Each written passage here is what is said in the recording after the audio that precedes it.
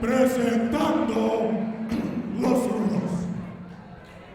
De Sleepy Hollow, pesando 170 kilos, Hallowicked and Frightmare.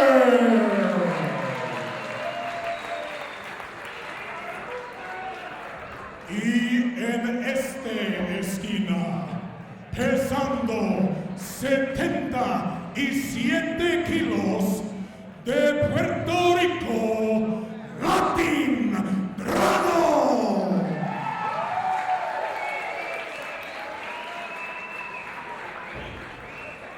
Y su amigo en batalla, pesando 300 kilos, él vive en Panda, él es el Ultimo Panda.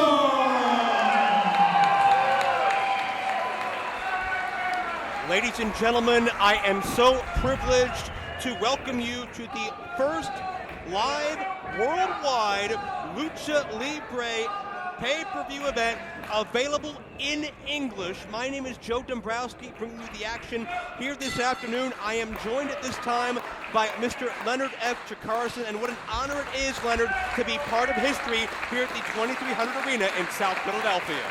Building a lot of people are very familiar with. The building everyone watching at home worldwide is familiar with. And we're kicking it off with tag team action here as Hallowicked is taking on Ultimo Panda. Yeah, it's Hallowicked teaming with Frightmare to take on Ultimo Panda and Latin Dragon. And certainly for those of you first-time fans to the Lucha Libre community, you're going to see something very unique. You're going to see a different culture. You're going to see a different style. You're going to see something very deeply rooted in tradition. Some of the rules, some of the faces, some of the masks may be a little different than what you're accustomed to. We're going to try to walk you through it because you're going to see something that not only involves legends of Mexican wrestling who have made their name icons, household names, throughout south of the border, but also individuals like these four men in the ring, heavily influenced and trained under that style. And that's not the best example of what I was going for. I was going to say Ultimo Panda. Oh, Hallowicked needs to be careful. Referee's discretion here. That could risk him a disqualification, but I think Ultimo Panda brings with him a kind of a style, a feeling of fun and excitement. Well, now we've wished everybody a good game, and now we get back to action. Drop kick by Hallowicked, the resident of Sleepy Hollow. Hallowicked and Frightmare have a lot more tag experience, I would think, than Ultimo Panda and Latin Dragon. I think this is the first time these two are teaming up. Hallowicked and Frightmare have been a team over 5 years, have won championships. And right now, Hallowicked maybe getting into it with some of our ringside fans. There's a different side of Hallowicked than many of our viewers at home, and myself included, are used to see it. Hallowicked, the 12-year pro, one of the most experienced of the Chikara Pro Wrestling mainstays. You see permeate throughout the professional wrestling business, both domestically and internationally. Ultimo Panda, who claims to hail from Japanda. Gonna go high risk.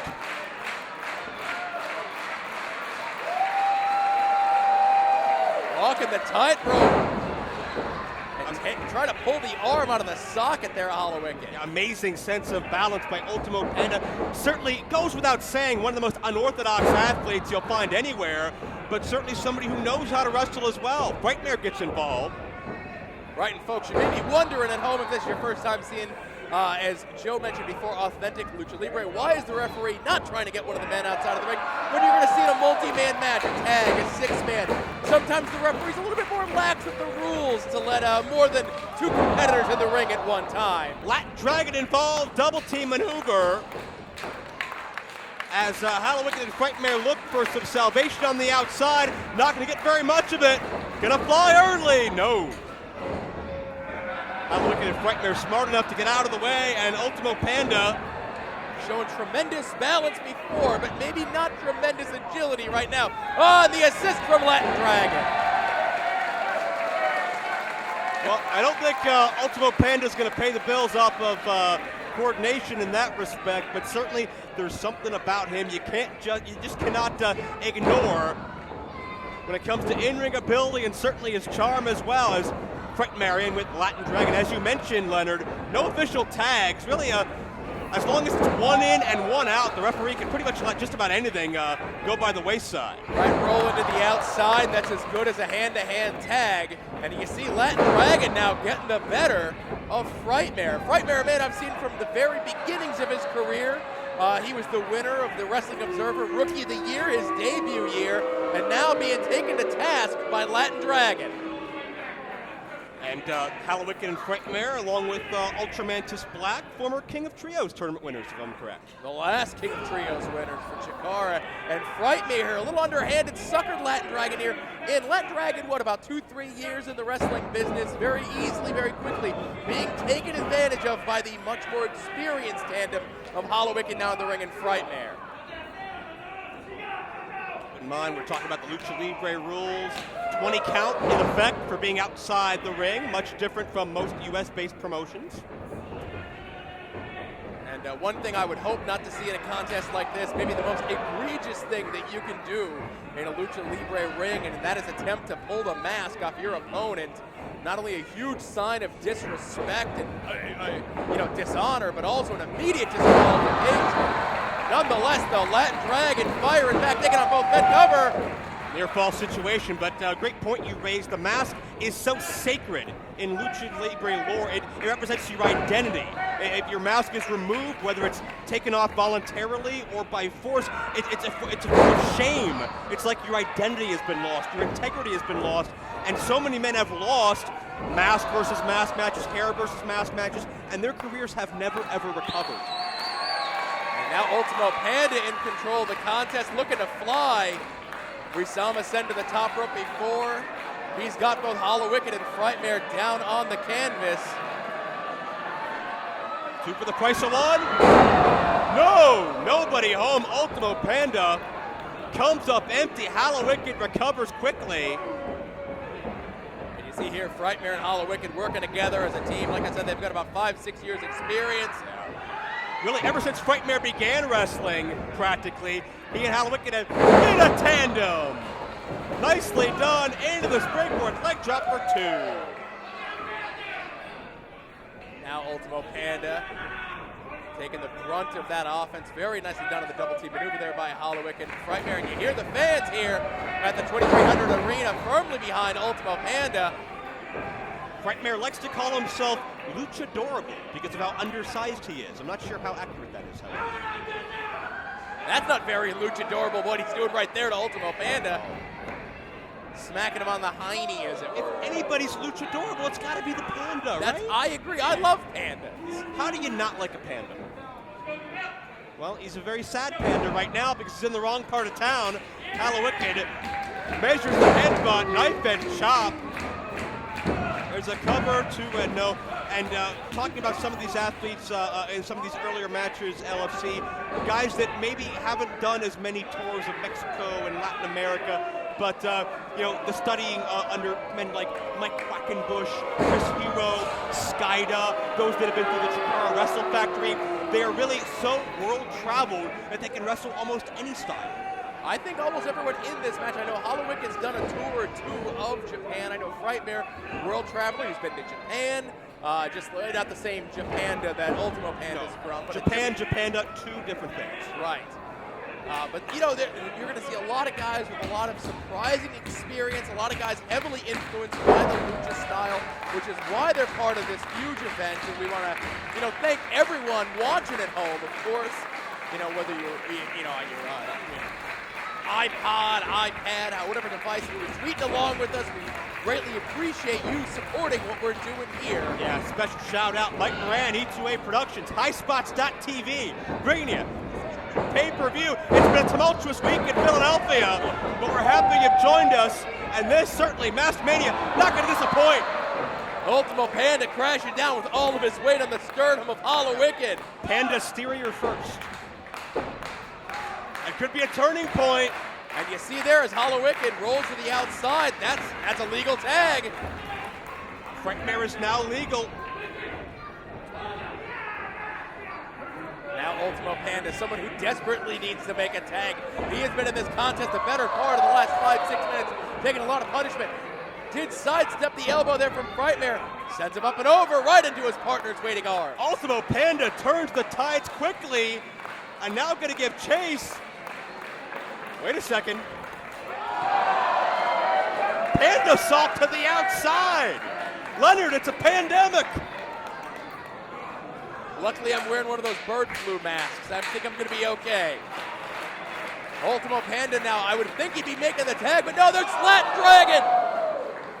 And Latin Dragon measures it perfectly, takes out the opposition, but Panda's fine. And now with all 4 men here out on the floor, referee Jim Molyneux putting the count, 20 count as Joe mentioned before. Latin Dragon wants the victory in the center of the ring. Cover. Just a 1, not enough to put Frightmare away. Intensity picks up as the pace quickens as well. Latin Dragon exploding. Hallowicked involved as well.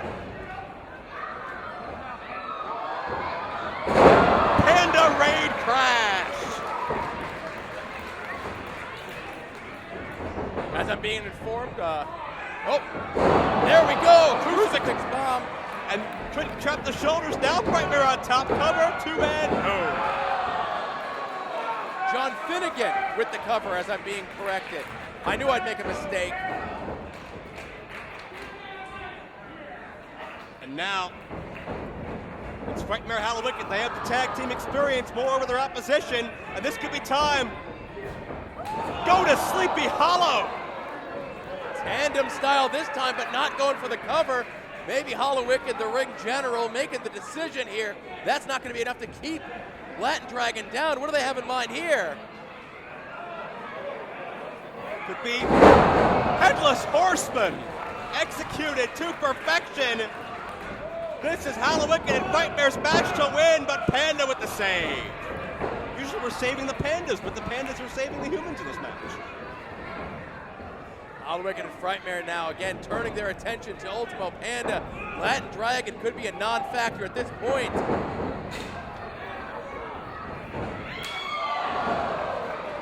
In succession, in sync I should say, in the corner with the kicks, Hallowicked and Frightmare for the cover and no.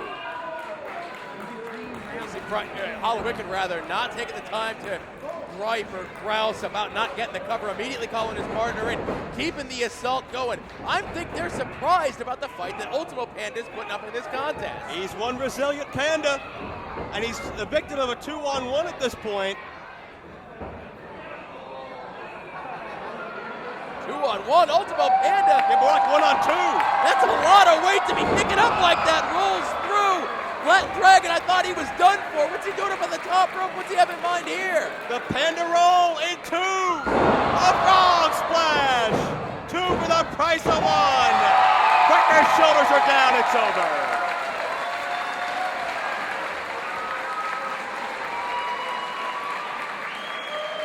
Luchadores, Latin Dragon y el Ultimo Panda.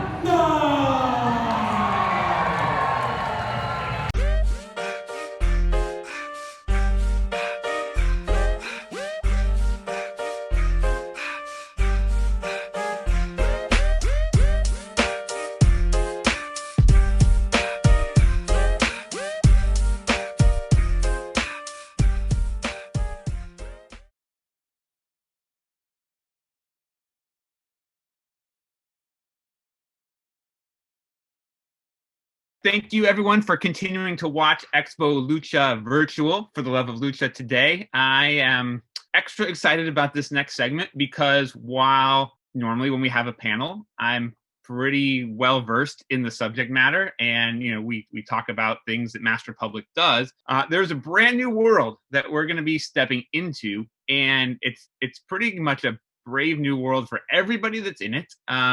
And even if you don't know much about it, you've probably kind of heard the term NFT or digital collectible or non-fungible token over the last few weeks, because some of this digital art has been selling for record-breaking numbers. There's a item that sold the other day for 7 million. There's a number that have sold for hundreds of thousands over the last few weeks. And then at Christie's, the big auction house, one piece of art sold for nearly $60 million. While we're not ready to play in that kind of a circle right now, the digital collectible space is super hot. And with me right now is Franklin from Blockparty, blockparty.com, which is a new kind of innovator in that space. And coming up, the partner of Master Republic in that space. So thank you very much for joining me today, Franklin. Yeah, thank you for having me, Kevin. I really appreciate it. I'm excited to have this conversation with you. So, all right, yeah. So this is much less of a panel and much more of me genuinely trying to figure out what the heck is going on with this world. Because a year and a half ago or so, when companies started approaching Master Republic about the digital collectible space, it kind of was a little bit hard to wrap my head around. In part because at that time it was 100% based on cryptocurrency, and cryptocurrency still makes my head hurt sometimes. And then on top of that, you know, I consider myself pretty old school. Like, I like having physical things. I like my physical comic books still. I like masks. I like toys, collectibles. And so the thought of owning a digital item and there being value to the digital item was a little bit hard for me to kind of wrap my head around. But over the last year and a half, as I've really seen that space open up and I've started to kind of do my own research and understand a little bit more, it starts to make sense. And the link between digital collectibles and blockchain, which is not necessarily the same as cryptocurrency, kind of now makes a little bit of sense to me. So I want to kind of back up and just have you give kind of the primer of what is a digital collectible and why does this modern NFT blockchain digital collectible, why is that different than like a JPEG that someone emails me and like, hey, look at this cool art that I made? Yeah, it's a good question. I mean, I think the difference between people's perception of physical and digital value is based on the tangibility, for one, of physical goods, and then the fact that, you know, authentic versions of physical goods can't be reproduced. That's where the whole idea of scarcity and rarity comes in. You know, that original Michael Jordan Topps card, right? That is known to be authentic. There are appraisers who assess it. And that's where its value comes in, because it is an artifact that's related to something that's very popular, being Michael Jordan. And it is provably by experts to be authentic and rare. So basically what NFTs do, and what they have allowed, is the creation of real, authentic digital collectibles, which are actually scarce, which are actually rare. So you asked the question, what's the difference between, you know, the JPEG file or other image that someone sends you? Well, the difference is you have basically attached a token to the item that proves its source, that proves it's from the original creator, that proves that it is one of maybe 10 or one of 100 or one of one. And so it gives it scarcity, it gives it rarity, and it also basically connects it to the world of the internet. So it's now able to be sent across the world for basically $0. It's able to be transacted on open markets. So it has real market value, being traded peer to peer. You know, if you think about buying a painting, a physical painting, it's a rather difficult process. You need to go to the gallery, you need to speak to a curator, you need to get it packaged, you need to get it shipped, you need to then just install it in your home. And if you want to resell it, you have to unwind that whole process. Now imagine if I purchase a digital collectible with one of these NFT tokens attached to it, right? I can trade that in seconds, you know, on an open global market based on the internet, which is really, really powerful. And I think that's why you see these really massive values for some NFTs, because it's so easy to trade them. And it's so easy for their value to kind of increase because the whole world can participate in it. But so more generally, you know, answer your question about kind of what is digital collecting.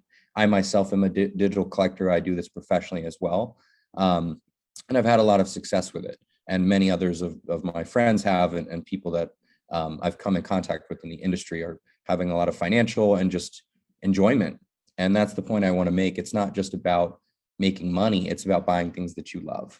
You know, with the example of Lucha, people love that. It's special to them. It's important to them. And so if they're able to own something in this digital world from Lucha, it's not just about making money. It's about buying something you love. So I would say digital collecting is just a new way to experience and collect things that you love. And it has the added benefit of being really easy to trade them. Yeah, it makes a lot of sense. I think, for someone like me, who I'm not an art collector, I don't really dabble in stocks. I like to try to keep my money for my family, and I don't like losing it. Looking at something and going, well, spending $100,000 on any regular collectible, digital collectible, it doesn't matter. That's not the world that I kind of, I roll in. But I'll spend $10 or $20 or $30, on an action figure or on a cool poster. I mean, I don't have enough wall space in my office for all the posters that I buy. Literally, look behind you. It's chock full. Yeah, and that museum. Because I love art, and I love, like, especially Lucha related posters. We've worked with amazing artists like Pale Horse and Urban Aztec and Rockets Are Red, and we've created some great art over the years. And so now the thought of, like, okay, if I could get in where, for a lower price, or low price on a digital collectible of something that they did of a Lucha thing, okay, I think I can see that, because I would want, just like you said, I would want the collectible anyway. And if in 5 years or 10 years or even next month, the way some of this stuff is valuating, we see that it's worth double, triple, whatever, cool. But I still have the collectible that I wanted anyway. And there's a lot of things I've collected that I just have no intention of ever selling. And I think that people who are listening to this, I would encourage them, and we'll talk a little bit about this later in this segment, but I would encourage them to just get involved somehow. Once you get your first NFT, you'll get it. It's immediately like some switch in your brain. You're like, okay, I actually own this. Somehow I have this digital file that I own it, and it changes the way that you think about it. I still vividly remember buying my first NFT, which was a piece of art, and it just blew my mind. I was like, wow, this is really incredible, that I can now own this digital thing. And, it's a bit esoteric to think about owning something digitally until you do. And that's, we'll talk a little bit about how we can get folks involved later. Yeah. And I don't want to necessarily jump ahead, but do keep listening, because we're going to give a NFT Expo Lucha related collectible away to people listening today that want to jump in on this when we launch in a few weeks. So we'll circle back to that in a minute. But look, and I'm not saying that this is going to happen with these collectibles, but one of the huge success stories right now in this NFT space are the cyberpunks. The cyberpunks there were I think it was 10,000 individual little 8-bit looking punk heads that were given away a number of years ago. But there was only one of each. But so there was a 10,000 set of these cyberpunks. And now these individual ones are selling for an insane amount of money. A couple weeks ago, 32 of them sold together for over $600,000. And then just a few days ago, one of them sold for over $7 million. So 7.2 million. Yeah, that's right. So the fact that you could, because of the scarcity and because of the authenticity, the fact that you could go from something you received for free to something that has this extreme value is just insane. I think that goes back to what you're saying right now, is that if there are easy barriers to entry, if you're not having to spend money, or if you're spending a little bit of money just like you would maybe on a card or a poster or something, this is an exciting time for the industry. It very much is. And I think to that point, we at Blockparty try and make it as easy as possible to engage with this technology. Basically, we keep the technology under the hood.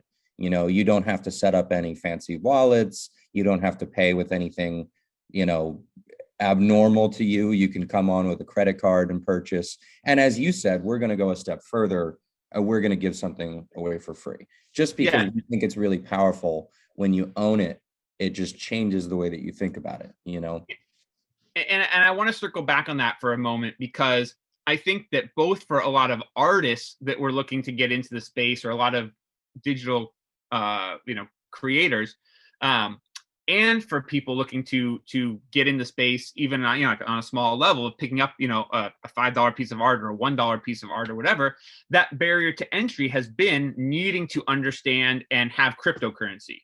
For most of the other platforms out there, you have to, either buy some Ethereum or have a wallet. And then even as an artist, to make your own minted, basically tokens, you had to use Ethereum cryptocurrency or other cryptocurrency to make that happen.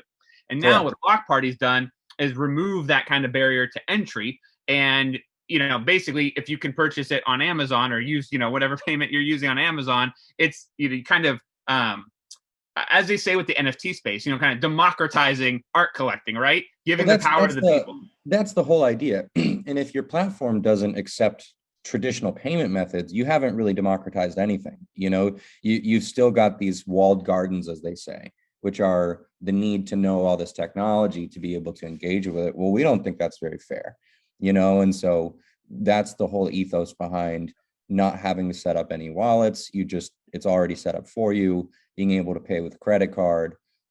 It's designed to be as accessible, because we think this technology is really going to change the world, and it's already done so in many ways. And we think the idea of owning something digitally is really important to people, and will just get more important as the world progresses the way that it's already going. And so we want to give people the easiest way to engage with this really powerful set of value, not only the financial value that we've talked about, which is quite real, but also the experience of owning something that you love. The fact that it can be digital now, and we want to extend that to people. Now, I want to take a minute and kind of talk about, because all we've talked about really so far is art, right? And like I said, I collect posters. I like art. But there's a lot of people out there, especially wrestling fans, who would never necessarily spend money on a poster. But I think that there's a lot of other interesting things happening in the NFT space, other kinds of digital collectibles that don't necessarily exist right now in the Lucha Libre space or the wrestling space, but may soon. So let's talk a little bit about this phenomenon of these Top Shot NBA basketball cards, because I think if people have heard kind of just in the background anything about NFTs or seen anything, especially if they're a sports fan, this might have crossed their screen or their attention. Talk a little bit, I guess, about what exactly is the NBA doing with Top Shot, and over the last couple of years, kind of how those values have skyrocketed as well. Yeah, it's a great question. I mean, I think the NBA is clearly one of the most popular sports brands in the world. It's completely global, right? It's basketball and professional basketball are celebrated in nearly every country on earth, actively and watched actively. So it's a really big deal, is what I'm trying to say. The fact that the NBA themselves are making NFTs or have officially licensed NFTs. So basically what they are is what they call moments, right? So they're actual small clips that have been packaged together in this really cool format. They've got some graphics over top of it. They look really, really cool. And I would encourage folks to just go poke around on the NBA Top Shot website if they haven't, and get a sense of what this is all about, because you will realize it's pretty neat. But basically, these moments are packaged into digital card packs, right? And so there are these different experiences of moments of the game that are different levels of rarity with different players that can be unwrapped. And then you can collect and own those moments and trade those moments with your peers. Now, I was actually one of the very first users of Top Shot myself. And I'm not going to give any numbers, but my cards are doing pretty well. Let's leave it at that. There's the example that we talked about, Kevin, of the gentleman who invested $171,000, which is a lot of money, I understand. Definitely does not require that you invest that much money, but this person really went all in, and his cards are worth $20 million now. Yeah, and New York Times did a story on this, Yeah, that's, and I just read that the other day. And I think so. Moments, basically, they're highlight clips. They're little clips of a game, and now it's essentially packaged into some sort of a very modern digital trading card, let's say, which has the video clip in it. And just like traditional cards, there is a scarcity and rarity to it, like we talked about. You know, some of them is a one of one. There's only one of these cards being made. Let's talk real quick about essentially the ownership of this, right? So just like when you buy a poster or you buy a trading card or you buy a comic book, you own that physical representation of it. But the person who created it still owns the master license, I guess you would say, of that clip or of that art or whatever. But one of the nice things about this digital space, you know, not necessarily so much on that consumer side, but on that artist side, on that NBA side, is that because these have tokens attached to them and you can see the resale of them, you know, this got sold to this person, then this got sold to this person, unlike going into an art gallery and buying a painting. There is a benefit too for a lot of these programs. The original artist or the original creator will receive a small piece of every sale as that grows as well. So, you know, the CryptoPunk that sold for $7 million that the guy gave away for free, you know, he's probably made a little bit of a percentage of that $7 million sale. That's typically how a lot of this NFT stuff works, right? Yeah, it is. I think in the CryptoPunk example, that one didn't have any residuals, but residuals and royalties are integral to this, and they're really powerful to have it. So, I mean, you think about it this way. Artists have basically not been given their fair due for all of history, you know, and now you have artists getting their fair due. Not only are they able to monetize digitally, but they're able to get royalties automatically through this technology. So it's pretty powerful. And then I think you're going to see more and more brands that people love starting to get into this and offering products as well, you know. So I think it's exciting to be able to have this conversation with you all, because I think Lucha is really special. I think the art associated with it is really dynamic and beautiful. And then it's just such a fun, you know, dramatic, engaging sport. And we've already seen with the NBA example how successful these digital sport collectibles can and will be. Yep, awesome. Well, I guess we'll let this be serving as the official announcement that Master Public and Blockparty are going to be working together to bring Lucha Libre and some of our artists that we've collaborated with and other non-art things into the NFT space. We're super excited about this. This is going to happen sometime in April. So make sure that you keep an eye on Master Public social media, Expo Lucha social media. You probably, for your own benefit, start following at Blockparty. It's BLOCK Party on Twitter, and Go Blockparty on Instagram. As we kind of mentioned a little bit earlier, so those watching today, those who are in the know, when we launch our Master Public, I guess, shop on Blockparty, we will be giving away a limited edition Expo Lucha poster. It's only going to be given away to the people who sign up over a 48-hour period when we launch this. And so this is your opportunity to get a free NFT, get your foot into the game. And then also at that same time, we will be debuting a number of other NFT offerings from the artists that we've collaborated with, Urban Aztec, Pale Horse, and Rockets Are Red among them. And we're going to, like we've talked about, we want to democratize the art. There will be entry prices on some items, and there's going to be collector's items or prices on other items. So we're really excited to be working together to make this happen. And also, in addition to the digital art, as kind of a extra bonus way to kind of bridge the Lucha Libre world and the NFT world, there will be a physical item auctioned off as well in a special mask, very, very limited mask designed by Urban Aztec. More about that as we get closer to the launch date. As we wrap up here, Franklin, is there anything else about the NFT space, anything else about Blockparty that you think that, again, the person who doesn't understand cryptocurrency or doesn't necessarily buy into the fact of digital collectibles yet, that you want to leave them with a kind of a parting message? Yeah, absolutely. I think that the message I would leave them with is, for one, You don't have to understand the technology to use our platform. That's the whole purpose of how it was designed. 2, you don't have to pay with anything that's weird or wacky. You can pay with a regular old credit card if you do want to purchase an item. And 3rd and finally, you don't actually have to purchase anything to get engaged with this offering. And that's why we wanted to provide that gift to the Lucha community of, you can get this free, really beautiful poster, really, really special, something I would buy, you know, and that's kind of our you know, olive branch. That's our peace offering to say, hey, look, welcome. It's a very welcoming community. And, you know, it doesn't need to be intimidating at all. We want to basically give people value. We want them to get value without having to do anything in return. And then they'll understand, hey, there's something happening here, you know? And like I said, once you get your first NFT, once you get your first digital collectible, something happens where you say, this is special. I like this. I enjoy it. And I want to poke around a little bit more.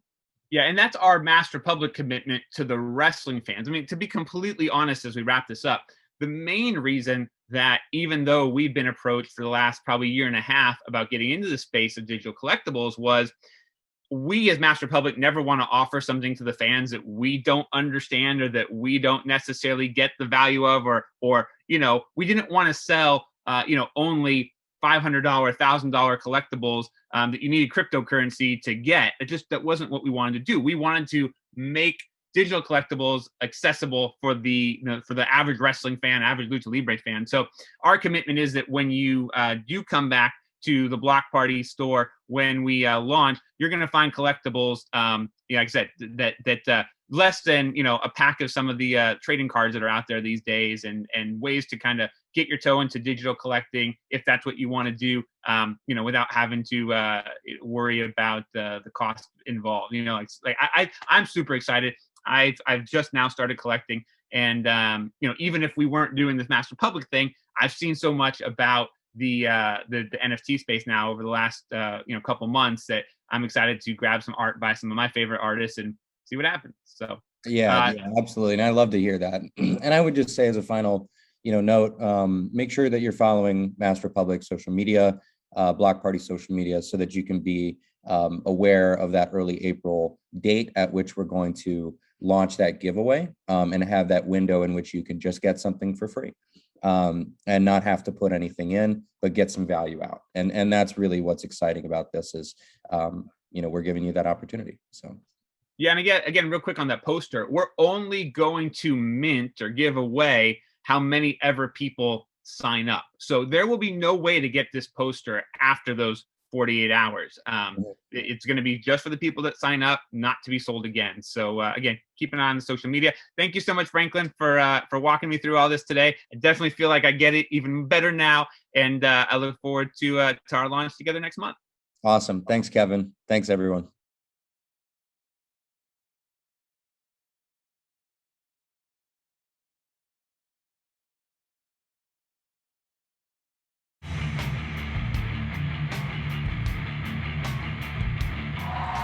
Así que señores, pesando 86 kilos, el que va a ganar aquí esta noche, Spartan Maestros. Y el que va a perder aquí esta noche, mejor conocido como la Liberace, la chiquita bonita, Cassandro.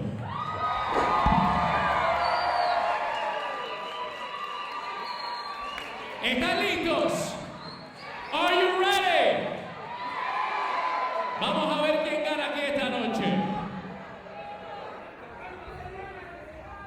Well, to kind of recap what we've seen over the past few minutes, VJ Mar of the local radio station El Zol made a little bit of a wager with Cassandro when Cassandro called in to object.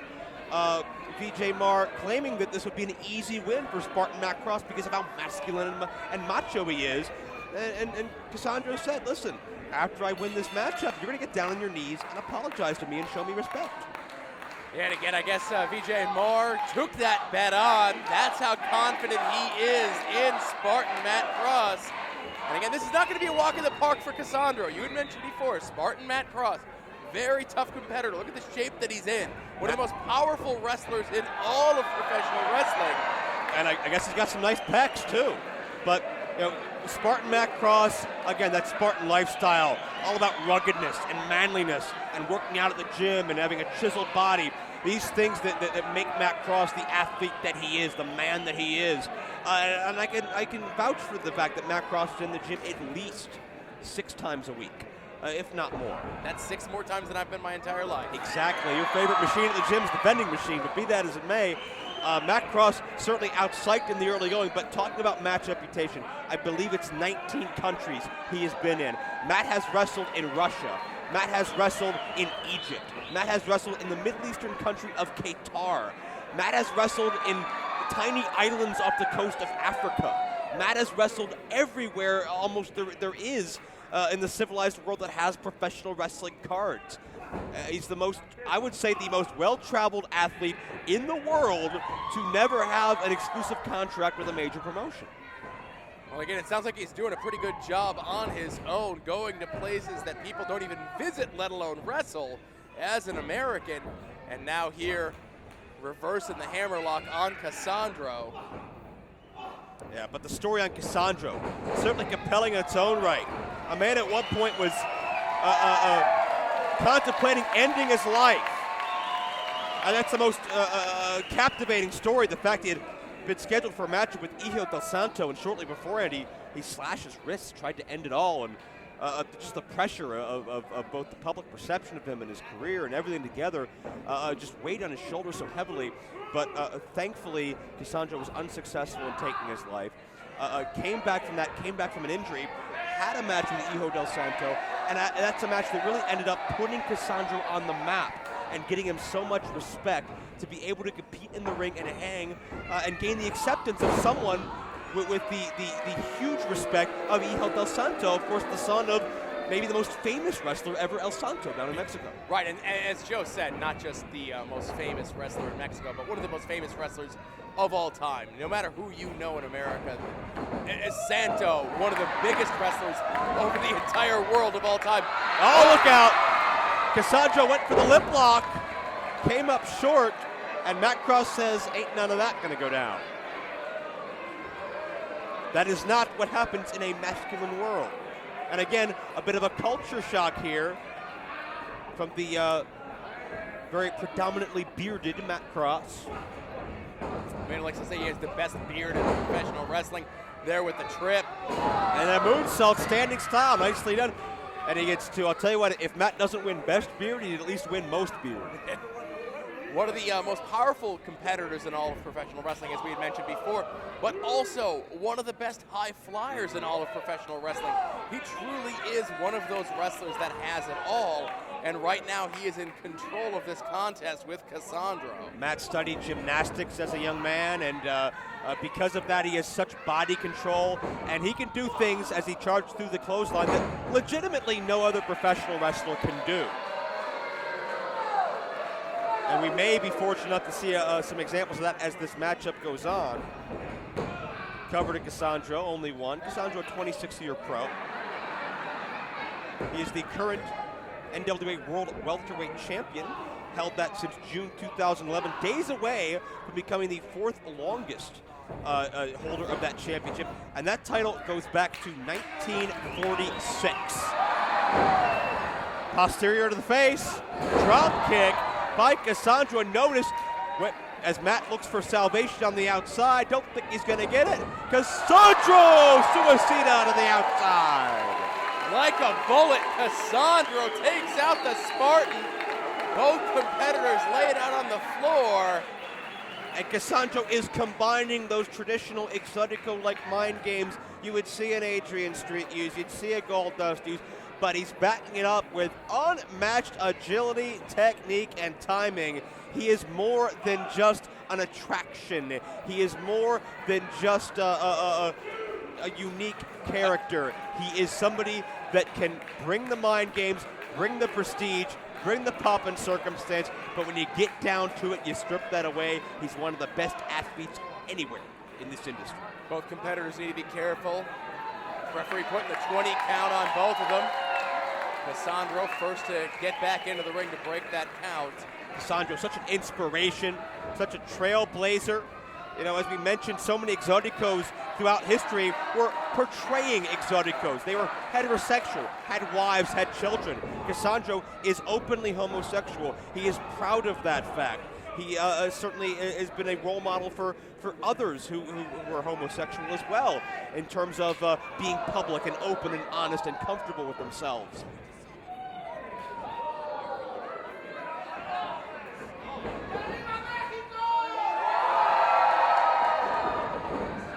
Oh, look out! Oh, that was such a hard landing. That was such a, if that shoulder into the post wasn't bad enough, that fall to the hard concrete was certainly an exclamation point at the end of that sentence. If there was ever an opportunity that Matt Cross, the Spartan, was looking for, this is it. That fall that Cassandro took to the floor. And check out that balance. Matt Cross feels he is the best athlete in the world. You talk about his power, certainly. When it comes to cruiserweights, I'm not sure if I can name any athlete who packs more muscle onto his frame than Matt Cross. Cassandro, though, had that scouted, jumped over the guardrail into the lap of one of the fans here in South Philadelphia. But only a temporary reprieve. Matt Cross follows suit here against Cassandro on the outside. Big chop. Matt Cross has had some famed matchups all over the world, memorable rivalries across Europe with Ultimo Dragon. Appearances for promotions in Italy, promotions in Australia. Certainly the normal stops for wrestlers, Japan, Mexico, Germany, England. He's been there, and there's the flagpole press. There's some of that unique Matt Cross offense that no one else can do. That's what makes Matt so dangerous. How do you prepare for something you can't even describe? You know, in this very building, before you look at these pillars around ringside, I once saw Matt Cross climb all the way to the top of one of those to deliver a splash. There is nothing that this young man can't do. And you know, you mentioned before about Cassandro, 26 years. Matt Cross just this past week celebrated his 15th year anniversary in the game of professional wrestling. That's absolutely true. And much like many of these veterans on this card, Matt has not lost a step. He's even better as time has gone on. Quick pace, Cassandro drives Cross down with a leg jump, follow through. Cassandro hooking the leg for two. And you saw Cassandro there trying to hook both legs, trying to get his legs involved in that cover, trying to keep as much of Matt Cross's limbs on the canvas to get this victory. Cassandro, somebody who story continues to evolve. Are you aware Cassandro is actually not allowed to wrestle in Arena Mexico because of his sexuality? And that's just, yeah, you know, again, obviously different cultures, different ideas, sure. But, you know, obviously. But so commendable that Cassandro's battled through persecution like that and been able to get what cover for two. Respect and admiration for not just Exoticos, not just homosexuals, but most importantly for himself, because he has earned it. Right, and again, I was mentioning before, Cassandro took that spill to the outside. What he has done for not just wrestling, as you mentioned, not just Exoticos, not just for, you know, homosexuals, but just for anyone who's different, just anyone who's outside of the norm a little bit, can look at Cassandro as an inspiration, as a role model, as Cassandro now battling back against Spartan Matt Cross. There's actually a movie being made about Cassandro's life from what he told me earlier. But victory roll, chopping the legs for two, and Cassandro also working on writing a book, and I'm certainly going to be very intrigued to read that story. And John Finnegan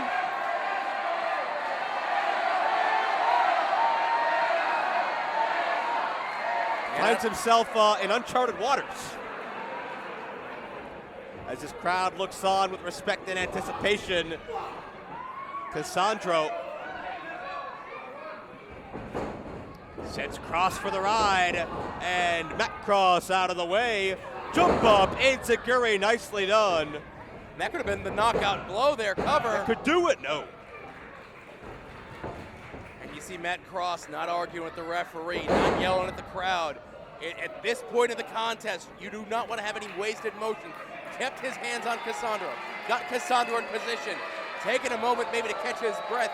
As good as his cardiovascular conditioning may be, he might start to be feeling the effects of the punishment dished out to him in this contest. And VJ Mars' prediction maybe about to come true, but the knees up on the split like a moonsault.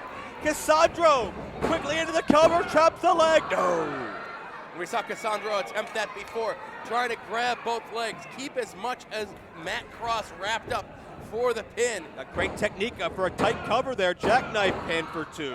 And again, what we were talking about earlier with Sean Waltman, a tighter cover involves more energy to spend to kick out and get your shoulders off the canvas. All right, that's why they always say, you sometimes just see a lazy cover like that, and it doesn't take that much more energy as the opponent to just grab an extra leg. Oh, look at that! Beautiful agility. Jump up Hurricane Rana in seamless motion. Went for it again, perhaps. Pass through. Matt Cross gets caught that time. Oh, yeah, that head is steamed up momentum. But Cross went to strike to Cassandro, got stopped right in his tracks. And check out the balance. Check out the elegance. The fancy footwork of Cassandro into the head scissors, a 3rd time in a row cover. And that could do it. 2 and no. Whole new meaning to doing your turn on the catwalk, perhaps. Oh man, how entertaining can this get? Cassandro and Matt Cross, certainly polar opposites outwardly, but you got to admire the competitive spirit and the resolve of both of these men as this matchup presses on. Cassandro with the whip, chases in the evade by Matt Cross. There's another kick. Yeah, looked like it might have been right in the temple. Oh, that double stop. Oh, you can feel the air rushing out of Cassandro. Cover, 2 and no. I think frustration is starting to sink in on Matt Cross's face. Again, I don't know Matt Cross, the type to take anyone lightly, but you mentioned it, Joe. He could start to be getting a little frustrated at this point, starting to have some concern. What is it going to take to put Cassandro away and walk out the victor here at MaskedMania?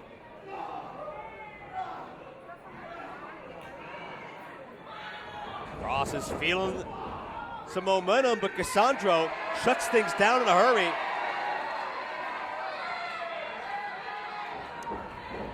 Whips him in, reverses by Cross, pump kick right underneath the jaw. Nicely done, Cassandro. Yeah, favoring his face. And there's a near fall situation.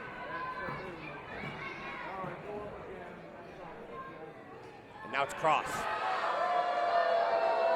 Maybe he feels victory is at hand at this point, perhaps. There's so many dangerous things Matt Cross can do from the top turnbuckle. At the top of that list is the shooting star press. We won't see that now as Cassandro gonna meet Matt up top. And it's a very precarious battle for leverage and advantage. Hurricane Run, oh no! Matt Cross simply just holding on Cassandro, landing on the back of his head. Third attempt, certainly gone awry for Cassandro, and Matt Cross could be going shooting star. No, nobody, hold on. Cross tried to brace the fall with his knees, and he landed knees first. And that allows Cassandro to scale the ropes. Drop kick. Halfway across the ring with that. And sends Cross back the other half. Huge impact. Hurricane Rana again. Cassandro connects with this. Oh no! Reverse into a victory roll. Chop the shoulders. Cassandro victorious. And sometimes it's not all about how macho you are in the end. And VJ Mar gonna learn that the hard way. Hello, everyone. I'm Denise Salcedo, and I hope you guys are all having a wonderful time here at Expo Lucha for the Love of Lucha event. Today, it is my honor to interview a man who has worked everywhere in Mexico, the United States, Europe, Japan, you name it. He is a trailblazer in the history of Lucha Libre, the first ever Exotico to win a world championship in the UWA, and currently has a documentary out on Amazon. Ladies and gentlemen, Cassandro el Exotico. Hi, Cassandro. Hi, Denise. Thank you for the opportunity to have a conversation with you. Of course, God, I just think about it. I'm so fascinated about your journey. 30 years. 30 years that you've been doing this all over the world. It's very fascinating just to hear your story and to be able to talk with you today here about it. So I guess I'll get started with, how does it feel to have a documentary out on Amazon? Well, the documentary was not made by Amazon. It was made by Marie Lossier, French director, and we got it all over the place. And I traveled with it for a little bit more than a year. I only stopped because of the pandemic, but we premiered this at Film Cannes Festival in France. So it was major, and it went so good that I got to walk the red carpet, and then all just beautiful things are coming up when I started sharing my story. And now the other news is that Amazon is doing the biopic of my life. And Gael Garcia Bernal, this great Mexican actor, is gonna be Cassandro. So shooting should start. We had it for March 21st. I think it changed one more month because of COVID and because everything will be filmed in Mexico City. That's So what an honor to, amazing. yeah. Yes, congratulations. I can only imagine. I feel like it's everybody's dream. Like, hey, like there should be a story to be told, to have a story told of your life. I just think it'd only be very exciting for you. Yes. I mean, the message is the message. This little boy from the hoods of the border cities, Ciudad Juarez and El Paso, Texas. I'm a Chicano, fronterizo. And I never thought that I would be a wrestler. And I never thought that life would treat me so good after such a intense childhood that I had. Exactly. And here's the thing too, is that you talk about never expecting all of this to happen in your life and your career. And obviously you've had your ups and downs, but kind of looking back at everything throughout the years, did you ever think that you would have such a long, illustrious career? No, I didn't. I was 16 years old in 1986 when I started training. My first match was in 87, and then 88, I became a professional. So it's been like 32 years or something like that.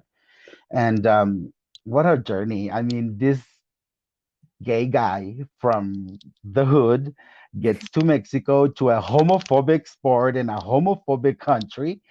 And the culture was homophobic. And it was just, we had to break down a lot of the barriers with everybody, because the way we did it, I was like, okay, I'm gonna prove everybody why I'm in the ring, not what am I doing inside the ring, like dressing already in my pantyhose, my bathing suits, but I wanted to show them that I know how to wrestle.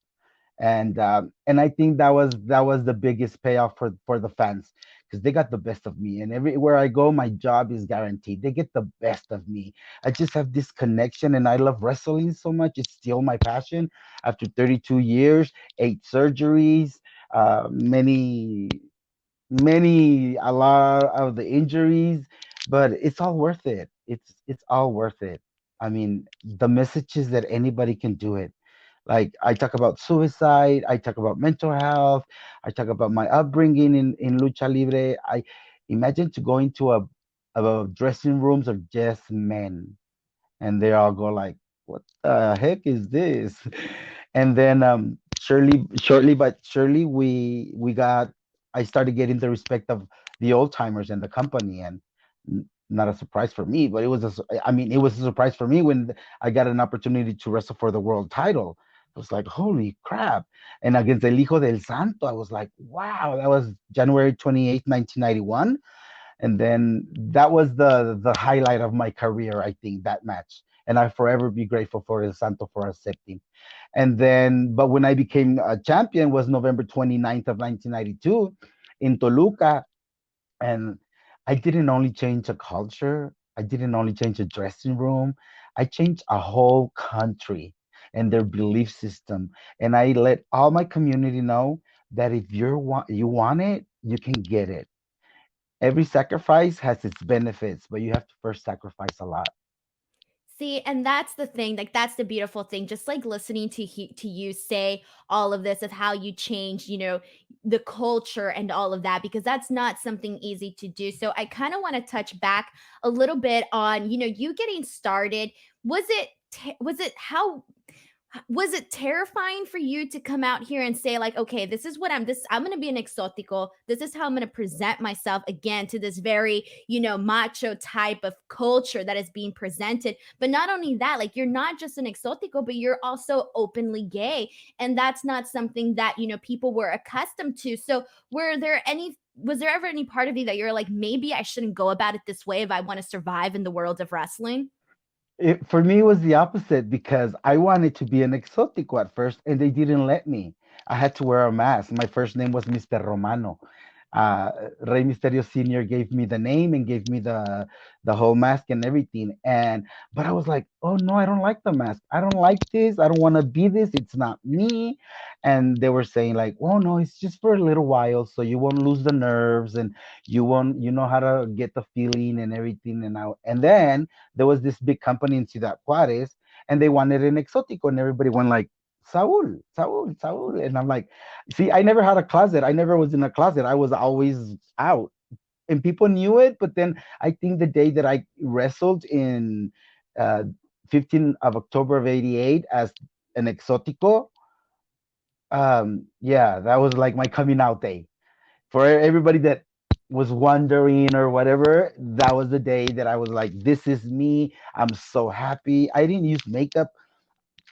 I used pantyhose and bathing suits that my friends would give me and clothes from my mom's closet and my sister's quinceañera dresses, and that's how I started. And slowly and surely it evolved, and then I found out that I had to invest in myself, in my physical being, my mental being. I like to dress nice. I like to do my hair nice because the fans deserve the best. And you guys, that there are the interviews, and you guys deserve the best of Cassandro.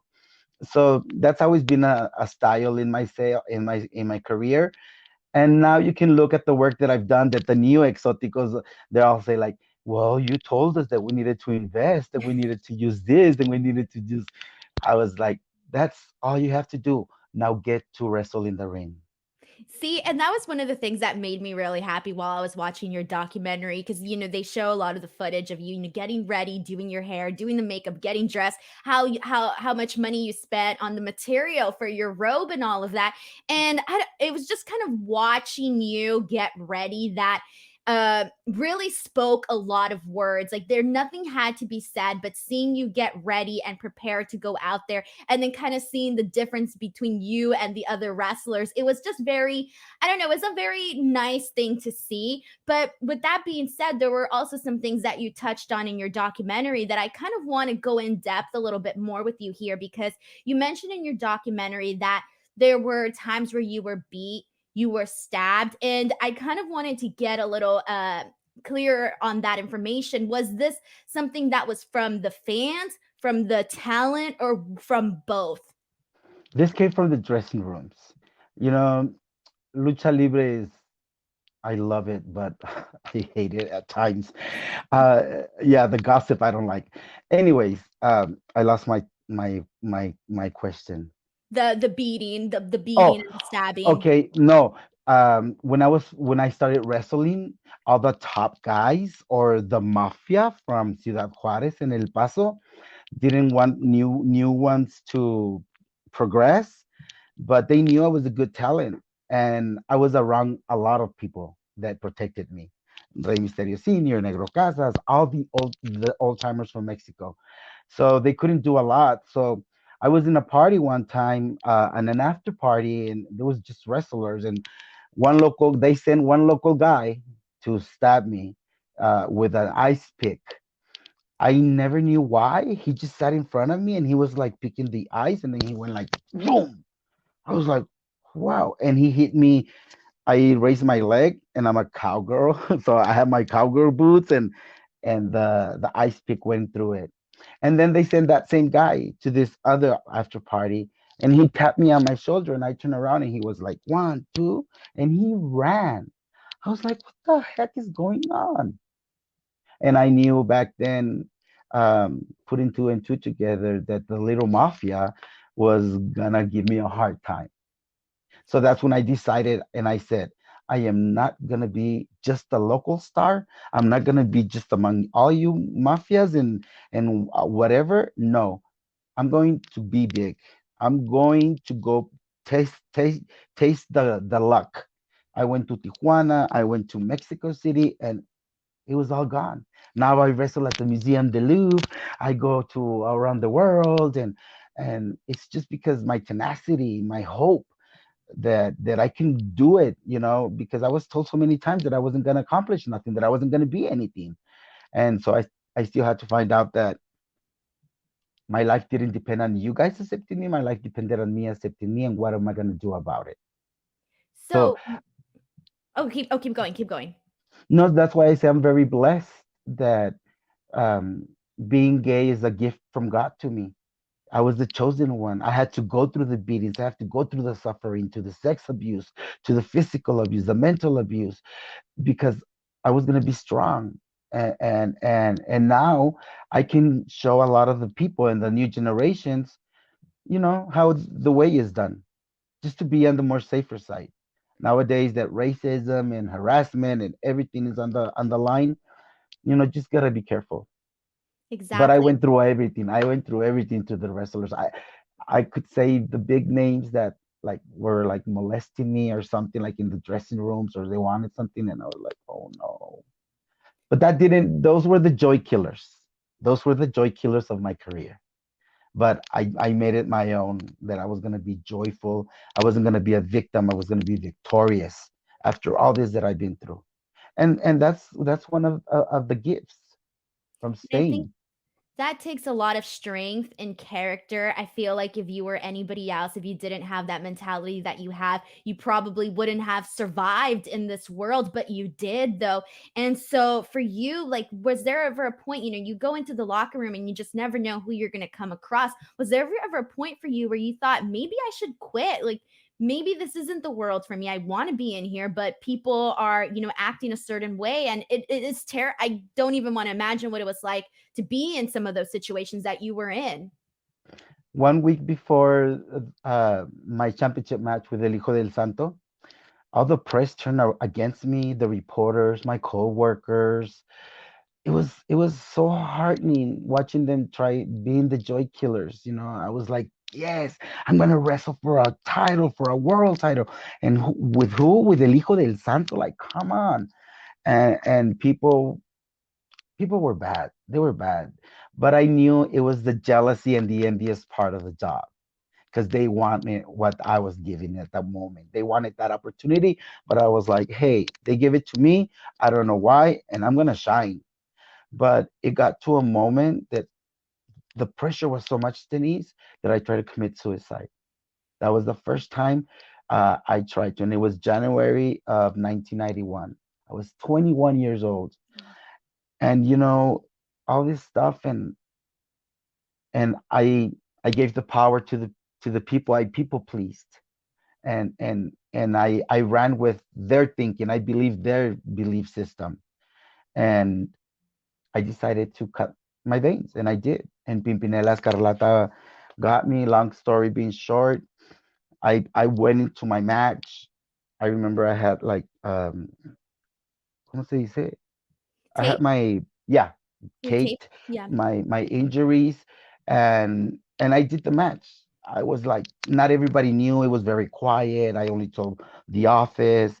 And after the match, all those joy killers, they were the first ones that were like, good match. Oh, mucho respeto. They're kissing me, they're hugging me. And I'm like, motherfuckers, if they only would give me a chance. Because even though I didn't win it, I proved them, all of them, that I was in Yeah. the right You didn't place, have in to the right win. job. But before they were, I felt like dying, like they wouldn't give me a chance. And of course, I was gay. People were saying, well, he's gay, he's from out of town. But you know what? I'm so blessed that I stayed, and I'm here. I'm here. Exactly, exactly. And I did anybody ever apologize to you, after they saw, they were applauding you, but that's a difference actually from apologizing. No, the ego's not their amigo. That ego's not my amigo. No, they just went by. It's very machista. It's very, the dressing rooms and everything. But I spoke to El Hijo del Santo. We were in Paris. We were at the Eiffel Tower. I think we went for Fashion Week and we wrestled 2 days in the Museum de Louvre. And I asked him in the Trocadera, we were having a coffee, and I said, "How was it that you accepted a match with me?"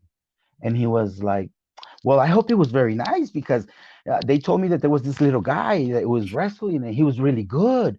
But then I went to see you wrestle and I saw you were an Exotico, and I was like, oh no, I don't like to wrestle Exoticos because he had a bad experience with some old timers that try to kiss him.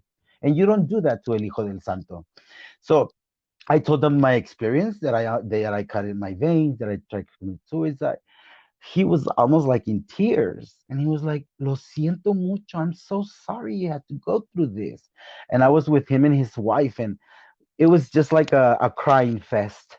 But it was good because we could celebrate it years after he found out the truth, just like I found out the truth, because he goes like, "I told the office, yes, I won a championship match with him. He's a very good wrestler, and he's not vulgar. He doesn't kiss, he doesn't grab asses. He's amazing."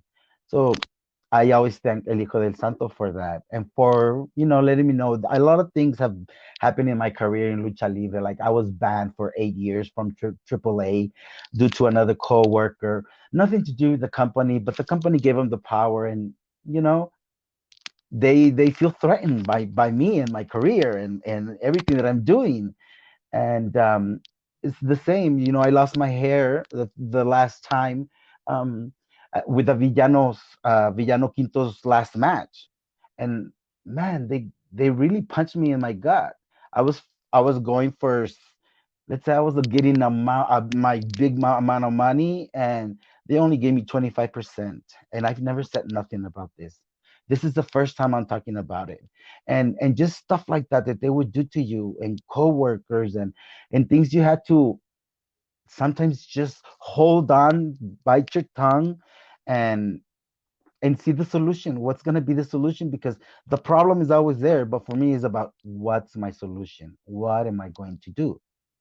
So there's a lot of bad things that has happened to me, but And a it's lot one of of good ones too. exactly. It's one of the situations where, there's certain people that have the privilege of being able to complain, being able to get mad, and you knew that necessarily because of how, people were essentially the circumstances, the environment, you knew you didn't necessarily have the ability to be able to do that. So for you, what was that turning point where you felt like you finally felt like you were being accepted by your peers, by the promoters, and just everyone in general?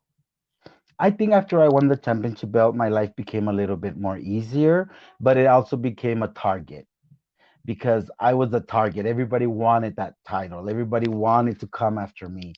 And I was just like, oh my God, I was exhausted of fighting, because I knew one thing is fighting for a belt, which is amazing and glorious, but I knew they weren't fighting for the belt. They were fighting me. They wanted to see what's up with me. And that's okay with the business, because like I said, let's do it. You want to do it in the ring or you want to do it in the dressing room? I don't care. I was taught like that. We can do it inside or we can do it outside, wherever you want.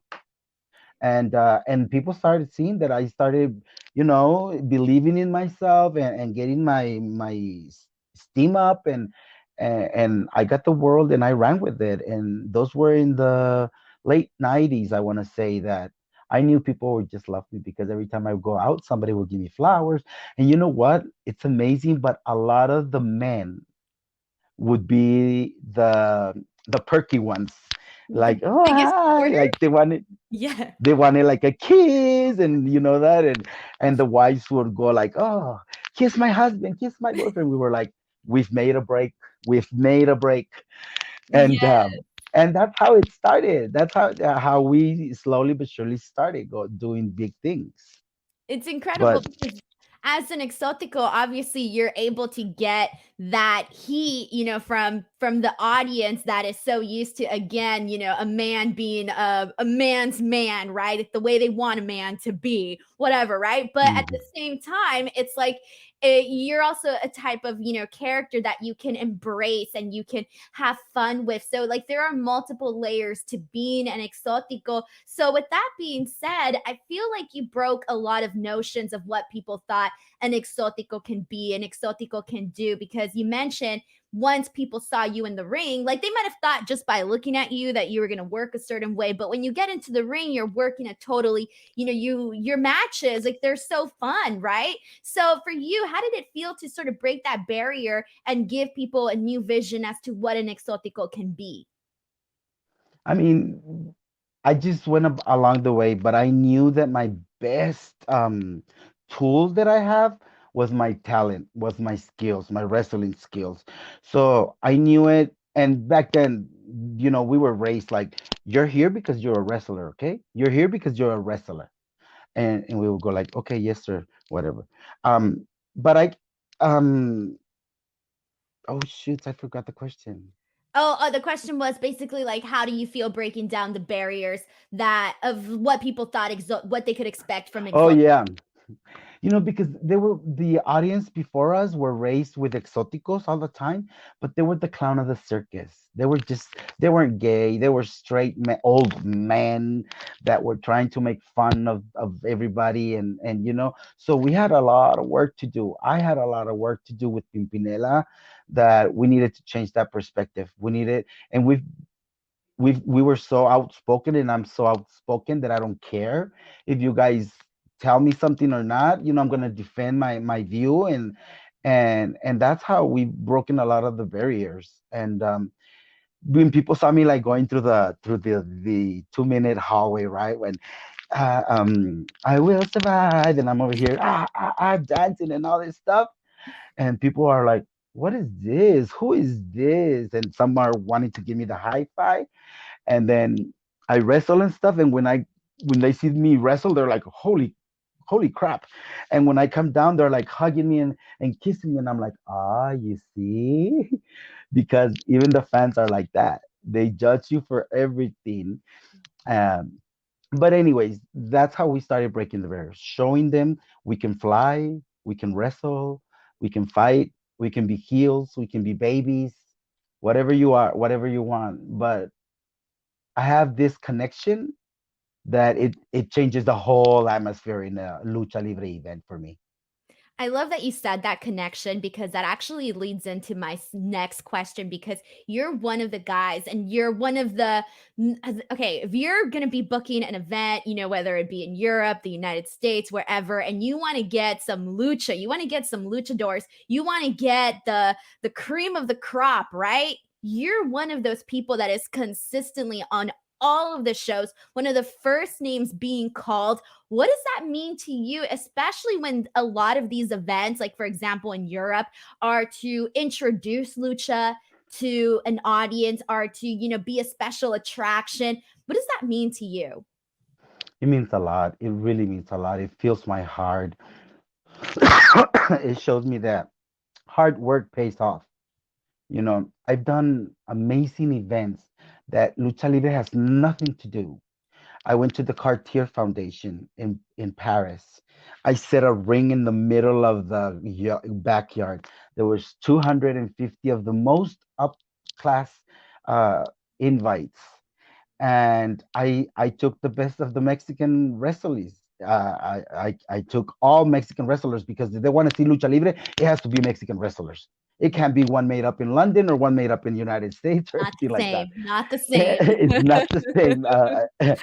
So I did that in the middle of everything, and it was just mesmerizing. The things that you do, and then wrestling at the Museum of the Louvre. It was Fashion Week, nothing to do with lucha libre, but they wanted to take Cassandro.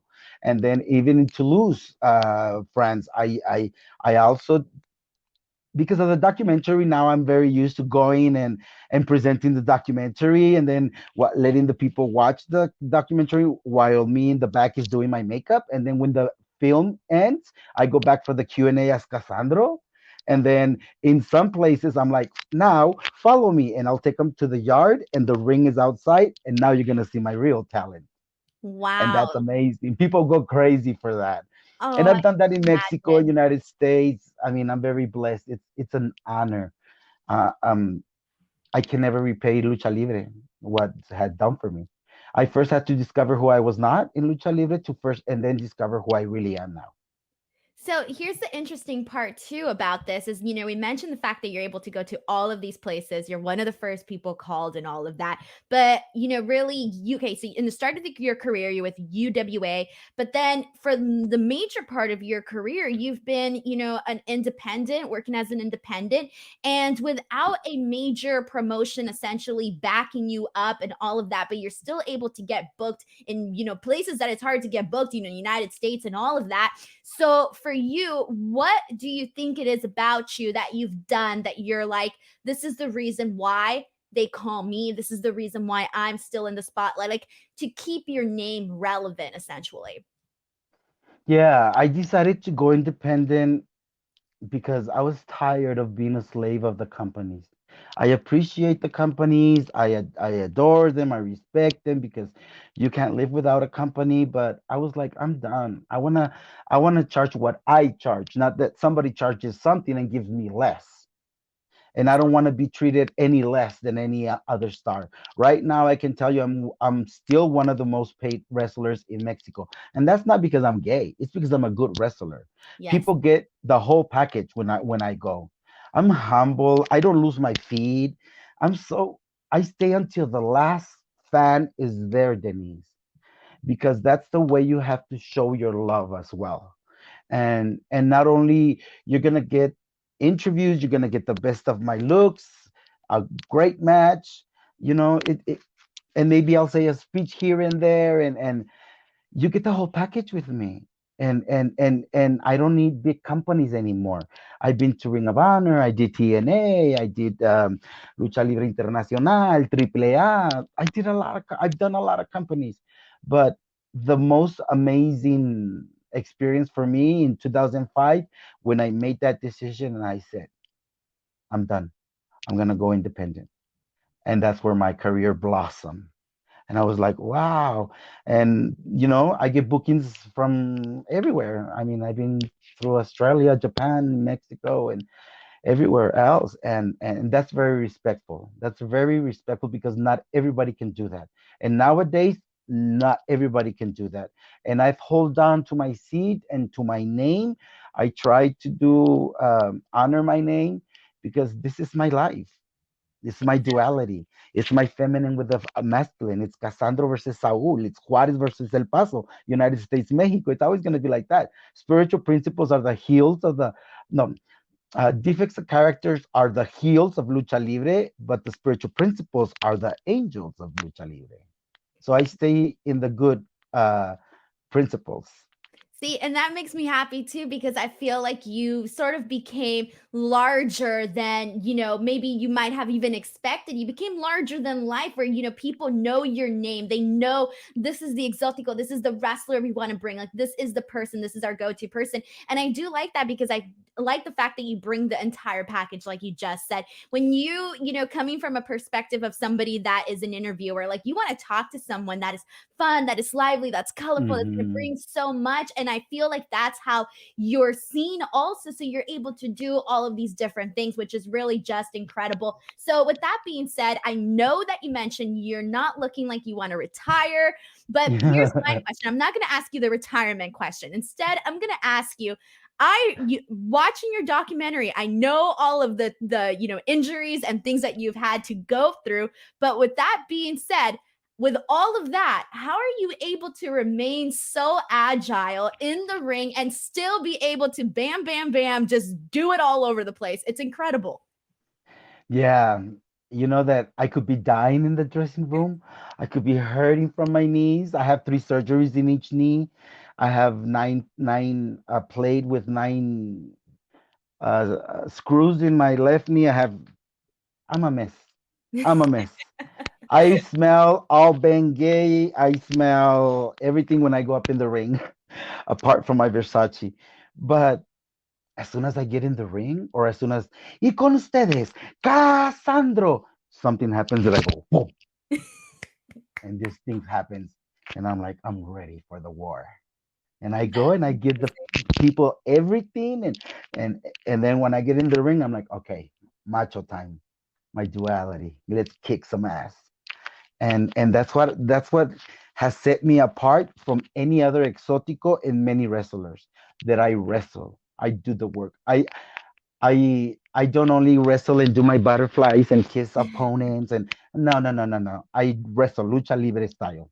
And I'm very honored and very grateful that I get to do it and that I get invited all over the world, because people see something in you. It might not be even the lucha thing, like I say, but they see your spiritual growth and they see your trials and tribulations. And today and nowadays, it's about, leadership. It's about giving the message, we don't have to kill ourselves no more. We don't have to die. We don't have to cut our veins. I don't have to stick my finger in my mouth every day like I used to do when I was 20 years old in Mexico to be skinny. I don't have to do all that no more. And I don't have to tolerate any harassment, any disrespectful behavior against me. I don't do good with that. The good thing is that I know better. So I do better. I treat them the way that I know I am. I don't treat them the way that they know they are. You got to kill them with love. I always kill people, and I'm going to kill them with love. Yes, 100%. I love that. And I love your mentality. So just moving forward, I guess, I have to ask because what advice do you have for, up and coming wrestlers, up and coming luchadores that are just, just getting into this world? Like for you, like what would you say to them? Exoticos or just anybody? In general, or you can focus on exoticos. It doesn't No, matter, however you prefer. you know what? It's I went to Rice last year or 2 years ago, and I just started bawling. I just started crying because I was like, this is what I've been suffering all my life. This is why I've been bleeding, why I've been beating up on myself and on other people, and why I get beat up because this is the picture that I wanted. It was all gays. It was girls, men, transgenders.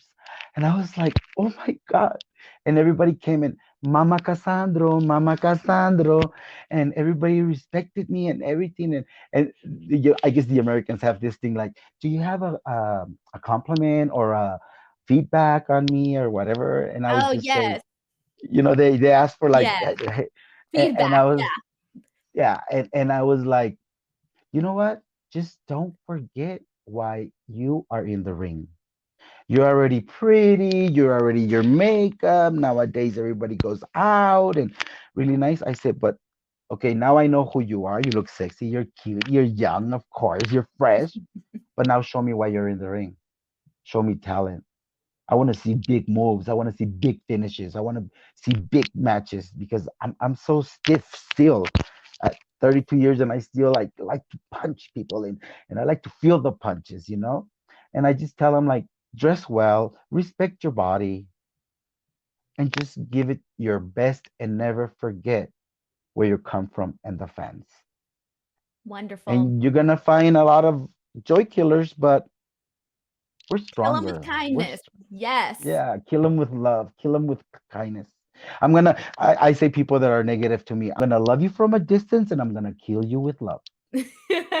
That's perfect. I think I need to adopt some of that mentality from you. But Cassandra, I do have one final question for you. As a man who's done it all, for you, what do you think you have that you want to still do left in the world of lucha? Well, I still want to wrestle a little bit more. My ego's not my amigo.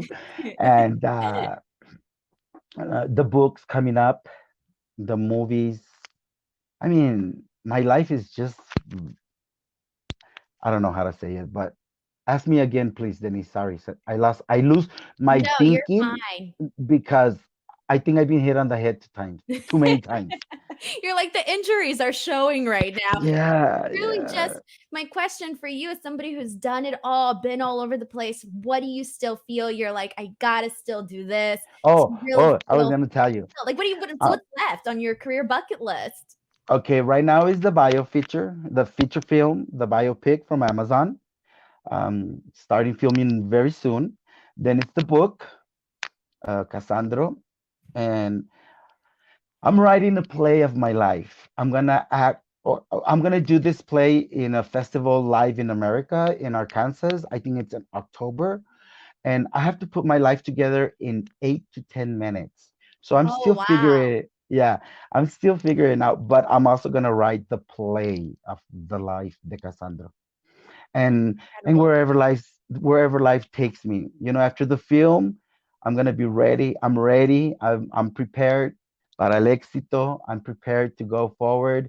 The clothesline is gonna come up after the film. The clothing and a lot of merchandise.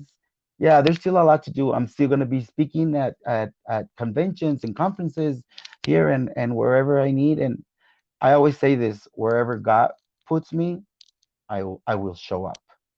I need to Amazing. show up just like people show up for me. I feel like you are the kind of person that it's so easy. Like just listening to you talk about all the things that you're doing, you're getting me excited about life in general, just really enjoying everything that life has to offer. And I think that's a very beautiful thing. Cassandra, I want to thank you so much for doing this interview with me. It seriously was an honor. And I feel like we can sit here for hours and just continue chatting it up. But before we wrap this up, feel free to plug in social medias or anything you want to tell everybody watching where they can find you and follow you and all of that. Yeah, please follow Cassandro El Exotico official Facebook page. Uh, I also have Cassandro El Exotico in Instagram, Cassandro Lucha Twitter, and in Facebook I have my personal one that's named Saul Armendaris, but people thought that was the one, but now I made the my official The Cassandro official one. page. Yeah, and yeah, I'm here. I normally answer the messages and all that I can, or all that the office lets me. But yeah, um, It's those are perfect. my social medias. Perfect. Thank you. Thank you so much for sharing those, guys. Do not forget to follow Cassandro, support him, and just continue. I'm so excited about everything that you're going to do. I want to thank each and every single person for watching this. I'm Denise Salcedo. This is Cassandro El Exotico, and we hope that you enjoy the rest of Expo Lucha. Bye, everyone.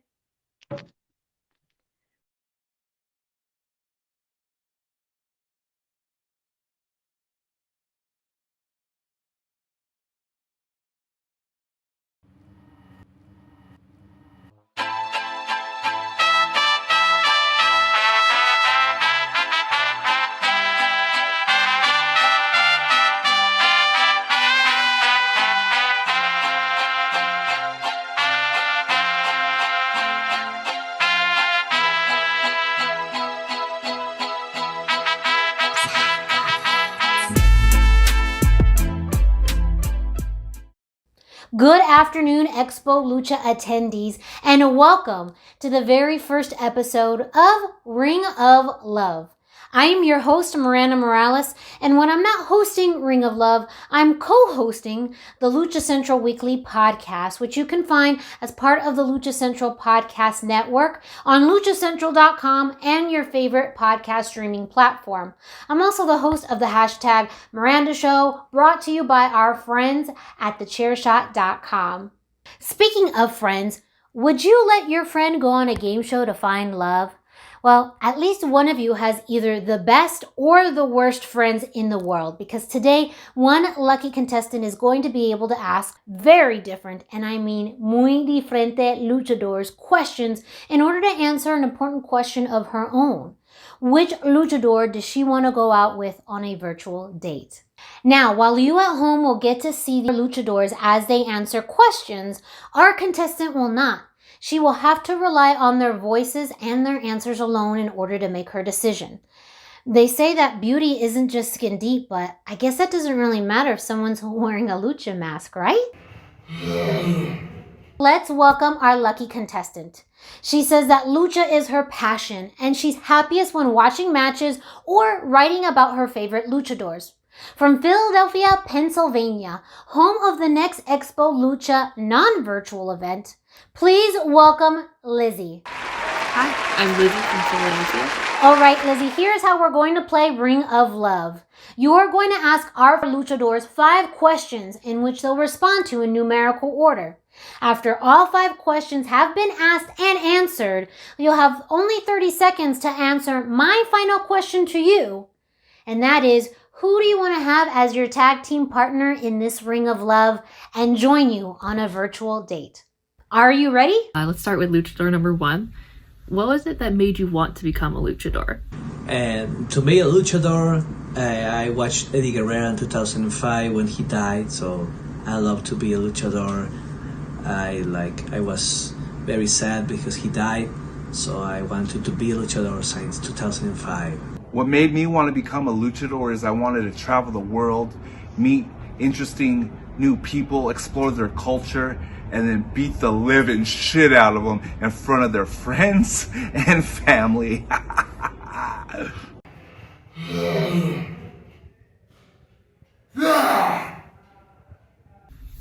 Next question, I want to start with luchador number 2. What's something that most people don't know about you, but you wish they did? Something that you may not know about me, but I really wish you did, is I cannot stand the fans. I hate them with a passion.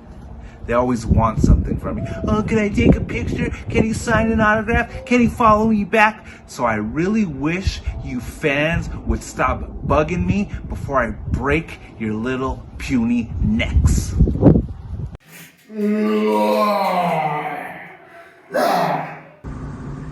I think people to know about me that is not luchador, I want them to know that I'm a guy that's had college education.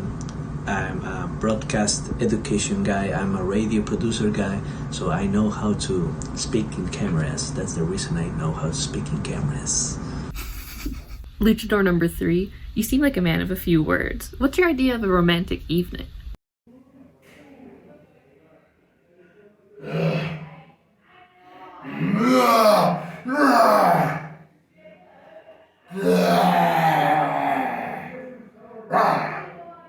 My idea of romantic evening, it's a dinner at a sushi bar, some wine, some sake, then an evening in the river and the sea. You know, there's water. You can see in the water and see people drink some sake and like, hey baby. My idea of a romantic evening goes a little something like this, you know, maybe I show up with some flowers or candy or some kind of bullshit like that, take you to a nice expensive steak restaurant. You know, I've always said you could tell a lot about a woman by the way she takes her meat.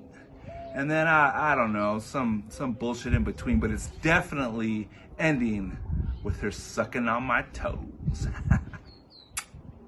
Luchador number 1, if you weren't a luchador, what would your profession be instead?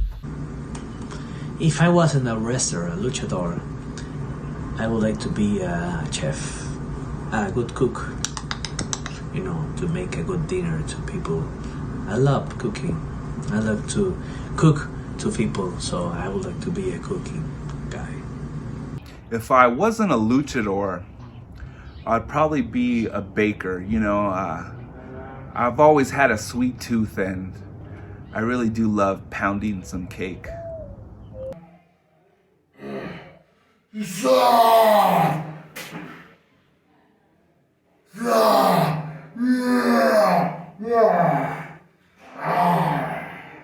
All right, Lizzie, you are down to your final question. Make sure it's a good one. So for my last question, I want to start with luchador number 2.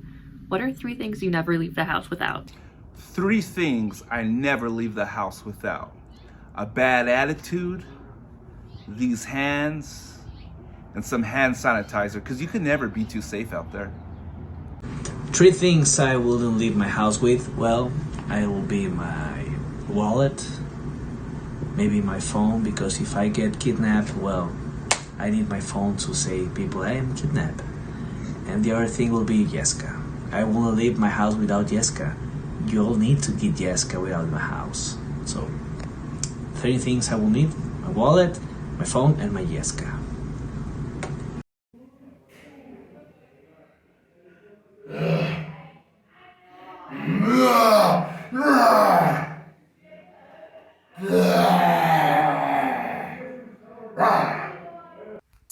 Wow, that was definitely an interesting game of Ring of Love. Now, Lizzie, it's decision time. Which one of these luchadors are you going to choose for your virtual date? Two of you seem like really lovely guys. Luchador number 2, I'm not so sure about. But it was a hard decision. I think, though, that I'm gonna have to go with Luchador number 1. That's who will be. A romantic evening with Mr. Evil.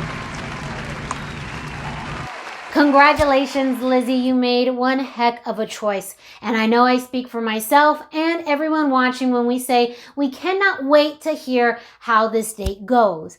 And I mean, the future of Ring of Love kind of depends on it. And I really need this job. So make sure you guys have a great time. Hey, so Miranda, real quick. No, normally we wouldn't do this, and I wasn't expecting to come on here live today, but it just so happens that Lizzie lives in Philadelphia, and Expo Lucha's next live event is supposed to be in Philadelphia as soon as this pandemic is over. So I'm thinking, forget the virtual date. Let's have Lizzie and Iguana go on a real date when we head to Philadelphia for Expo Lucha. Wow.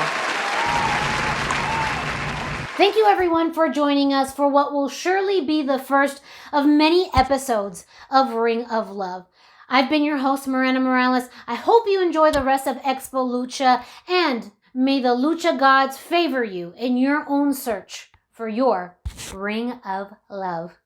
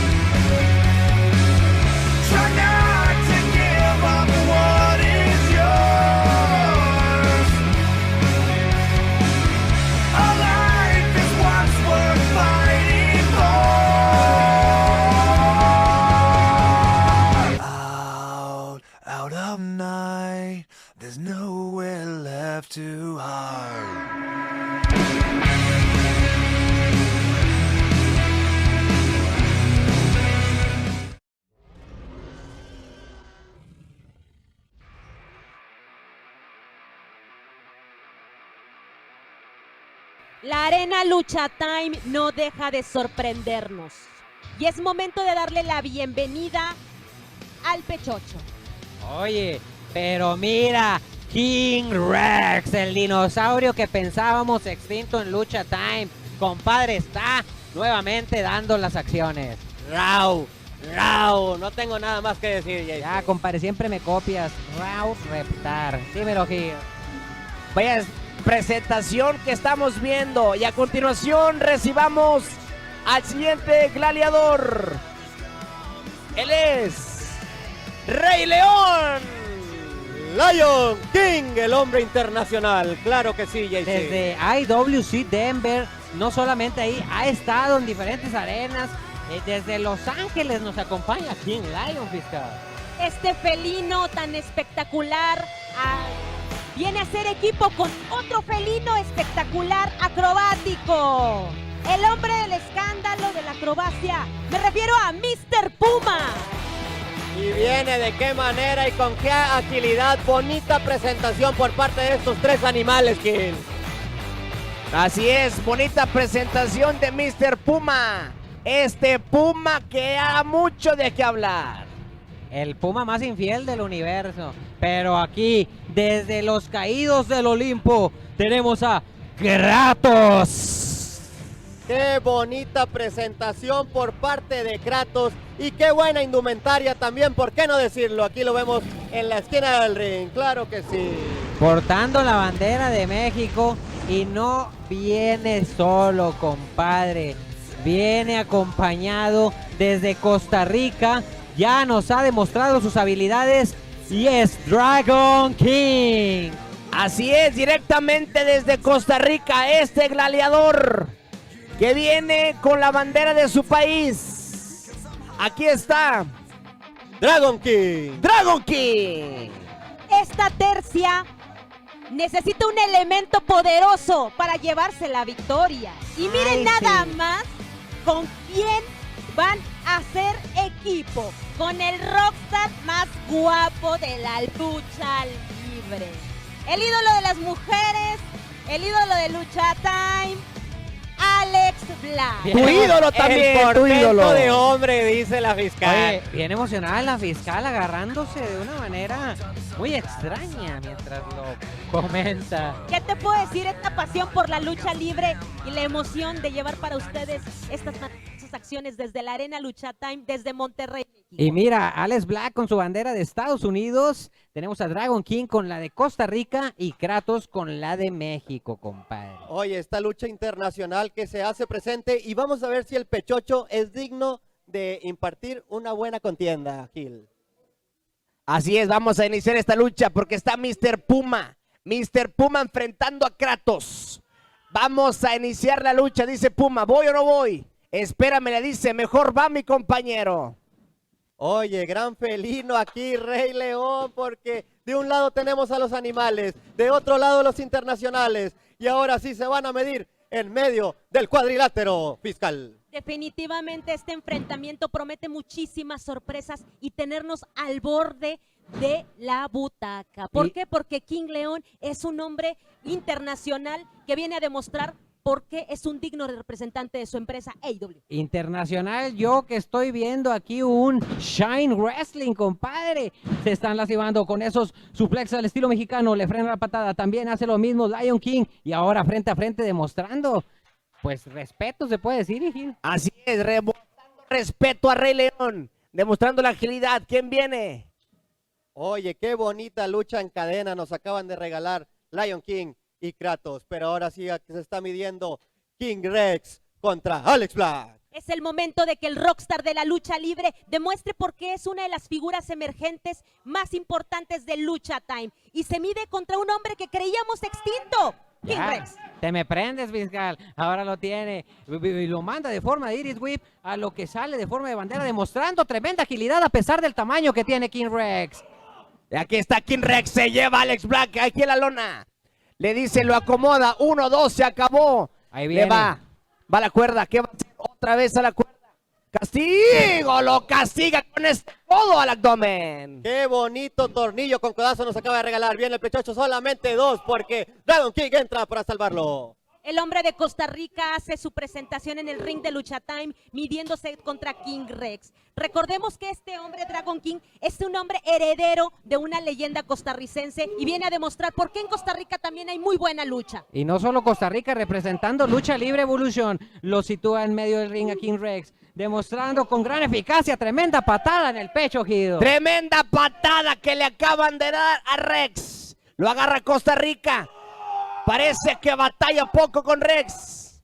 ¿Qué va a hacer? ¿Qué va a hacer? Dice que sí lo avienta. Luna con esta patada se lo lleva para abajo. Qué bonito Cracker nos acaba de regalar aquí el King Dragon, increíble, pero viene el Rey León, lo derriba con manera de taquito, lo brinca, lo espera, va al juego de cuerdas. Qué buena agilidad nos está dando el Rey León, claro que sí, fiscal. Denver contra Costa Rica en estos momentos enfrentándose y midiéndose porque ambos son exponentes muy importantes. ¡JC!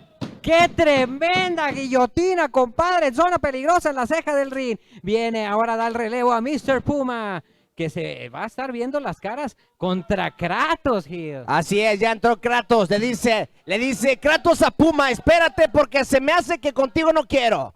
Y aquí le dice que sí. Viene Kratos contra Puma, va a la cuerda, Puma el infiel. Bola vuelve a pasar, uy, se lo llevaba ahí. Cuéntale, le dice, pero no. Va a la cuerda otra vez. Lo tiene bien enganchado, viene con el juego de cuerdas, tremendo taquito. Viene Kratos a toda velocidad, Puma también hace lo propio. Uy, lo esquiva Kratos inteligentemente. Puma lo espera. Qué bonita destrozacara nos está regalando Puma. Viene a toda velocidad y las tremendas patadas, fiscal. ¿Qué te puedo decir de Mr. Puma? Que es un hombre muy ágil y en este momento se enfrenta contra el rockstar de la lucha libre, Alex Black. Demostrando antebrazos poderosos, Alex Black ahora lo manda al juego de cuerdas. De forma felina lo esquiva Puma, pero se topa con un tremendo codazo, Gido. Vaya codazo que le dio Alex y entró el Rey León contra Alex. Patadas que se lleva Alex, el Rey León. Le dice, cálmate, calmado. Lo manda a la lona. Se la vuelve a dar la pasada, viene el Rey León, lo esquiva, ¡ahí viene el vuelo! Tremendo tope por parte del Rey León. Alex Black se queda en medio del ring, se está subiendo a las cuerdas, ya está en la tercera, va por los aires, apunta Alex Black, los mide y qué bonita plancha, fiscal. ¿Qué te puedo decir? Que en este momento en el ring se enfrentan King Rex contra Dragon King, el hombre de Costa Rica, pues probando suerte con este hombre extinto. Y definitivamente promete muchas sorpresas. Y mira la tremenda fuerza que nos está demostrando Dragon King, que no fue suficiente y ahora se encuentra a la merced de King Rex, que va a propinar tremendo powerbomb. Se me hace que se acabó la lucha. Viene uno, viene dos, y viene tres. Se termina la lucha. México se lleva la victoria en estos momentos. Oye, qué bonitas repeticiones estamos viendo. El vuelo de Alex Black, increíble, JC, increíble. Pero mira la guillotina que propina Lion King en la ceja del ring, tío. ¿Qué está pasando? Lo estamos viendo. También la manera de terminarlo aquí con esta tremenda variante de powerbomb por parte de King Rex para finalizar. No, espectacular lucha nos han regalado estos hombres, esta maravillosa justa entre México, Costa Rica, Denver. Y esto sigue en Lucha Time.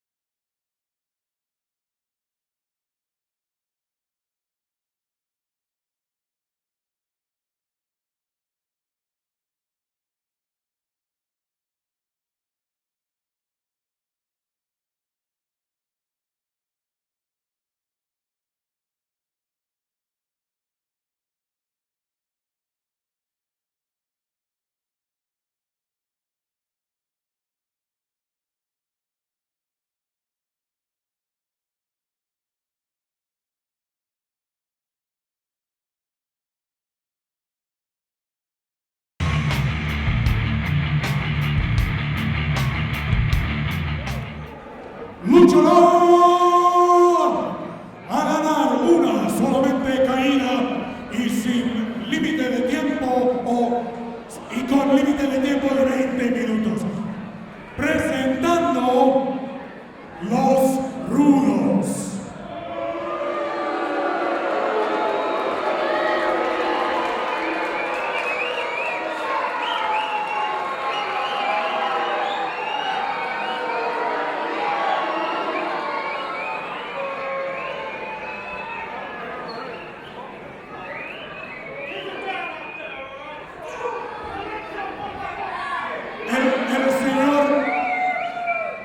El señor pregunta a mí, a ustedes, por favor, si ustedes demostrar su respeto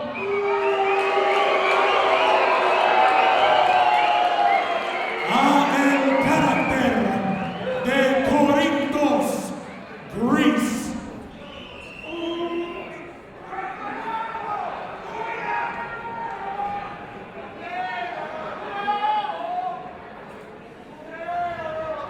Él quiere que él lea sus papeles. Sus tarjetas.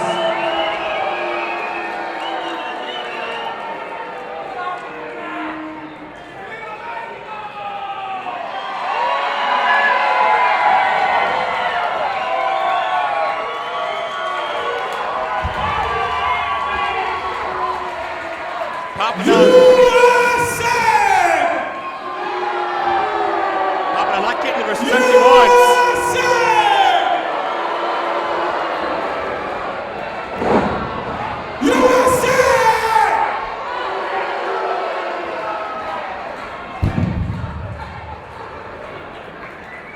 Not a way to endear yourself to a crowd. You think? Papa thinks he's above everybody in here, always has.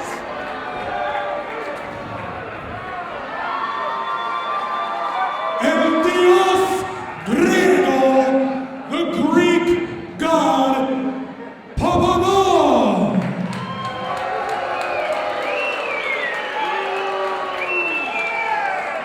You're ripping apart a mask, I believe? Such disrespect. Years and years of tradition, just metaphorically spat in the face up by Papadon. Well, actually, I see what they have there all over the canvas. Again, they're very disrespectful. It's a bunch of tortillas is what they brought out. Get out of here. De América la Hermosa. Ellos están Orange Cassidy and Chuck Taylor. I've heard of nationalist pride, but this is getting to be a little much.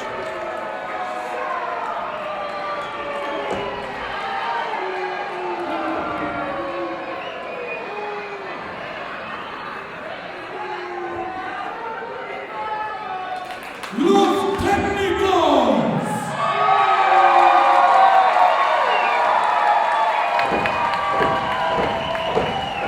De Ant-Hill y de equipo. Ellos son Green Ant, Ophidian y Anasi. Three young men who've been in this building before. They've been on iPay-per-view before. They've been all around the world. Ophidian Green Ant actually just recently returning from an extended tour of Japan, a very successful tour at that. 5 weeks, I do understand. I believe Ophidian was there along with him. So here we go, starting things off.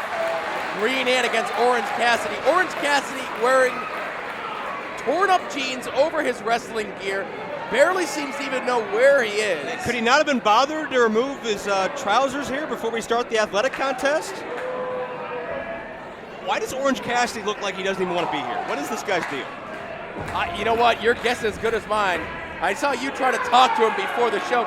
He looks like he's half out of it. Yeah, he practically dozed off when talking to me, which, granted, isn't anything new to me, but even still, I mean, this guy, how lethargic and how much carelessness can you have? Green Ant is a great athlete. He's proven it all over the world. A 5-year pro, as his name becomes more and more ironic as time goes on. But like you said, over in Japan, and certainly won his quick roll up here. Again, don't let this lethargic nature, this nonsense of Orange Cassidy fool you. You know, wait a minute, what does Chuck Taylor have in his tights?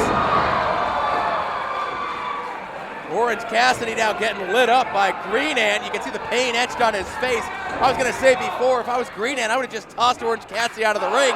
Maybe try to get my hands on Chuck Taylor or Papadon. I'm assuming you were referring to the chair when you were asking about things inside Chuck Taylor's tights. Yes, I was, and nothing else. Well, it's Green Ant in control. But what does Orange Cassidy do? Does he just think he's above everybody? Does he think this matchup is a shoe-in? Why would you go into a matchup of this prestige with such a blasé attitude? I don't think Orange Cassidy has a single thought that goes through his mind. I think he's the male equivalent of a bimbo. Wow, wouldn't that be just a bimbo? I think there's some sort of fancy name for it. I don't know. I don't run in those sort of circles. I do run in the circles of a very nice gut wrench suplex, or gut wrench into a backbreaker there by Green Ant. Oh, just going right to the eyes, grabbing the antenna there to get out of that. That's not a call you make very often, or at least I make very often.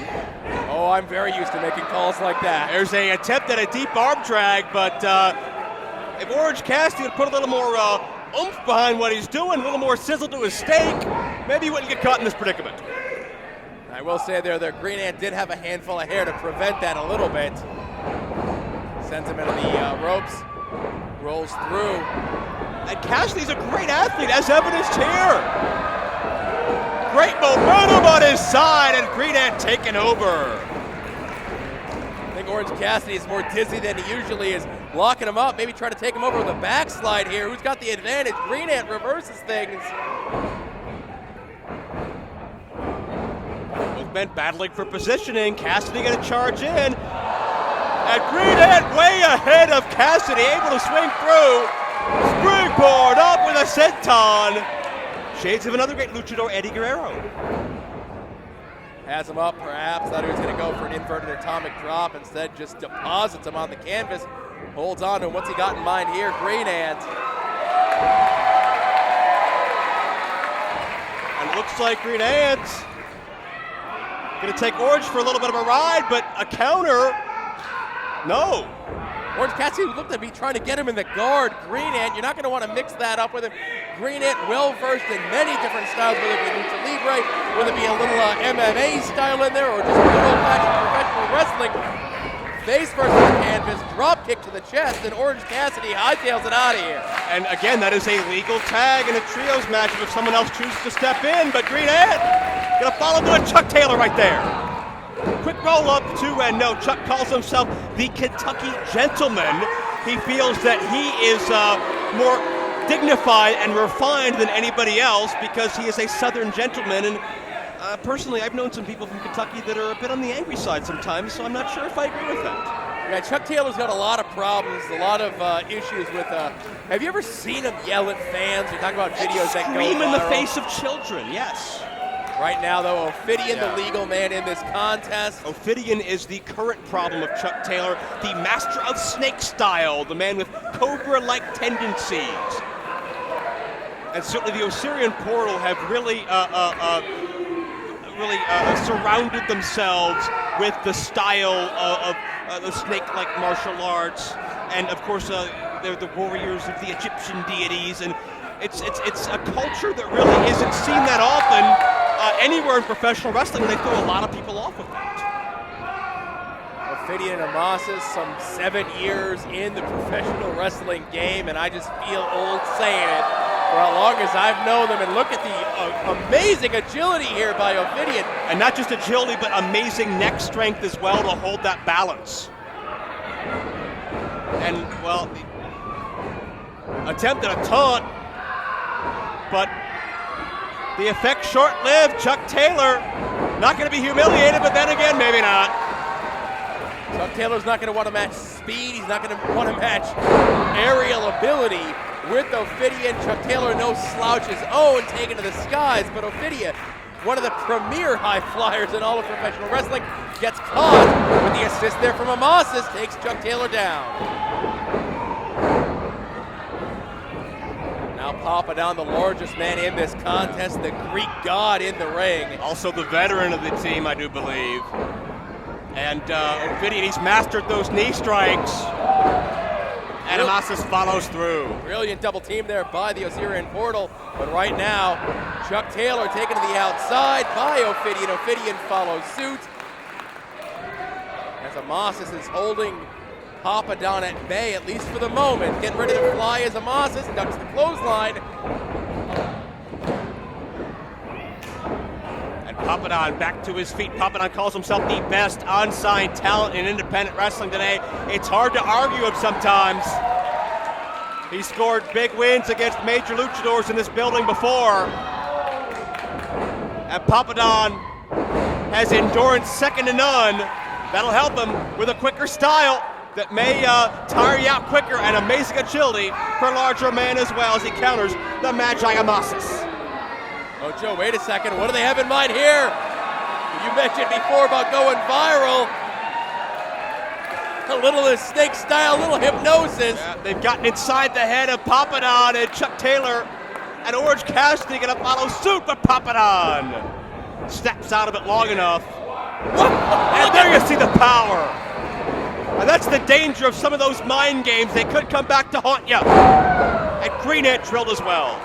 And the trio that calls themselves, and again, this is a quote from them, not from me, the 3 Live Gringos, get an earfall on Amasis. LFC, while we have a little bit of a second here, as Chuck Taylor complains, as he's apt to do, talk about the history of trios matches. It's really grown in Lucha Libre culture to be the most common and most prominently featured of the match types most often. Oh, certainly. They even have different variations on the trios match. They have the captain's fall match, where you have to defeat the captain of the team. That's the only way to defeat. You can pin the other 2 guys as much as you want.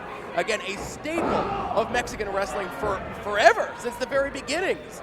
And you're starting to see a little bit more trios become more famous in all sorts of American professional wrestling. Wow, look at that clothesline by Papadon, bouncing off the middle rope. 2 count. And one other thing we need to point out as well, as far as some of the rules, in traditional Lucha Libre, a lot of people are accustomed to 2 out of 3 falls matches. That is not the case here this evening. It is traditional American 1 fall rules, which you still do see 1 fall matchups in Lucha Libre. At times, it's coming even more commonplace now than 2 out of 3 in some locations. Speaking of velocity, look at the way Orange Cassidy, what a mess this kid is. I've seen you like that after a couple of shows, though. I'm on the wagon these days. Cassidy, and that's what bothers me. Such a great athlete. If he actually applied himself, he could be the most talented athlete in this room, and we wouldn't know. Speaking of applying himself, what was that out of Chuck Taylor? That's what you call style points. Not going for the impact, but going to embarrass and humiliate all of the luchadors and lucha-inspired athletes here this afternoon, much like we've seen since they came out here with their tortillas and their burritos and their American bandanas. Gonna fly! Nobody home! And that's the thing, Chuck Taylor, you saw him fly. He's got one of the best drop kicks in all of professional wrestling. He doesn't need to be acting this way, and Papadon, having none of it, he comes in when Chuck Taylor goes out. Amasis, though, desperately needs to make the tag, and he does to Ophidian. Ophidian, perhaps the quickest man in this matchup, back in with perhaps the slowest man in this matchup, Orange Cassidy. High heel kick right to the top of the head, knocks Cassidy loopy. And you see there Ophidian right back up to his feet, and Chuck Taylor, ever the opportunist. Again, completely legal. Orange Cassidy rolled to the outside. Chuck Taylor now the legal man, taking his sweet time. Charges in. All 2 for the price of 1. The momentum from Taylor allows Ophidian to take out Cassidy. Here comes Green Ant. And Green Ant, we got to point out as well, maybe the most experienced trios competitor in this matchup. Oh, certainly. Lots of different partners throughout the course of his short career. And again, you said before, 5 years. Another King of Trios champion with the Colony, right? Yes, indeed. Now taking it to Papadon. The double jump into the spinning DDT. Beautifully done. Papadon, no slouch. No dummy taking advantage of the Lucha Libre rules. Rolls to the outside. Chuck Taylor, now the legal man. Moss drops him face first. Not going for the cover, though. Well, this matchup is broken down. You got to neutralize everybody at this point. Green Ant with a frog splash. Keener down for the count, 2-0.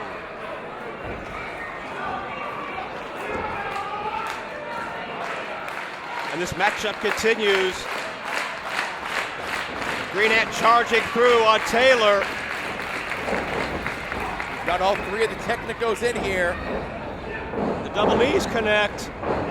And over, and Taylor sends the Osirian portal stacked up in the corner. Pop it out. Jumping Green Ant with a back suplex. And this allows Cassidy. What is that? Oh, lethargic splash. Almost got him. Can you believe it? Oh, yeah, worry about the aviators. That's important. Well, these men have had their focus off ever since they got out here at the outset. And now Green Ant is isolated from his partners in enemy territory. It's Taylor, it's Cassidy, it's Papadon. The charge, call it as you will. Taylor now in there with the back elbow, ducks the line from Papadon. Papadon, nicely done with the European uppercut off the second rope. Double knees! Ophidian sticks to his specialty, but walks right into a boot. Kick right behind the ear. Amasis now German suplex bridge. Amasis the Magi, that's the highest ranking of a warrior in that culture, and it almost led to a victory, but an interruption by Papadon. I've seen Papadon completely dominate promotions in the past. Papadon can pull out some amazing things, and he could be a big-time spoiler for the team of Green Ant and the Osirian Portal.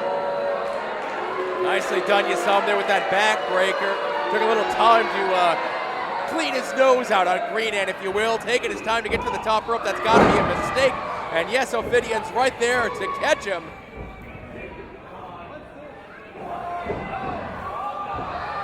Check out this double team. Beautiful double team superplex. You can see the impact all over Papadon's face. But Cassidy and Taylor are right there.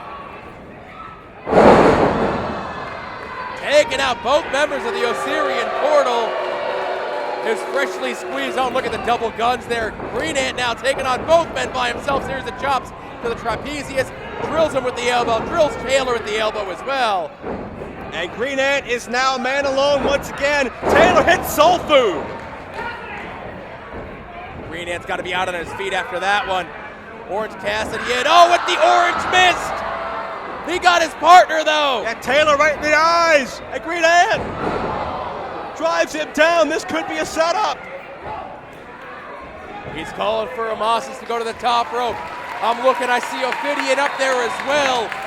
Can only mean one thing, Leonard. Osirian sacrament. That'll do it. Big win for the Portal. And Green Ant over 3 live Gringos here in Philadelphia.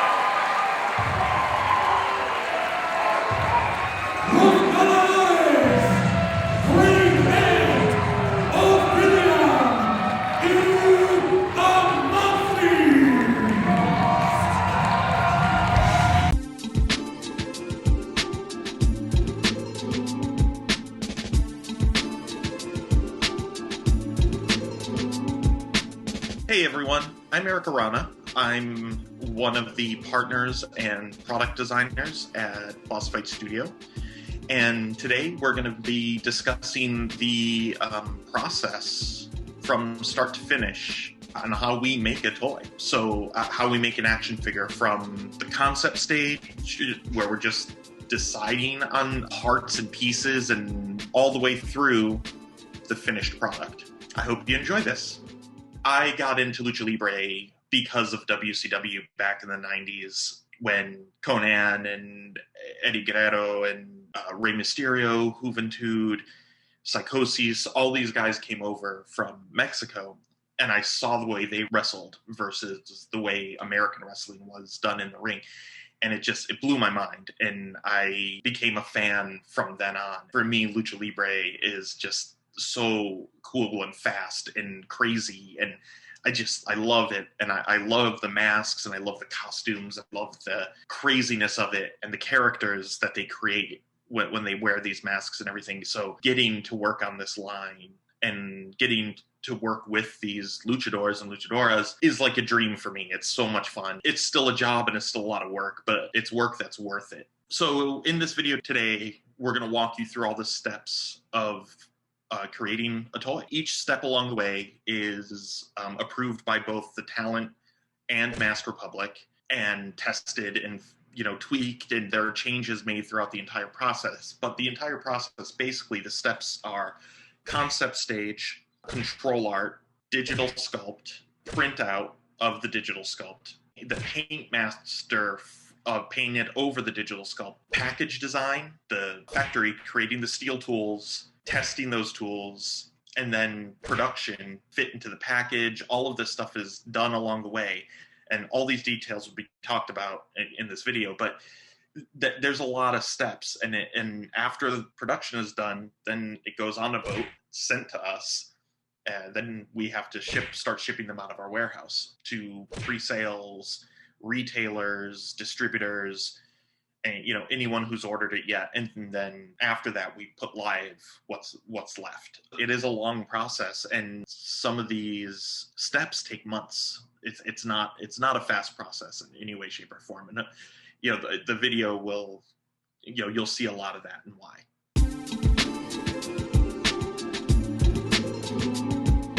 So with any toy, with any project that we make, we always start with a concept board. And this is basically, it's a jumping off point. It's to get the approval of both Master Republic and the luchadors and luchadoras that are involved for our costume choices. If they're going to come with extra heads, or swappable heads and swappable hands, like what hand poses do we want, what costume, what masks. We pull images from the internet for this stage. We send that to get approved. We involve the talent as much as we can, because we want them to be happy with the final product as well. Because these toys represent them and their career. That's the jumping off point, is that. And then we start to move to the control art, which is full turnaround illustrations, front, back, side, full illustrations head to toe of the talent. There's a breakdown. We do initial engineering exploded views of the figure in all of their parts, like how many parts we're expecting to put in, how they assemble, how the mask layers over the face. At this point, we're starting to make those decisions. We pull a lot of reference from both Master Republic photo reference that they have, pull images from the internet. When I was at Expo Lucha 2 summers ago, I went backstage with Penta and Phoenix and photographed all their tattoos. So we had all the correct reference and everything like that for that. The illustrations are just black and white, and often we'll throw a color over them, a simple diagram of the color, so the talent can see kind of what it's going to look like. From the illustrations point, then it moves on to digital sculpting with Fred Axon and Tony Tellerego.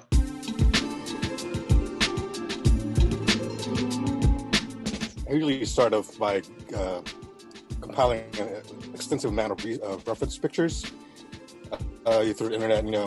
Luckily, Master Republic gave us a lot of good reference photos for all the costumes and all the tattoos and all that. But still, I like to do some more myself, like referencing how does tights look, or how do tights bunch up around the knees or anything like that. Specific areas of work and copy where the figure will look more realistic by seeing how cloth folds work in certain areas.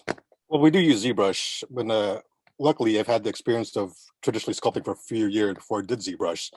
So I was able to see what comes out in a sculpt in reality. So I don't spend hours and hours and working on ZBrush on something that doesn't even come out in print. So I have an idea of what comes out in what scale and what can show. It's all about copying or translating as much as I can through the reference pictures.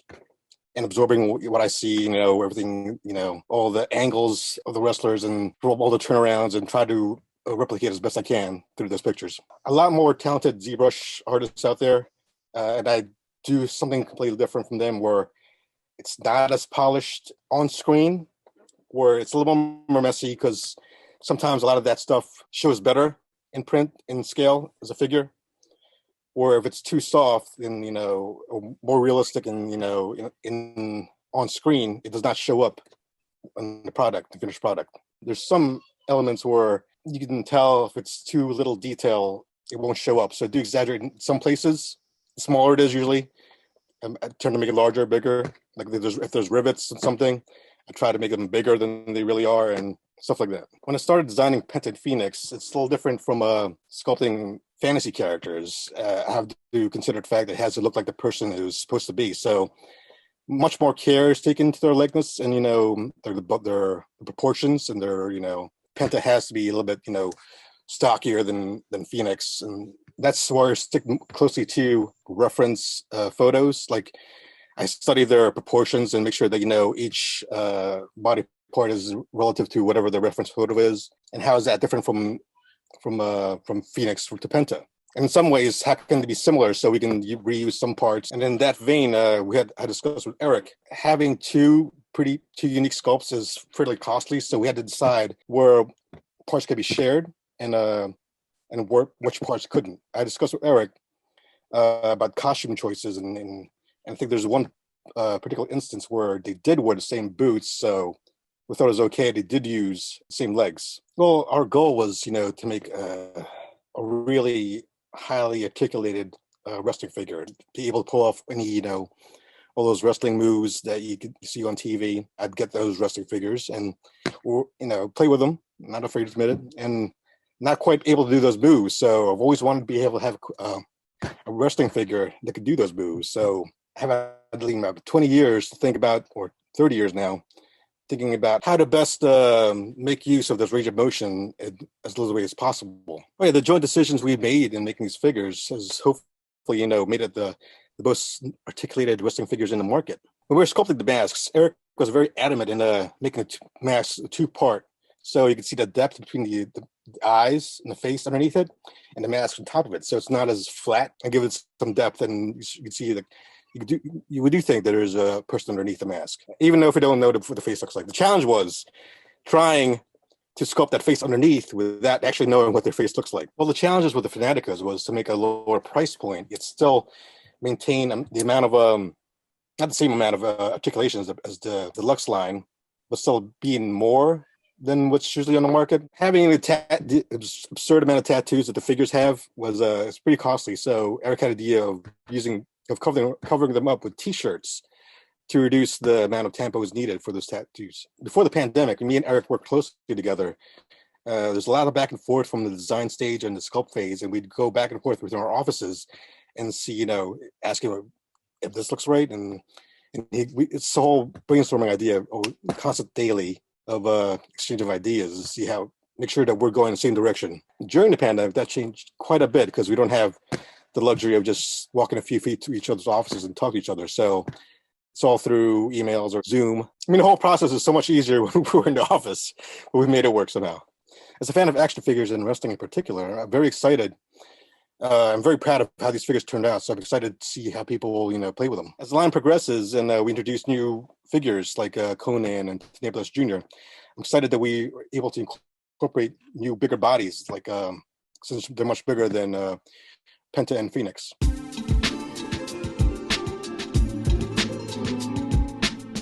So once I have the prototype figures, it always starts with getting the figure prepped for paint.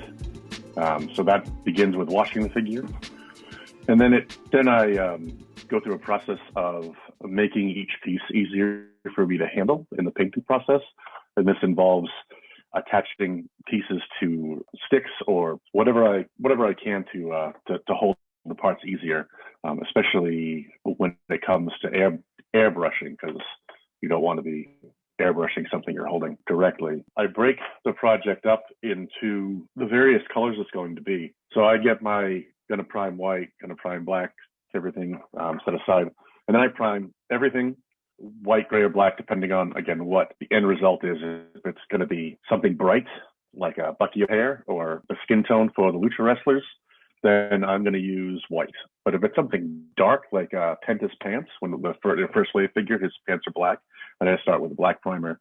Makes it a lot easier for me. Once the figure is primed, then I focus on airbrushing all the base colors. If I'm working on Ray Phoenix, I'll take all of the parts of him that are going to be his flesh tone, and I put them aside, and I will mix up the paints for the flesh tone per the specs of the designer. Meeting with the designer and going over the deco sheets, that's just a process of coming together and acknowledging, what the designer wants, and then making it happen. Once all that's done and all the base colors are sprayed out, then it comes time to just start doing all the hand painting. Depending on the project, I usually start with the face and get it out of the way. Once the figure is completely painted, I give it some coats of matte finish or satin finish to protect it, and then I turn it over and it gets assembled, and they do with it what they will. So generally, when we're going to do tattoos or any kind of small, intricate line work, designs, we generate art on Photoshop and Illustrator, and then we print out the images on special water slide paper. Then I'm able to take those images on the special paper and trim them out really, precisely, soak the paper in a little bit of water, and it releases a film that has the artwork on it. And I'm able to lay that right on the figure, like Ray Phoenix's chest tattoo. I just lay that right on there, brush it out, get all of the water off of it, and it will naturally adhere to that part of the model. And I do some finishing stuff to make sure it's well covered and stuff like that. But it's a pretty fun process.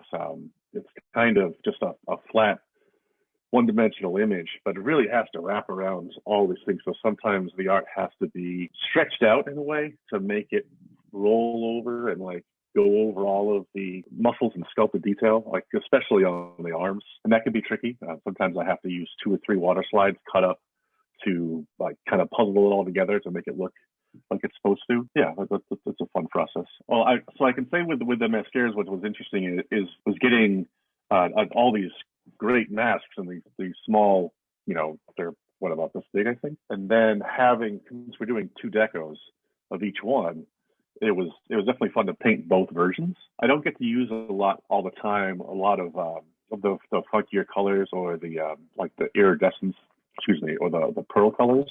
So I got to use those a lot, and I'm getting to use those a lot now, especially with Lucha Brothers and the mascaras as well. When doing those, the Penta mascara that is black and white with the zebra stripes, and I think it was the Conan one with all of the tiger fur and patterns.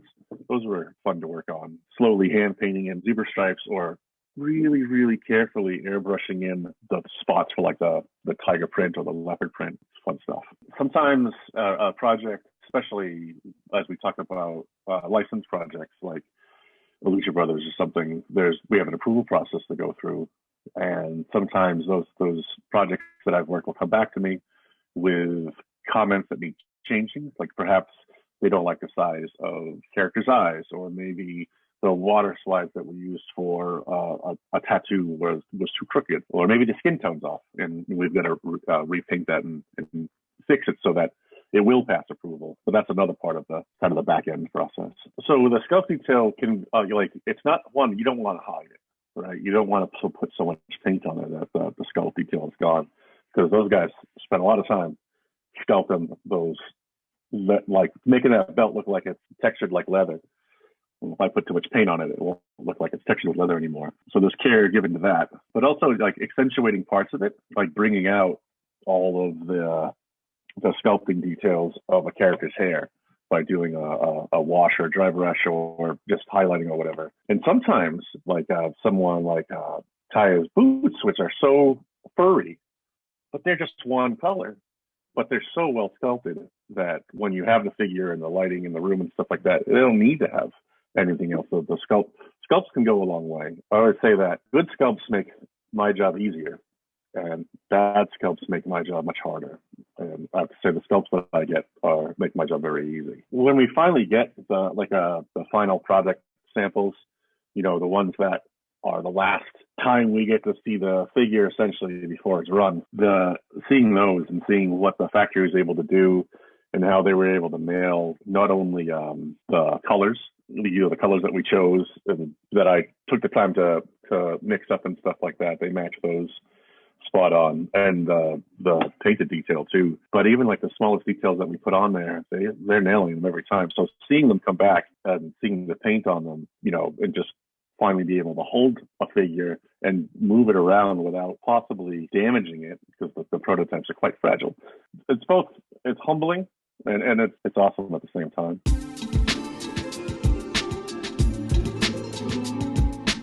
So, talking about Lucha Libre packaging, when we start a new brand or a new package, we often have a packaging kickoff, and that will include myself and the designer of the brand, the lead designer, and marketing.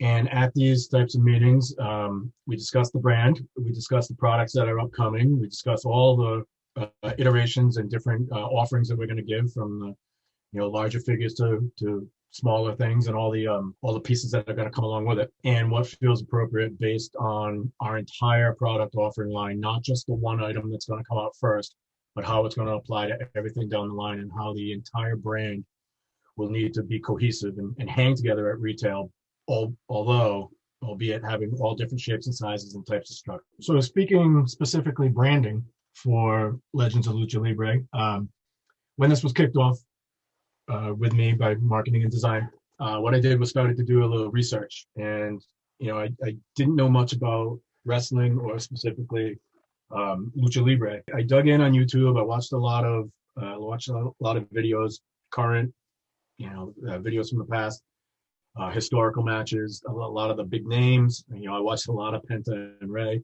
But what I was doing while I was watching those videos, I was looking for iconic elements that are consistent within Lucha. So when I started laying down basic brand elements, I started with a gray base. One of the things I found very cool and fun and interesting about Lucha Libre were the outfits and the mascaras that these luchadors and luchadoras wear. And that is the sizzle of our figures. That's the sizzle of these brands. And what I wanted to do was create a brand look that really allowed the characters, the luchadors, to shine, and they become the heroes. So in addition to just the gray background, just a plain gray background isn't enough. It's not going to do it. So I added in a little splatter, grungy pattern there. Feels Lucha.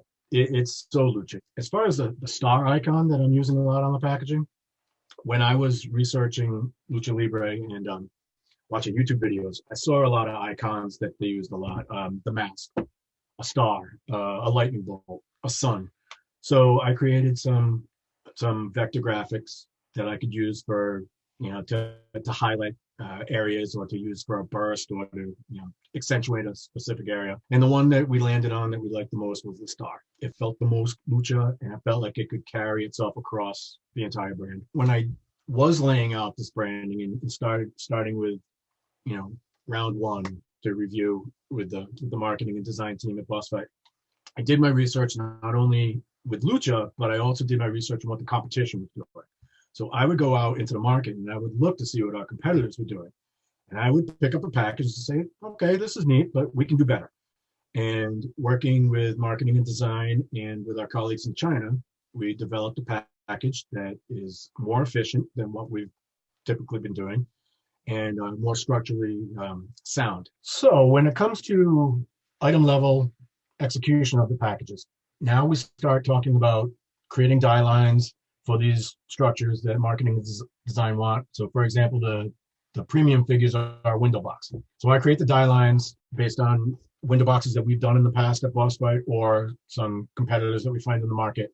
And I'll set some initial die lines. They get sent to China, to our colleagues in China, to be tested and checked and modified. They'll make suggestions and modifications to my die line to make sure that when the package is produced, that it's tight and it's right. So there'll be several rounds of back and forth with our colleagues in China, making sure that the structure and the die lines are perfect and set before we start going on actual item level execution. Actual item level execution takes place now, and I'll receive a copy from design and marketing, and I'll also receive photo samples. And at this time, I'll start to flow the copy in. I'll start to put the names on the packaging, and I'll start to put the stats on the back, the height, the weight, the finishing moves, etc. But photography also comes in at this point as well. So I'll receive a painted sample from design and our painter as well, and I'll shoot for packaging. I'll shoot several angles, several different poses, different hands, different heads. Can't show them all on packaging, but I'll shoot them all just to be sure that we have it for future use, or when I put a image on a box, it just doesn't quite work with the layout. But also the photography, the luchador and luchadora photography on the packaging, that's also provided by Master Republic, and they send us some great shots, and we apply it to package, and it helps it all come together. We've got a great posed photo, we've got some great action photos, and then we merge that all together with the product photo. So then the photography gets done and the photography gets put on package, and we'll start to tighten things up. We'll start to lay out the back panel, put on legal lines, put on barcodes, make sure everything is tight and reviewable. And I'll review the packaging with marketing and design first internally and share it with the team. And once we get a round or two internally of packaging reviews and approvals, then the packaging will be sent to licensor for review and approval. And we've got a great licensor, a great partner in Master Republic. So I'll hear from Master Republic, and they'll give us their comments or their approvals, then make the files final.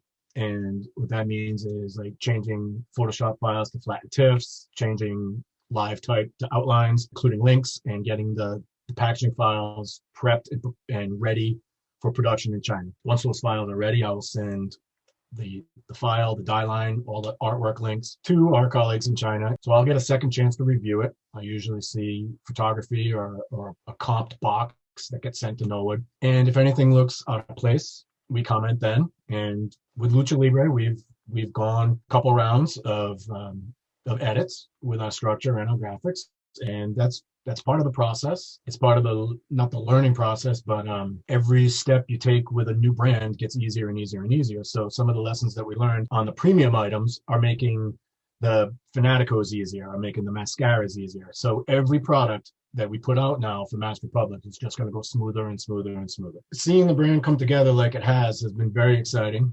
Aside from the premium figures, the window box structure that we did, the nice guys with the high articulation and deco. Seeing that now being extrapolated across the line, we've got Fanaticos coming out, we've got mascaras coming out, we've got the Luchasitos. So it's really fun seeing a brand come together where we had a brand that was designed around one package. Now that package is being spread out to different types of structures and different types of offerings, different product sizes and features, and all the fun things that are going to be coming with Boss Fight Legends of Lucha Libre product. It's been fun rounding the line out and rounding the brand out, and there's a lot of exciting stuff coming. And I'm excited to be part of it, and I'm excited for everybody to see it.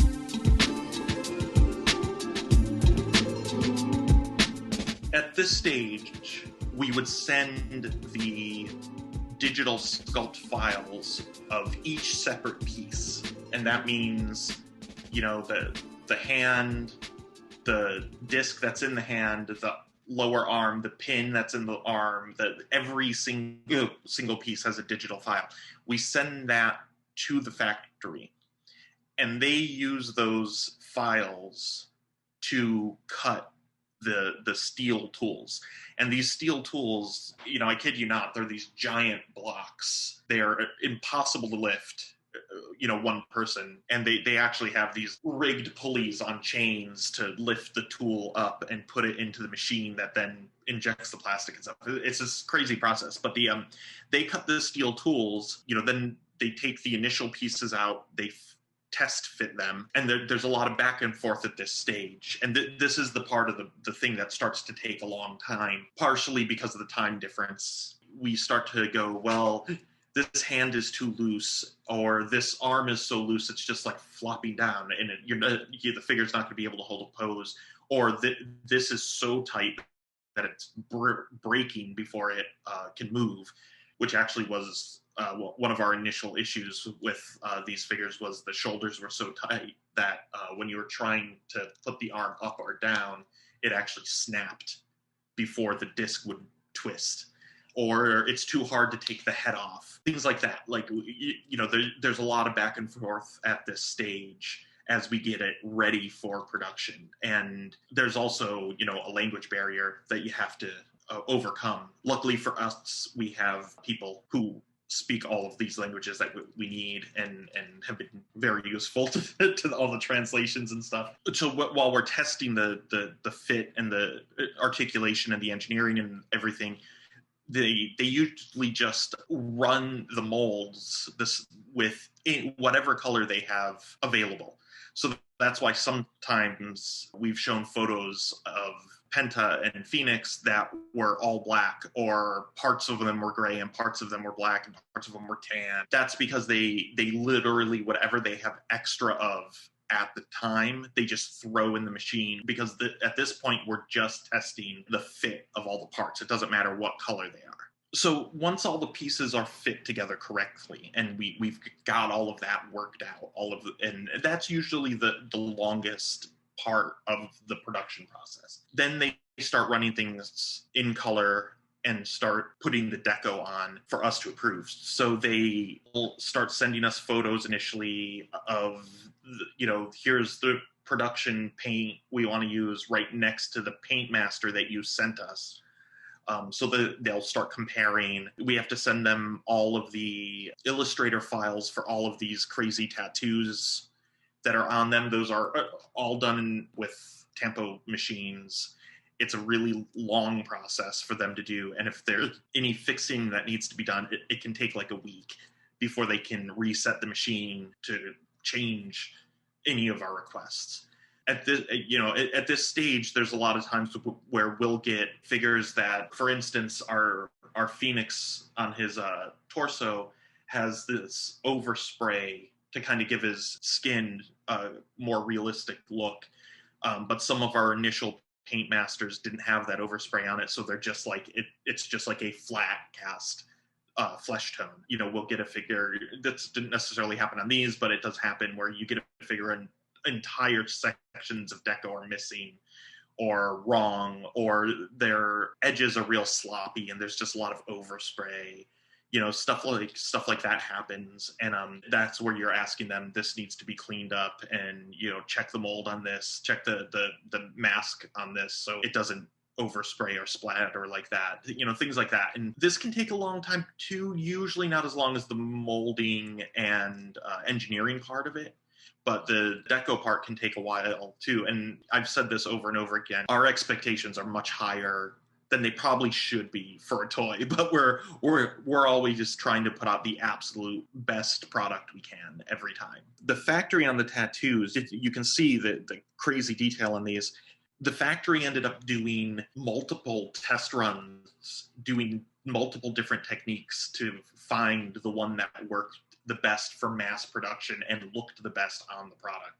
And we couldn't be happier with where we landed on this. They just came out gorgeous, and they really, if the tattoos were bad specifically on Penta and Phoenix, who were covered in tattoos, like if the tattoos were bad, it would have broke the figure, honestly. So in 2020 specifically, of course, was the year of pandemic. Our factory shut down for about 5 months because of shutdowns in China were much worse than they were here.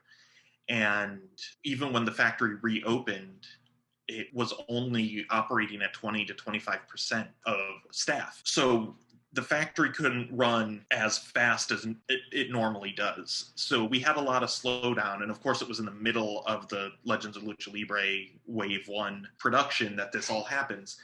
And the original plan was for me to fly there and spend a couple of weeks with them knocking the deco out and knocking the final stages of the engineering and the fit all out at one time, and being able to do these things a little faster than normal.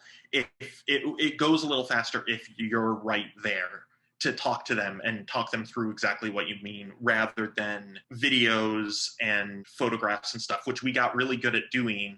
They would send us photos, we would write, we'd make marks on them and call outs and all that stuff, and it would go back and forth like that. But that takes longer than just sitting there and going, we need to clean this up, like that's all you need to say if you're there. But when, you know, there's a back and forth and, you know, like I said earlier, the time delay, there were still things that we had to weigh, like the engineering and the final deco approval. We had to see them in hand. So that meant they had to pack them all up, pack up a 2 or 3 figures and send them to us for us to do the final approval on. Of course, then you're dealing with the mail, and the mail right now is going way slower than it normally does. So it was a longer process than normal. In the end, I think all in all, we lost about 6 months. And if we hadn't lost that 6 months, we probably would have been on time on our original August date. I think we would have hit that date if it wasn't for the pandemic. So after the production deco is approved, the factory kicks into high gear and they kick into full production. And it is a flurry of activity. And once that starts, I've been there while this is going on for other product, and it is, everybody is working their butt off, and they are just, you know, it's go, go, go. You'll see photos and stuff where there's just like a bin full of just Penta's torso, or just his head, or just all of his hands, like things like that. And it's because it's a mass. One person is doing just the hands deco, one person is applying just the tattoos to the arms, and then they put them in a bin, and then, you know, so it just goes and goes and goes, and it's this crazy organized chaos is what it is. And then they, you know, they have to put them all in the package, put all the pieces in the package, and then close that package up, fold it all together. It is this crazy amount of work to run the full production of these products. And of course, with the premium Legends of Lucha Libre figures like Penta and Phoenix here, they have a lot of parts. There's a lot of pieces. So it's a lot of work because they have to put them all together and assembling the figure. And if you're a customizer and you've ever disassembled a figure completely, think about putting together 3,000 of them at a factory level and how long that's going to take. It's a lot of work, and it's impressive to see. After the product is done, the production is done, the factory then packs everything up into boxes and into their shipping containers, and then they put it on one of those giant containers that you see in movies and stuff like that. And that container then goes on a boat, leaves China, comes to the US, and then that container has to go back on a truck and be delivered to our warehouse for us to unload. And this whole process from moving the product from factory to warehouse takes 40 to 45 days.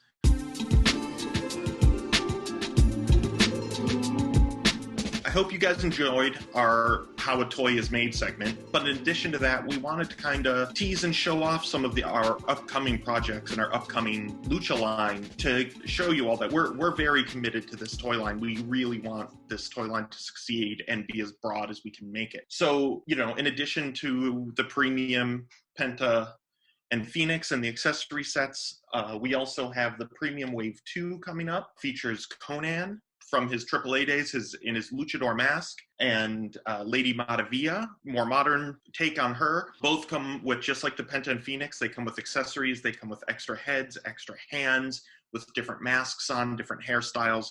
We also have our Fanaticos line, which of course our Wave 1 is up for pre-sale right now on bossfightshop.com. And our Wave 1 is Taya Valkyrie, Pentagon, Phoenix, in different outfits, different costumes, and of course Juventud Guerrera. Juventud is in his early 90s, pre-WCW era costume with the red and blue mask and stuff. And we're very excited to work with all these people and get all these representations of them out. Taya Valkyrie in Wave 1 of Fanaticos isn't our only plan. Taya Valkyrie, we do have an upcoming premium figure of her, which of course, like the other premium figures, extra hands, extra heads, accessories, and stuff like that. And she's in what is my all-time favorite costume of hers. So I'm very excited to be working on that figure. And she's also going to be in our I Am Brilliance doll line, fully clothed 6-inch articulated dolls, alongside Lady Maravilla. So there will be, we'll be really pushing Taya Valkyrie as we can we're very happy to be working with her. We also have Wave 2 of Fanaticos coming up, which we've just started. We're only at the design stage right now on these figures, but that has early 90s Vampiro, late 90s Ultimo Dragon, Hijo del Pero Gallo, who we're very excited to be working with the family and working on him, and of course Black Taurus, who again it is very toyetic with the giant minotaur head and the fur and the leather straps and stuff. He's just going to make an awesome action figure. The next items that will probably have shipping is going to be the mystery mascatas, the blind box miniature replica masks. This line has Penta Zero M, Ray Phoenix, Conan, El Solar, Tenebris Jr., Super Astro. The masks look so cool. We already have paint samples from the factory, so this is very far along in production already. It's going to be a good line, and it's going to be a fun item that's really never been done before with these miniatures. So we're really excited that we are already working on Wave 2, and it's just we're really moving forward on a lot of this stuff. We have a lot of other stuff planned. Of course, Luchacitos, which we've shown previously, the little mini kind of cutesy versions of action figures. We have a lot of other stuff coming up that we haven't even announced, far beyond the range of just 6-inch action figures. So we're very excited to be working on this and be showing off as much of this stuff as we can. Keep following us on social media. We're Boss Fight Studio on Instagram, Facebook, Twitter. Thank you for listening, and I hope everyone staying safe and have a great day. Thank you.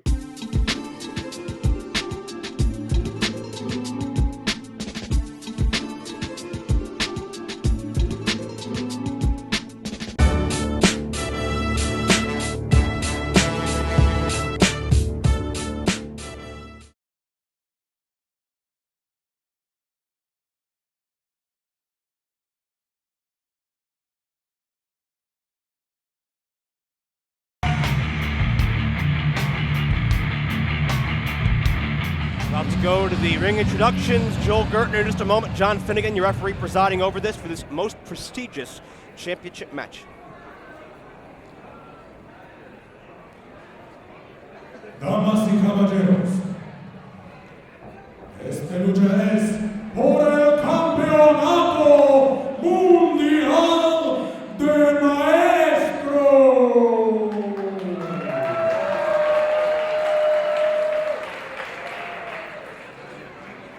Presentando el comandante, el triunfador de Japón. Él es originalmente de Guadalajara y él pesa 89 kilos. Él es Sola.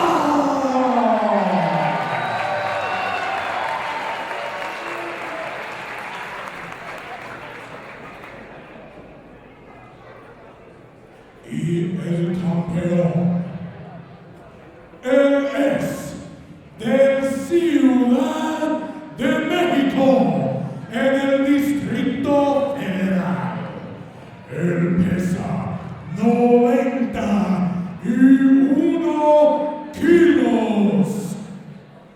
¡Negro! ¡Navarro! 91 kilos is in great shape.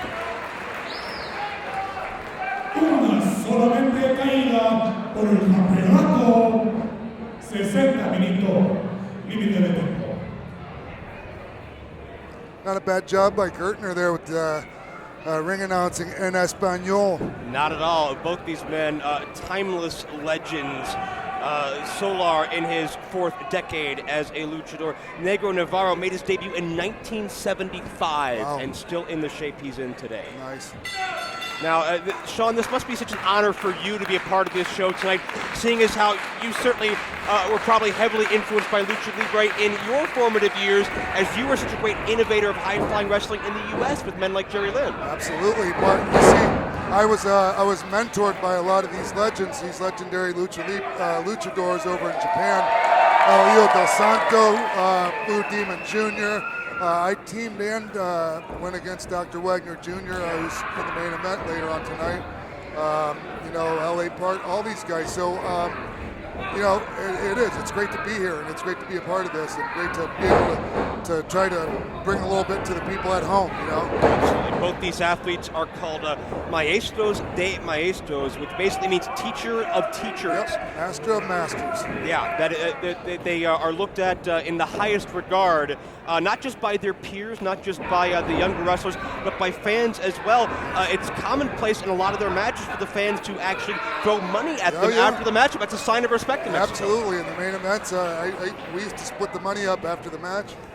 We'd get money and like food and different little toys and things. Crazy. And I believe that fortune was bestowed upon these two gentlemen more than any other duo in the history of the genre. And in Mexico, one-on-one, mano-a-mano match is something that's kind of rare. That means that they're kind of in the middle of a feud or have had several matches and want to really find out who the real man is. Well, you talked a little bit ago about Misioneros de la Muerte, the Missionaries of Death, the team that Negro Navarro was famously in. A lot of people credit that trio for popularizing the trio-style matchup in Lucha Libre. I would say so. They're definitely credit those guys, Los Brazos. There are some fantastic trios down in Mexico. I mean, phenomenal guys. Now, when a lot of people think about Lucha Libre, they go straight to the high-flying, they go straight to the fast pace, but we're going to see a different element of that. It's going to be more of a ground-based game, would you say? Like right here with these two gentlemen who are fantastic wrestlers, whether it's Lucha Libre or anything else, their wrestling is second to none. And we've seen several standoffs here as they've traded holds on the canvas. That's right. Very innovative holds, very interesting ways that they're getting in and out of things. Stuff I've never seen before, and it's stuff that Sean, you are versed in. And I've been put in those holds, but I still can't pronounce them in Espanol for you guys. I think you draw a lot of comparisons. This is like an inverted Indian deathlock right here. Indeed. He's got and he worked a double wrist lock into it right here. So he's got him tied up pretty good right here, fellas. I think you could draw a lot of comparisons of this rivalry to another rivalry that this building has seen many times, that being the likes of a Dean Malenko and an Eddie Guerrero. Yeah, absolutely. Men that have been all over the world, perfected so many styles, but really shine on the mat. Yep, you're talking about one of my teachers, Dean Malenko, him and his father, the great Malenko. Going back to that double wrist lock, he's kind of got a half head scissor in the double wrist lock, but Navarro got out of it there. Which is the Campeonato de Maestros championship is on the line. Negro, the defending champion. These men have had wars as well over the America's Light Heavyweight Championship. A rivalry over a championship that really was so fierce and intense, it didn't know promotional boundaries. They took that all across south of the border and battled for that championship for many, many years. Well, they can almost read each other's minds and tell what each other's going to do before it happens. I was going to say, Joe, you had mentioned before, it's fourth decade in the business is Solar. Yeah. And here, look how quickly these guys are moving around with things that guys like a half their age, a third their age would be able to do with the precision, the speed that these two men are competing here today. And they make it look very easy, but trust me, it's the hardest thing in the world to do this stuff. That's why they're so respected. This isn't, it certainly isn't let's come in and collect a paycheck like some of the legends of bygone eras might do. This is, these men have so much respect and pride for what they do, for what they stand for, and certainly for the fans that support them as well. This is their life. When they decided to be luchadors, it was something that it's like when someone goes in to become a priest. Talk about that high respect that you experienced when you went down there and was surrounded by that culture. Obviously I'm used to being recognized and everybody wants to be your friend, this and that, when you're famous. But down there, they revere you and they look at you in a light that we're just entertainment to the people here in the States. They're almost like superheroes. Yes, and they look up to you I don't want to use the term God, but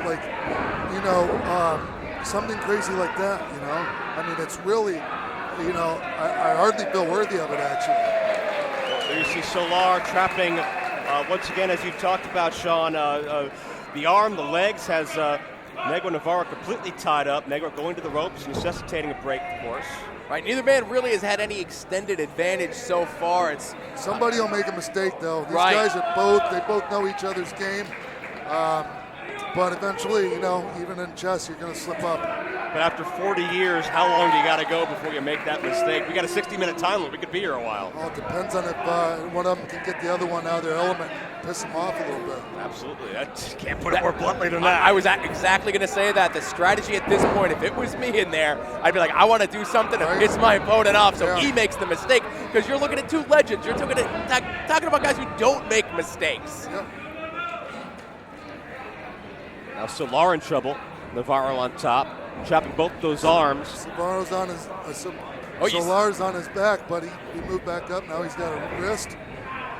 Needless to say, the more appendages you can trap, the harder it is to counter out. You see that, how he had that wrist like that, and it didn't look like he really had that good a hold of it, but in all reality, he had total control of Negro Navarro right there. There's so many just subtleties. By manipulating that joint. So many subtleties when it comes to weight positioning and leverage and balance in a thing like this one. Exactly. Like the Aikido movement, like you see Steven Seagal do. It goes back to a man like a Larry Zbyszko talking about the human game of chess. One subtle move could decide the match. Exactly. And you see Navarro there kind of nodding approvingly. Every time that they get trapped in a hold and make it to the ropes, you don't see the referee having a fight with these guys to break the hold. Immediately breaking the hold. There might be a rivalry between these two men, but there's also a great deal of respect between these two men. That's correct. And I love the respect that the audience has shown for both these gentlemen. Absolutely. They certainly know the track record of these gentlemen and what they've been through to get here. And check this out. Wow. That's a very, very cool version of a short arm scissors that I've never seen before. Yeah, it looks like it's almost like a modified key lock almost. It's like it's a backwards. Oh, but he lost it. But he's got the arm. Maybe he's going to get a triangle. Solar could be in big trouble right here. Well, Solar's trapped the shoulders of Navarro for a moment. Maybe Navarro's trapped himself. Shoulders, but he had him set up for a triangle right there. Yeah, but didn't really pull the trigger. Didn't really wrench that arm like he needed. No, he didn't. You got to think maybe. Preparing it again, human game of chess. You're preparing 3-4 moves ahead. He's going for the surfboard. This is not real good, folks. Talk to us about what this feels like to be in this. Hurts. It hurts. If you have any knee problems, it'll mess your knees up. It'll mess your back, your quadriceps. It stretches the hell out of everything. And he reversed it on him, giving Negro Navarro a taste of his own medicine. And trapped the shoulders. Both guys are pinned, though. And both men quick to cover. Both men wrestling defensively as well. Very smart. Yeah. Well, because they're used to being in Mexico, and there's a lot of guys down there that take cheap shots, so they've always got their guard up. And again, to your point, we're looking for who may make the first mistake. They want to be very protective of that. Solar, such an inspirational story. Grew up in poverty, but once he discovered the Lucha Libre culture, once he immersed himself in that lifestyle, he truly found his identity, really, certainly not just outwardly, but inwardly as well. And certainly we've seen the amazing, iconic career he's created from it. Absolutely. Oh, yeah, he's trying to keep Solar's hand trapped in between his own legs by putting that pressure on, but Solar wisely got it slipped out of there, now trying to break the grip that Navarro has on his own legs. And you see here, as you mentioned before, Sean, that simple control of the wrist, as that's all it takes to keep your opponent near you. Oh, and look at this. I wonder where he's going with this. He's got the ankle bent back, does Solar, but Navarro out of it. Gut wrench position. It looks like one guy, Solar looks like he could gut wrench him from here, but Navarro ends up elevating Solar. Went and wrapped the ankle around the other ankle, used his own. That's some strength right there, too. Absolutely. Sorry to step on you right there. That's quite all right. Now more traditional approach down on the canvas, but Solar crips the neck, and now is Navarro trapped. And he's working for it's almost like an abdominal stretch type of position, kind of like or in Japan, what they would call a dragon twist. Navarro gets out of it, but staying close to his man, trying to keep him on the canvas, has the left leg kept. Now turn him around here. And that's the thing, is we saw before how quickly they move from one hold, one side, get you in one position. When you think your opponent's going to move you one way, you move your body that way, and they'll use your own weight, your own maneuver to get you into something else you weren't even thinking of. Now Solar trapped, his neck is crimped. Navarro.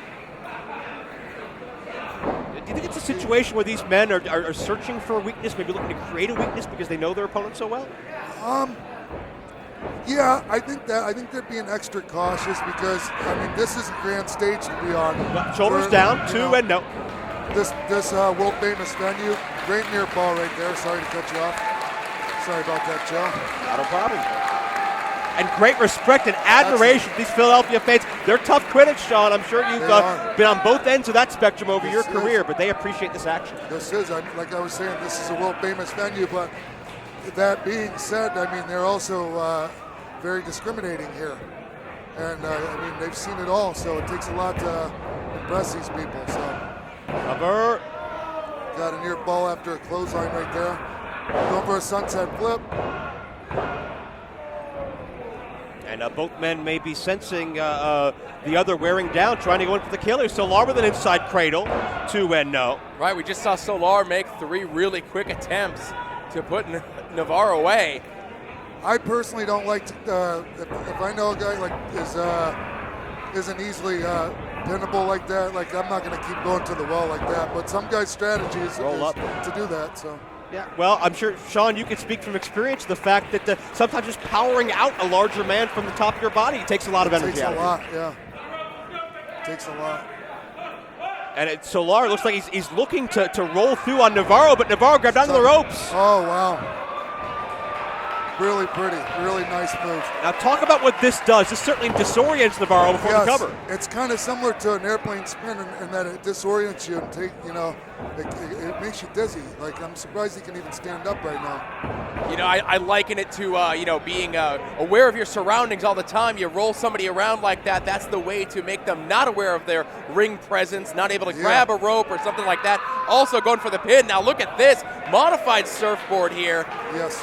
But extra torque put on those legs with that grapevine, shoulders down for 2. Yeah. And he had that knee open that he can move that knee up and down his spine and put the pressure on his spine right there too.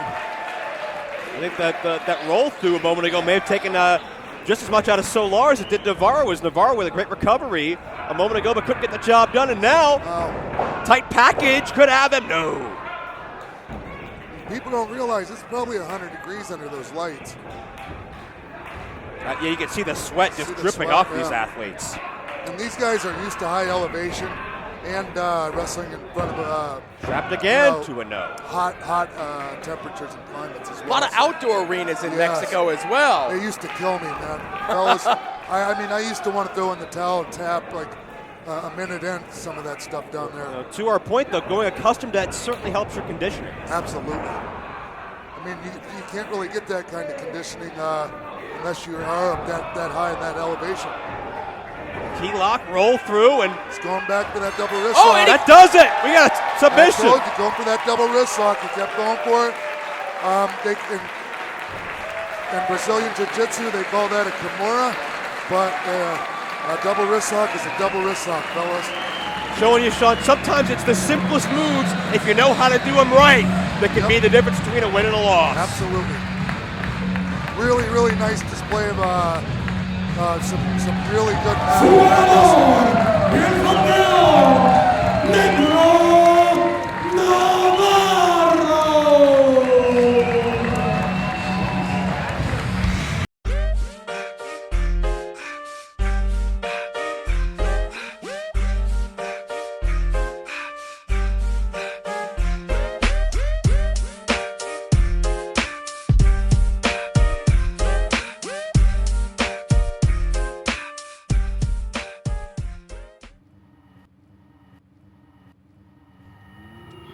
LuchaCentral.com presents Masks, Mats, and Mayhem.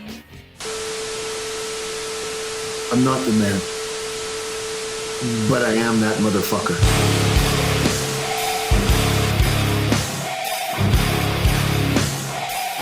Welcome to a very special Expo Lucha edition of Mats and Mayhem. I am your host, the Outlaw LA Red. You can find me on social media at JustinHarvey75. You can find this entire show on social media at MMMShow75.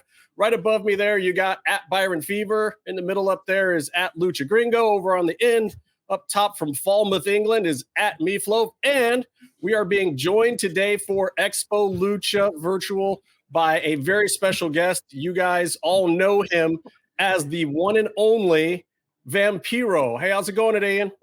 Going well, man. It's good to see you guys. I recognize, I'm dealing with that head trauma shit. But I recognize those names, so I know now I can see where the fuck you guys are. Oh, yeah, which is funny. I'll bring this one up right off the bat. I think it was Triple Mania 26, I want to say, and you were giving me a shout out on the show at some point. I think it was during the prelims or something, and you called me Outlaw LA Reed instead of LA Red, which was absolutely hilarious to all of my friends. I'm sorry about that, dude. Don't even apologize. Conan came on here and called me Jason for 4.5 hours. So yeah, that's true. And, wow. I'm sorry, man. No, hey, you did tell Matt Stryker that I would beat him at the wrestling name game, though. So thank you for that. I was super happy with that. So here's where I really want to start off. I want to start off talking to you from the end, from where you are right now, because over the years, I've seen a shift in you, and I think a lot of people have, and we're not personal friends or anything, but at the same time, I've been around in places where you've been and seen your career and your trajectory.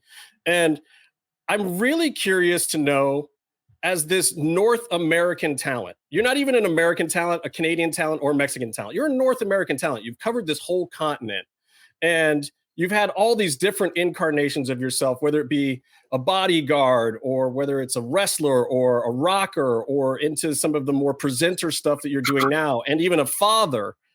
I want to know what you feel is the legacy of Ian Hodgkinson.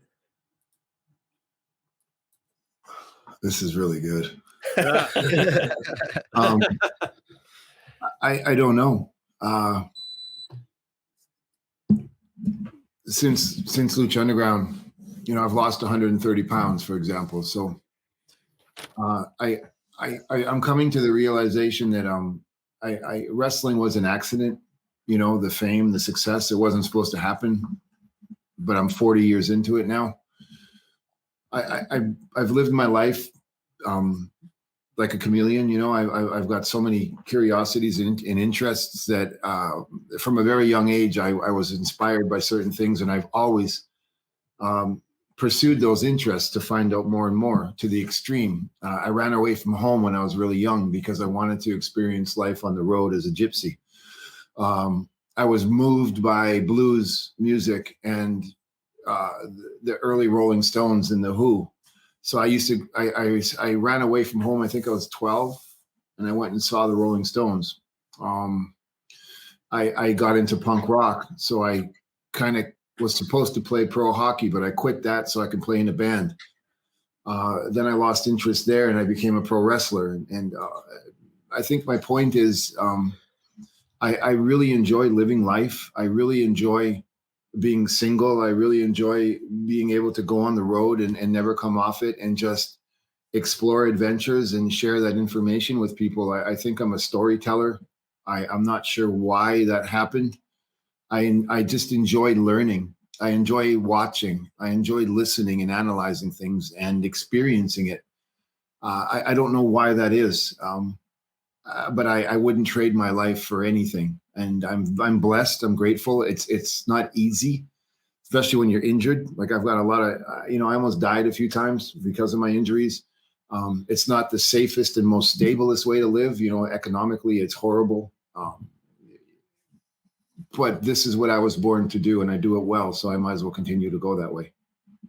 That makes sense. Byron was doing a little bit of digging. Speaking of where you're kind of at now, you just came off the El Rey show, and you had your own interview show on there. But now the network itself is gone. I mean, what kind of turn of events was that? Were you expecting that? Did you know that? Like, what was that experience like for you in this stage of your career? Finally getting like a a cool show that was your vehicle and then having the whole network disappear?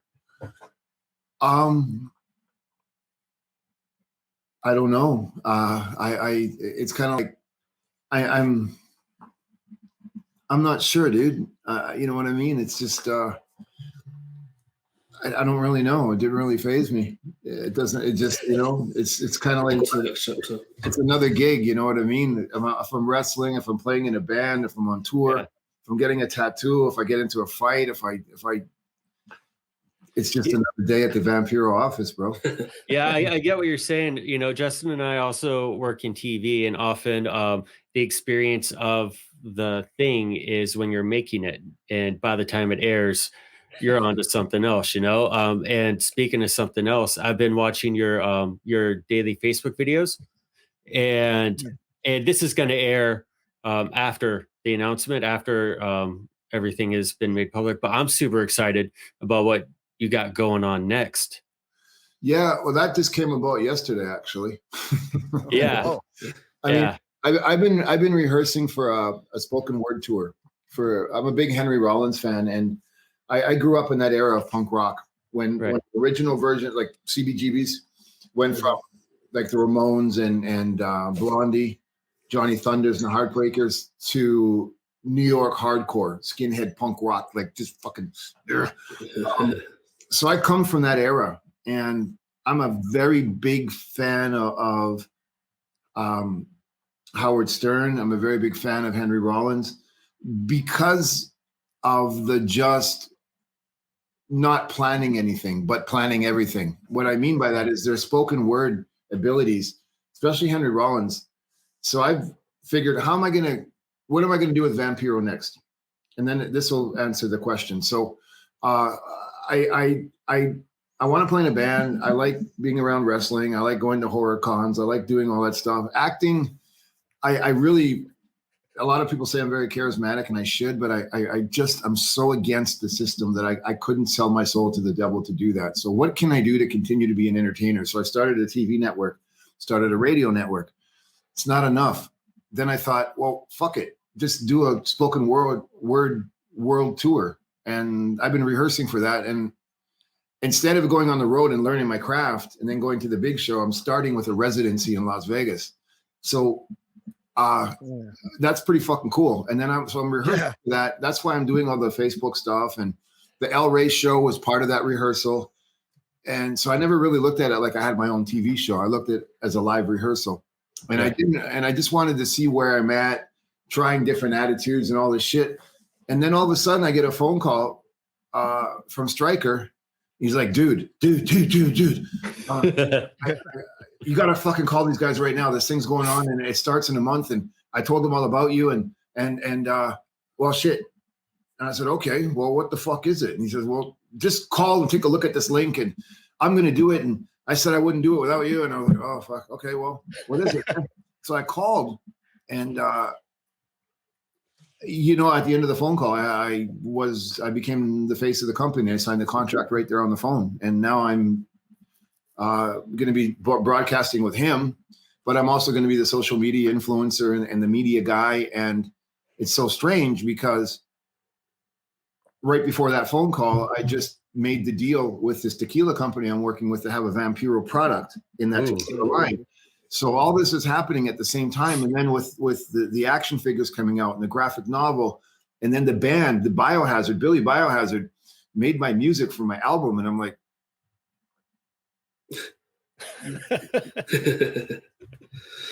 I have no idea.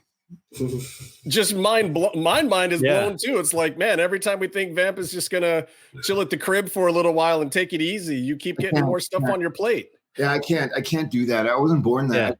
I've tried to conform many times, and it's almost like slow death for me to try to fit into the 9-to-5 world or fit into a community, or like I'm home in Canada right now because my mom's real sick and this COVID thing. So I'm here just because I don't know how much longer I have with my mom. But I'm in my garage and I'm doing all these things and studying. And if I'm not working 29 hours a day on the most obscure things, then I'm not like all this stuff I just told you is the small stuff. Yeah. The the whole ancient aliens project and the ascension theory and the protocols and the spirituality that I'm involved in and the meditation and the groups. And like, I'm at the point now with my meditations, I can go to a different dimension. I have a piece of, where is it? I have a piece of the meteor in my room here that was part of the original meteor that crashed into Earth and caused life. And in that meteor, if I put a light to it, you can see energy and life floating around in this rock that's 17 fucking billion years old. I mean, I'm doing ritual magic as a profession. I've been doing it for 30 years. So I'm so, like, Vampiro gets in the way of my studies, you know? And yeah, so I don't really know what to say, except I'm really enjoying being alive right now. Well, that's kind of what the interesting things I think about you is because you are very complex and different in a lot of ways. And for me, I'm kind of a product of the generation, maybe a couple ticks right after you.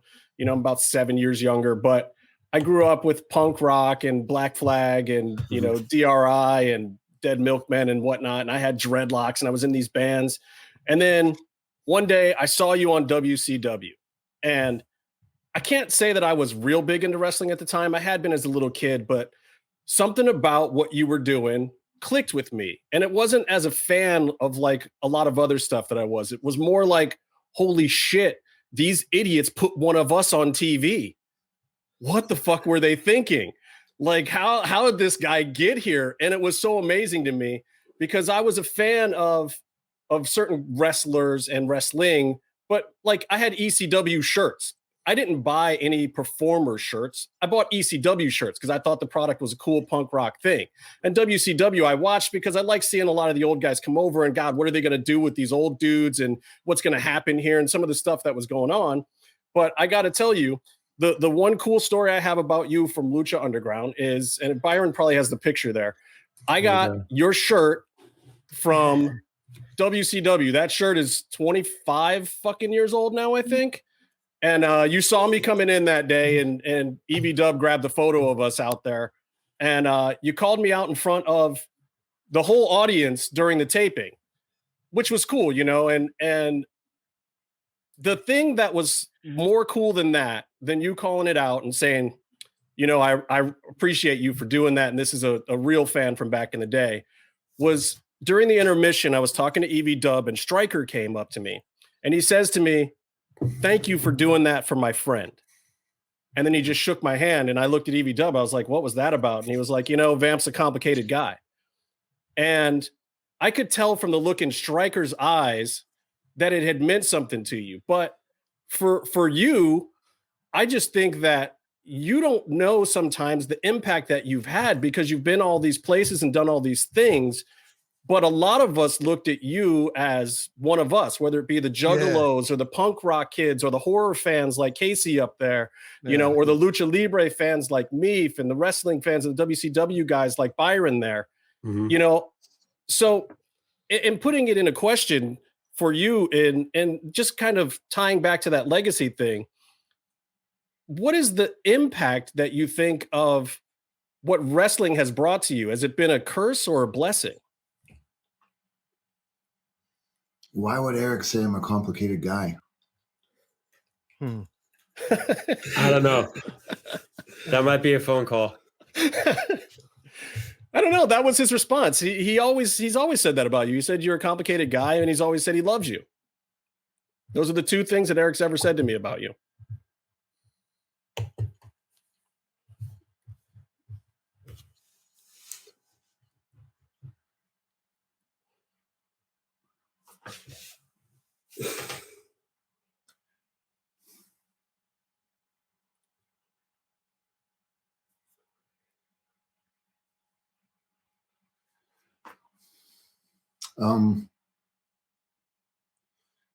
It's really touching. I've never looked at myself as important or famous or impactful.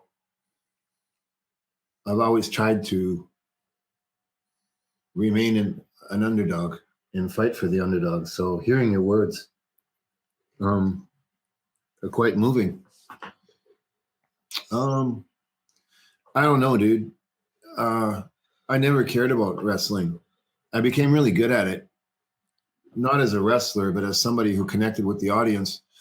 But I was more about the entrance and the exit, the rock star moment, that fucking, that thing that the fans needed. Because I'm tired of my job. I don't want to fight with my parents. My partner and my relationship is fucked. I don't know what I'm doing tomorrow. I need somebody to say, I got your back. And that was my role. And that was my connection with people. I didn't really care about any of the other stuff. I just cared about being that, just having that moment and at that 1 second looking and getting, and I see you, motherfucker. And when I saw that, I acknowledged people and they knew it was authentic.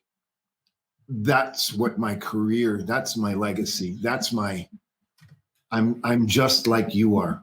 I'm not any different. And when people say you're so important and you've done so many things, I don't understand it because I've never really paid attention to it. I didn't know Matt. I don't understand what's wrong with those two fucking guys. I mean, I think they got a lot of love for you. I mean, Stryker Yeah. definitely does, you know. I mean, the whole Lucha Underground thing was just, people talk about it being a family, but you know, that family had to be created. And having been at so many of the tapings that we were at, I was you the see backbone that. of that show. I was the fucking heartbeat of that show. There's no, you can't argue with me on that one. No, I mean, you see, like everyone who's been on that show, who has been to a taping or has seen it, talks about the crowds being unlike any other place. And the first thing that happens when you get in your seat is Vampiro gets in a ring and hypes everyone up and tells them what's in store. And it goes from there. And without that hot start, you know, I mean, there wouldn't be like the bodily fluid chance, you know, and, and so like, and in those big moments to see that, you know, you throw down the headset and jump around with the fans or to check on a wrestler, on an athlete after something, you know, potentially dangerous that happened. It really created this, you know, it continued that one of us sort of aspect. And You know, it's like, Byron, yeah. If I may, there's a moment that I think encapsulates that perfectly. And it was before Believers Backlash 2. And this was one that no one saw this on TV. But there was one person that can talk to that crowd and tell us to not fuck this up and not fuck it up for everybody, not fuck up the match, do everything the right way, and do everything the way it was supposed to be done. And that was Vampiro. And everyone loved and respected him so much that match went off without a hitch. If you tried that anywhere else with any other crowd, with anyone else telling them what to do, it wouldn't have worked. But you had that whole building doing what they were supposed to do out of respect and love for you. Then that's my legacy. It was never in the ring. And I had been out of wrestling for years. And I was dealing with my mental health sickness and stuff like that. And for me to have the people here and here, and I would come off this, I just knew that that's my home, that's my house. And it would drive the dressing room crazy that no matter what they did, flipping and flying and all the other shit, there was nothing they could do to touch me. I was fucking dominating. And I was just an old dude behind the desk. And why? Because the image that you all talk about and that tough guy and the street guy, and well, that wasn't made in the creative meeting. That was made in that club. That was made in the Lower East Side. That was made in the East End in Montreal. That was made in East End, Los Angeles, West Hollywood. That was made in the streets of Mexico City. Fucking scraping by and fighting the fucking fight my whole life. There is no bullshit here. There was no storyline. There is no character. There is no gimmick. Vampiro is just a name. That persona is the real fucking deal. And I've been walking that walk since I was born. So if I go in the ring and I can say those things and I can make that happen, I never really thought about it, but it's pretty fucking powerful, dude. It's the most powerful. I'll tell you what, when we had Conan on here, he talked about breaking down in the first season about how he couldn't hack it and it wasn't working out for him because he didn't have that juice that you had. It was the time that you actually really did legitimately, without any beef or any bullshit, you got over on him because that place was yours and he knew it. And I think it's part of one of the reasons why he kind of fucked himself over and left. But going back to he said that. Oh yeah, absolutely. He said he came on this show and he had life. You have to send me that. He came on this show. He came on this show and basically said that he was losing it during the first season. It wasn't going the way that he wanted. He was super stressed out, and it was right for him to go away from Lucha Underground, which I think is unfortunate because he had something to offer, but it wasn't working out for him. It wasn't the right time and place for him. How was your dealing with him in that first season? I don't want to touch that one. No, he did say nice things about you too. He said that you guys don't have any beef anymore. Oh, he's my brother, man, and I love him to death. But I don't want to go there. No worries. Yeah. I was just gonna say on the back of what you were saying earlier. Believe me, he's my fucking friend, and I'll fight to death for him. I got nothing bad to say about him. He is a different guy. He marches to the beat of a different drummer, as do I. There's a little bit more to his story, and he does him, and it didn't really go the way that he was anticipating, and but that's if you're going to make a big play, you're either going to get a big result or you're going to get a big knockdown, and I think that he fought a machine that he wasn't ready to fight, and it is what it is. But I don't give a fuck, man. If he called me right now, I'd be there by his side. He's my boy. I mean, look, there was a lot of chefs in the kitchen of Lucha Underground. And if you were going to try to fight a battle, you were fighting against a lot of generals and jefes. I mean, you had so many different entities, whether it be the AAA and Dorian or the Lucha Libre FMV or El Rey or Burnett's people over at MGM or just even other people in the production. That's a beast. But there's only one that you still talk about. And who's that? The guy getting you ratings right now, bro. Hell yeah. So I do want to talk about that first season a little bit because I feel like it was an experiment. It was a bit of a new thing for everybody. And it's part of the reason why we all got on board was not because we knew it was going to succeed or we had all this faith in the product, but it was like, holy shit, Robert Rodriguez and Mark Burnett, Byron and I both work in reality TV and, we're all huge fans of Rodriguez. It was like, holy shit, these two guys are making a wrestling show with Lucha Libre. How is that possible? I mean, it's like, how did you get involved with this? Oh, tell me. Did you see them in the stands cheering? Not once. Did you Never. See them? Yeah, absolutely. So I don't give a fuck what initials you put in front of that show. That show was made by the talent from Mexico and the indie talent who had love for the business and the fans. No, fuck Robert Rodriguez and Mark Barnett. I love those two guys. And Robert's my boss. You'll probably fire me now. I don't really care. But I cannot give credit to those two because they didn't do it. You did it. We did it. That's fucking it. That's true. I mean, they were on the marquee, but that wasn't really the appeal of Lucha Underground. No, they weren't. No, they were not in the marquee. I came out. Did you hear me mention them once? No. I mentioned you. I mentioned the wrestlers. I mentioned you, your energy, your power, your passion. Yeah. I'm sorry. Everybody else can. I love those two guys, and I respect the shit out of them. They're both billionaires, and I'm almost homeless. But that's not always the important thing. The money isn't always the important thing. No, it's not. But that show was made by the fans. No one else.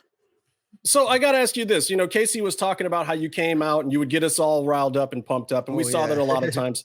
There were days where you did it where I would see you before the show or you and Stryker would be out, or agenting somebody or doing something else. And you were barely walking, man. Like you looked like you were in pain, and we would even be worried about it. But then the lights would go on and it'd be time to start the show, and you would jump up out of that fucking chair and get that whole room screaming lucha, lucha. And then it got to the point where you did something I did not expect. You decided to take on this thing of being the maestro and you got back in that fucking ring for that crazy Ultimo Lucha 1 Cero Miedo match.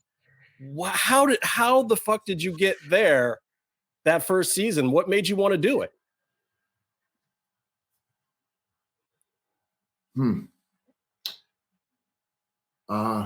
Well, the story is they were going to fire Pentagon because it wasn't working, and because he didn't understand how to do this in the United States, and he was doing things, and he looked bad. He didn't look like a polished pro, and they asked me. They said, one of my roles in Lucha Underground, I was an agent. I had the most difficult people to work with. If you're a fan of Lucha Underground and you saw the most aggressive matches, those were my matches, obviously. And I said, give him to me. I'll fix him. And after a couple of weeks, it started to turn around, and he was getting over, and he was listening to me, and he was getting out of his bad habits. But then they said, okay, what do we do? And I said, he needs to beat somebody famous. He needs to beat an established person so that he can do this. He can go up here. Nobody wanted to work with him. Nobody wanted to put him over. Nobody wanted to do anything. So I said, I'll do it. And they were like, you're crippled. You can't even fucking walk, and you're doing 20 jobs on the show. And I said, yeah, so who else? And I said, I guarantee you, don't tell anybody. And we came up with the whole angle. He didn't even know it was me until the very end. He didn't know what was happening until the end of the show, before we went in the ring. He knew that something was going on, but we didn't tell anybody that it was me. Nobody knew. Nobody had a fucking clue. Nobody knew the finish. Even in the TV room, me and Krista Joseph, we knew. I think I told Stryker, and he was like, "Get the fuck out of here." And I said, "I'm telling you, this is what's going down right now." And it was supposed to be a 6-minute match, and I think I did like 33 minutes or something. And if you break TV, you know that nobody talked to me after that. But I was like, you guys are not wrestling people, and this is my moment. And in order for the fans to believe him, if he beats me in 6 minutes, they're not going to believe it. He has to go to fucking war, and he has to almost die, and so do I. And that is the only way that this is going to work. I said to myself, I can't walk. My mental health, the Alzheimer's thing, and my chronic arthritis, and the broken back, and everything. And I was like, you know what? If I die here in this ring, then so be it. Because I'll die with my family. And I just knew that I was going to do something for that kid that somebody had done for me. And I just thought it was the greatest thank you I could ever give to pro wrestling, was to make somebody famous, to make a living at this. And I thought there's only one way to go, and that's you. I told him, if you don't hit me with everything that you got, I'm going to fucking kill you. So it's up to you. So you better get it in, because when it's my turn, it's coming, and it's coming fucking hard. And he was like, "Are you serious?" And I smacked him in the fucking face, and I said, "You better bring it, brother, because this is your night." And when I called him at the end to break my arm and all that stuff, he didn't know that I was going to say I'm the master. Nobody knew. And you can see that. And I was thankful and blessed. I was thankful to God that I had the opportunity to do it my way. It blew our fucking minds. Yeah. So me, Byron, and Justin were there live. We were the assholes with the Pentagon signs at ringside. That was us. But we fucking loved that match. And we're just like, these guys are killing each other. This is amazing. Two of our favorite wrestlers are fighting against each other right now. And we got to see the full version of the match, which I wish was out there somewhere for everyone. Because everyone keeps asking us about it. Like, what was different? What was it like? There's so much more. Was shaking when I was going down the stairs. You could feel the building moving. It was, that was it, man. That's what Vampiro is all about. If you feel the building go like this, then I'm on. Yeah, through the 4 seasons, through all the Ultimo Luchas, how was the biggest pop of the whole thing? Biggest, I think, right? Your program with Pentagon stands out, you know, still season 1 of a show that was a while ago. It's still vivid memories. That was our favorite. We were huge Pentagon fans, and we came in there huge fans of Vampiro. So like, we were stoked to see you there. We were super excited to see that you were about to race fists with someone. Everything, every note that you and Pentagon hit in that story was just amazing. And that match is probably, speaking only for myself, my favorite match I've ever seen live. Oh, absolutely, mine as well. And you know, me and Byron, we've been friends since high school. You know, we're like 40-year-old men now, but we've been friends. I still got a week. He's 39. But yeah, you know, you were one of those guys we always talked about in high school. I remember complaining to Casey back in the day, and I don't know how accurate this is because it's something from a dirt sheet from like the late 90s, but I remember probably not accurate. Yeah, you came in with the nail in the coffin finish, and then you started doing a roll up on Saturday night shows. And I read that was because Hoovy didn't want you to use the Michinoku driver. Oh, I remember us talking and about that. I was so mad because I'm like, he still has the 450. Why does he have to have every move? Dude, I remember. I remember. Do you remember the music though, Byron? The music was always awesome. That's what got me to shit my pants. Is I'm like, wait, did I just hear the fucking Misfits Abominable Dr. Fibes for this entrance music? It's dope, but like the whole thing that you came out and you looked like one of us, but also the early break-in period at WCW when they didn't get you. That's something that we all have felt and encountered, and that also helped just kind of create that bond between us and you until they had no choice but to put you on their main stage. It was awesome. Yeah. So yeah, Casey and I were friends back then too. So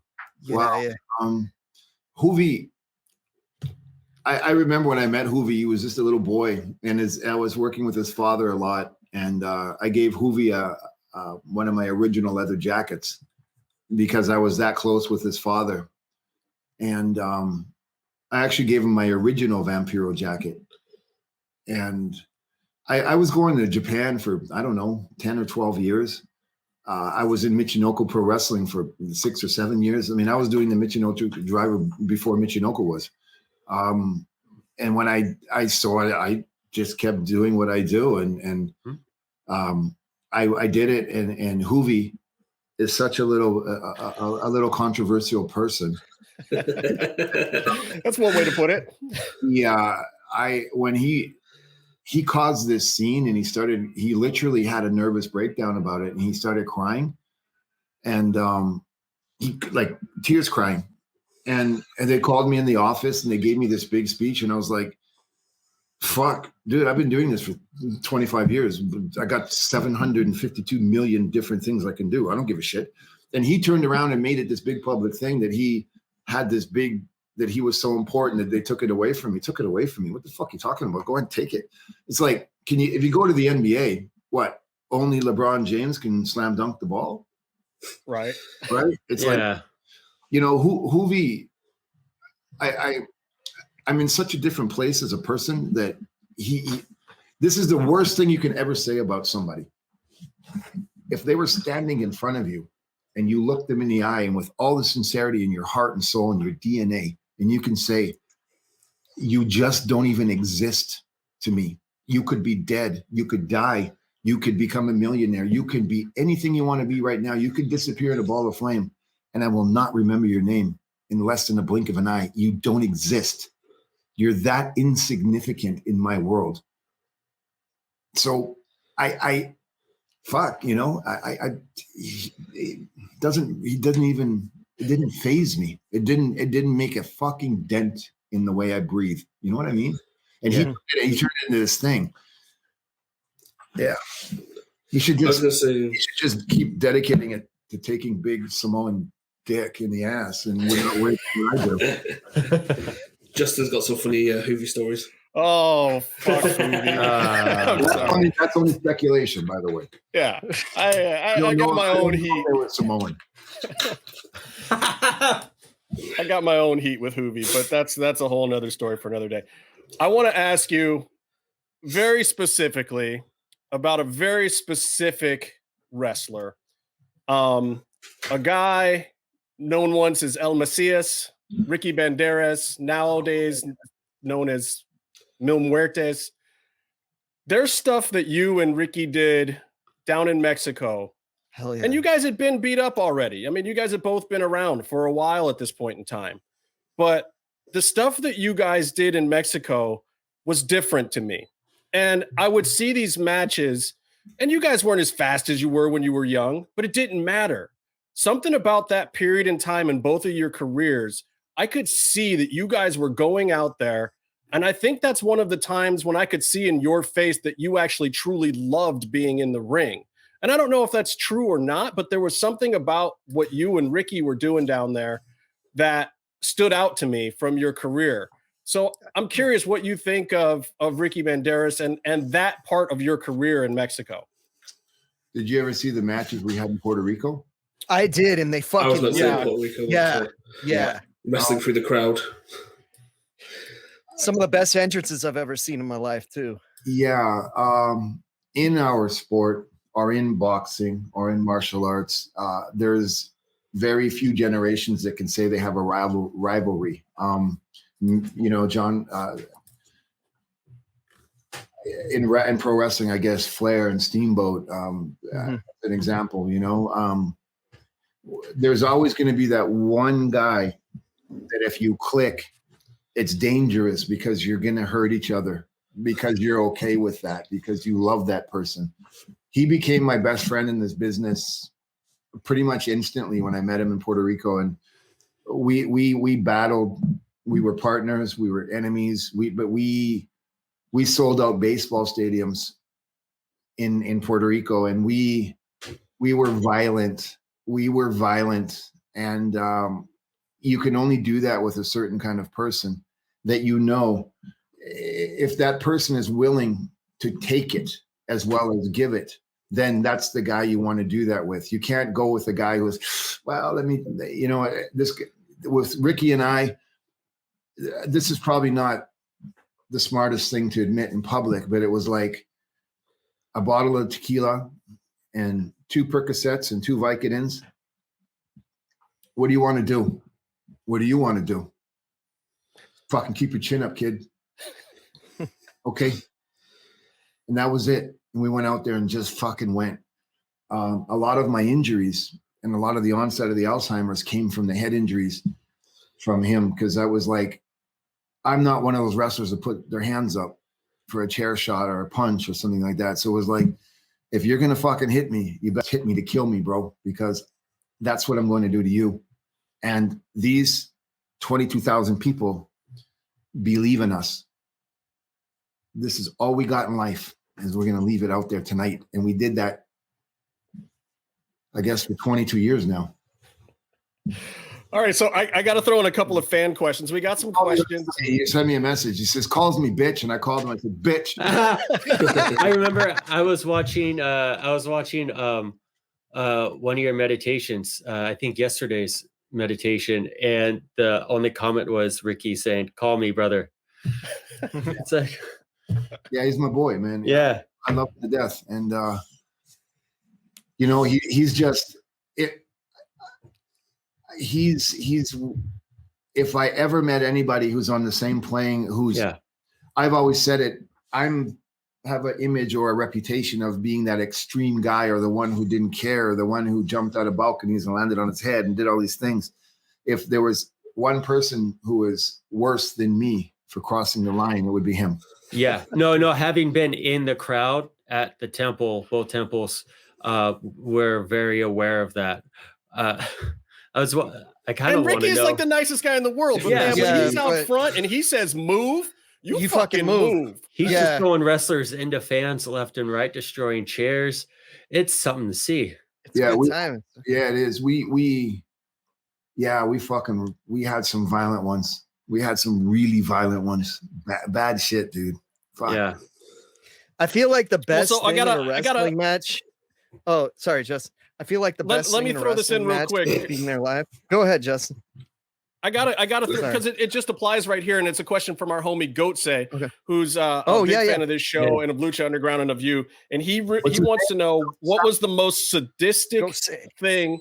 Goatse, what was the most sadistic thing that ever happened to you in wrestling? I put myself through it for 40 years. That's fair. Yeah. Next year, if I wrestle, if I put my foot in a ring as Vampiro next year, 2022, I can officially say I've wrestled in 5 different decades. Well, so this brings me to a very specific wrestler that I want to ask you about, because I was watching Nail in the Coffin, and there's a little bit of him in this. And to me, this guy seems like he is a little bit of that throwback, and that he's paying some respect to what's been there before, didn't want to go to the top too fast because he wanted to pay some dues, and also has a legit mean streak, and maybe he's a legit tough guy. Maybe it's all a work. I don't know. But what are your thoughts on Kevin Cross now carrying crossover in WWE?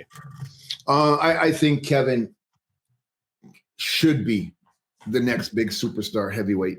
There's no doubt about it. He's educated. He's legit in his work. He's mature. He's very, very on point, and he's talented. The only thing that he needs is more experience in front of live crowds, like to get it crisper. But as far as the mentality and the personality, I sincerely think he should be the next Triple H type person. Like at that level, he should be that guy. There's no doubt about it. He really should. He just needs to tighten it up a little bit in the ring. Well, speaking of which, in that documentary, I mean, he drops you with one of those doomsday Japanese Saito slams right on your head. What was that moment like for you? There's a young guy that you're trying to get over, but that part of that movie really got me, man. Seeing 2 guys that I really like, and then seeing you not walk away from it being okay. I told him, because I was really, really sick. I just had a stroke. The arthritis is so bad. I was dying. I was literally dying, and I said, Kevin, you have to do this, or you're not going to get over. He says, I can't. You're my friend. I don't want to hurt you. I said, I'm going to fight you if you don't do it, and I'm not fucking kidding. I don't give a shit about your martial arts background. Fuck you, you big pussy. And I said to him, I wouldn't put my life on the line if it wasn't for the right reason. And you are being eaten alive down here by all these jealous people. I won't do this for anybody else. And he said, what do you want me to do? And I said, give me your suplex and put me on my head. And he was like, what is wrong with you? And I said, you one day you'll understand when you're in my shoes. And I thought to myself, there's no other way I can do these things. I have to go 100 miles an hour and hit the wall, or there's no point. I mean, I just spent my whole life doing this. I got legions of people who meet me every day and tell me how much I mean to them, and I don't even know why.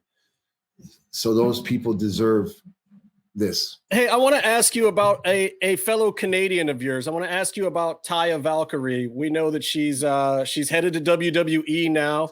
But there was this moment in AAA with the whole dropping the belt and Mundo bringing the belt to you thing. Like, clear it up for us. What the hell happened with Taya leaving AAA that time? What was the deal? What's the real story, man? Yeah, it's not good. It turned out bad. The only thing I want to say about it, because I've apologized to her since, I'm not sure what she says about it. I got no clue. I don't really, it doesn't mean anything to me. But God bless her. God bless Johnny. I love them both. Best of luck to her. I was made a scapegoat, but I was also the person in charge, and I'll take all the blame for it. Marty the Moth going from comedy fodder season 1 to one of the last champs in season 4. We've talked to him about his ascension and about how he went to you and you helped consult him as far as career decisions and paths and going from one to the other. I wanted to get your side of that story. your perspective on his Lucha Underground career. When somebody comes to me and they're sincerely authentic and they say, "Can you help me?" and I see it in their eyes and I have a conversation with them and I got a vibe from them, I will put my life on the line for that person. And I just saw, I stood back and I watched what they were trying to do with him. And I was like, let me have him, give him to me. And I sat him down and I said, "What do you want to do?" And I said, "Because this is what you're going to do." And I said, you have to become the cable guy. Oh, yeah. That's go and watch the cable guy and then go and watch this serial killer and come up with something. That's who you are from now on out. And he looked at me like, "What do you?" I said, "Don't ask me. I expect to see this next week." And he came back and his life changed and his stock in the company changed and his career changed. And it goes back to, if you only support somebody who has faith and believes in themselves, they can do miracles. I only supported him with ideas and belief, and I showed him I had faith in him. He did the rest. And he, to me, the character that he became, it was very scary. It was very scary because it was believable. And I just said, don't change it. You're the cable guy and you're this serial killer. Put them together and that's who you are. And it worked. Yeah. Yeah. I have a piece of a history. I bought Pentagon's mask from that match. So I actually have a little bit of Pentagon's, a little bit of Marty's blood with me in a bag at all times.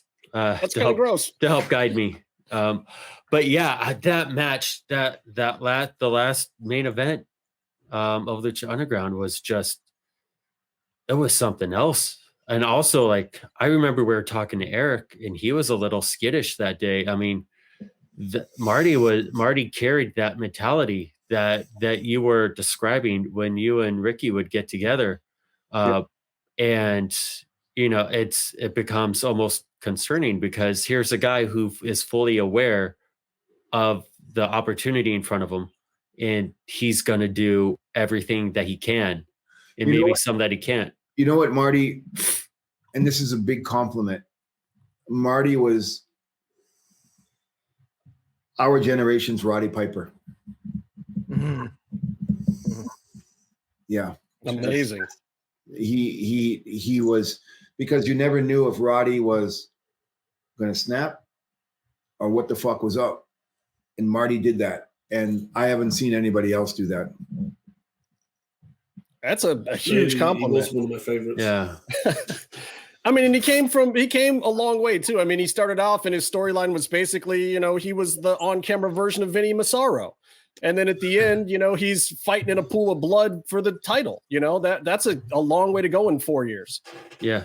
Yeah, it is. It is. And very proud to have been a part of that. Yeah, it was incredible. It was amazing. It was amazing. So I have to ask you this. There's a lot of controversy about season 4 of Lucha Underground and the so-called whitening of Lucha Underground. What's your opinion? What's your take on it? Was there enough Lucha Libre? Was there enough respect to Mexican talent in the final season? Or did it go too far in the other direction of wrestling in that 4th and final season of Lucha Underground? I know exactly what happened, and I know absolutely nothing.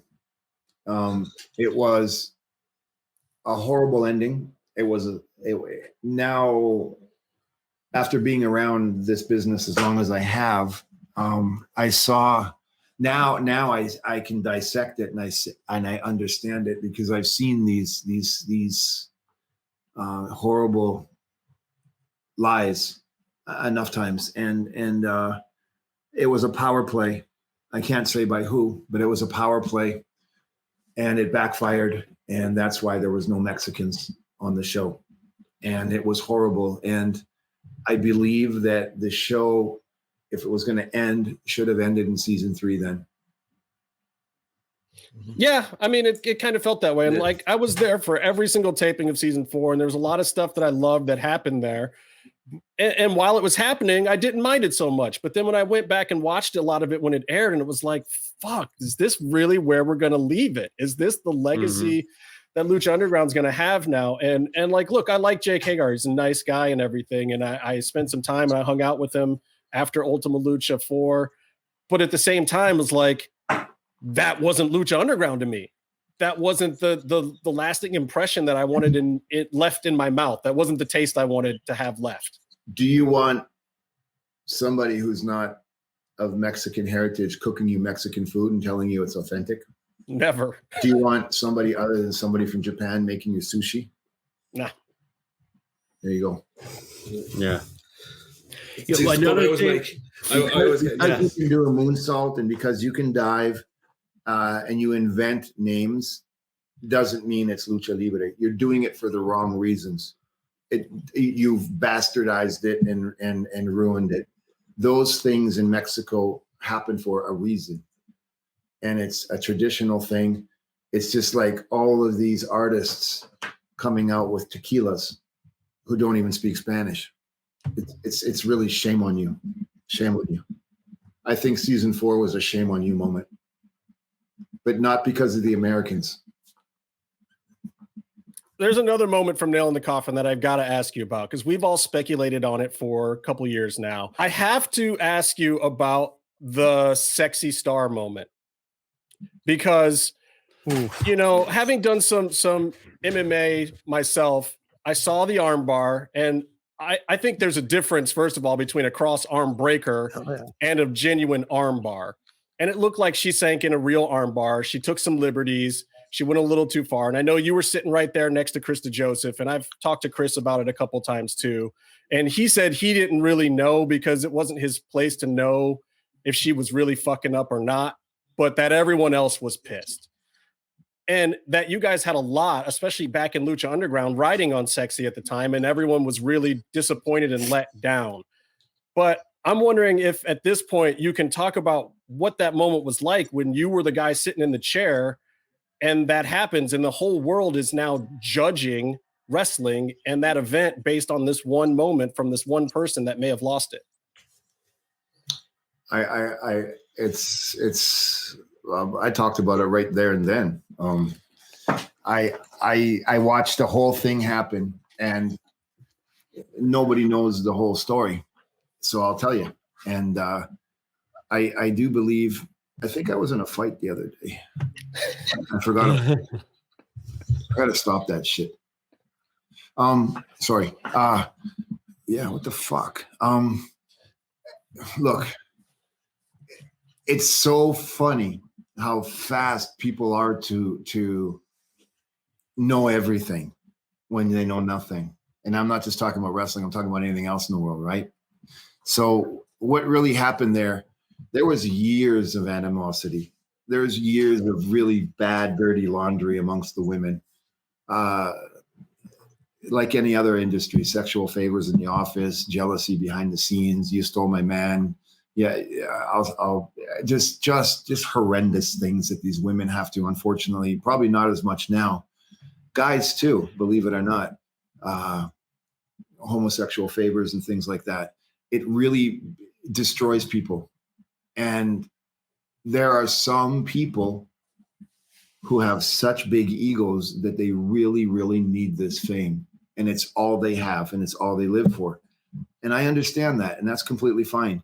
What happened there was a lot of heat with the women, not Rosemary, with the Mexican girls, because they've been battling for years. Some of them had famous fathers. Some of them had Japanese mentality. Some of them, all of them hated each other. And they all hated Sexy Star because she, I don't know, I didn't see it, but she wasn't very good with people. And they watch the match and pay attention. They beat her up. And every time she tried to get out of things, they held her in place. And you can see her trying to get out. There's one moment where Ayako Hamada has her by the hair and Sexy's trying to break it to go to another sequence. And Hamada just, no. And they keep hitting Sexy. So Sexy has an ego and an attitude. And her husband is a world champion boxer. he was in the front row. So all these things added to the fuel to the fire that's been building up for years and years and years and years. So watch right before it happens. Sexy Star gets a little bit of a comeback, and she puts it into everybody. Punches, hits, whatever it is. And I sincerely think that it could have been anybody that was there. Sexy Star did do a cheap shot, and it might have been because of the heat of the moment. But I'm a pro fighter. I'm a street guy. I'm in the Guardian Angels. I'm a Krav Maga black belt. I'm a Taekwondo black belt. I'm a Judo black belt. I've been in a lot of fights. When you're in that moment, you either do it or you do not do it. It is by choice. And that was not an accident. I saw what she did. And at the last second, that little hip pump, that's all you, that's what you need to pop an elbow. And she knew exactly what she was doing, but she did it for the wrong reasons. She did it because she was not in control of her temper, and it escalated. So that's exactly what happened.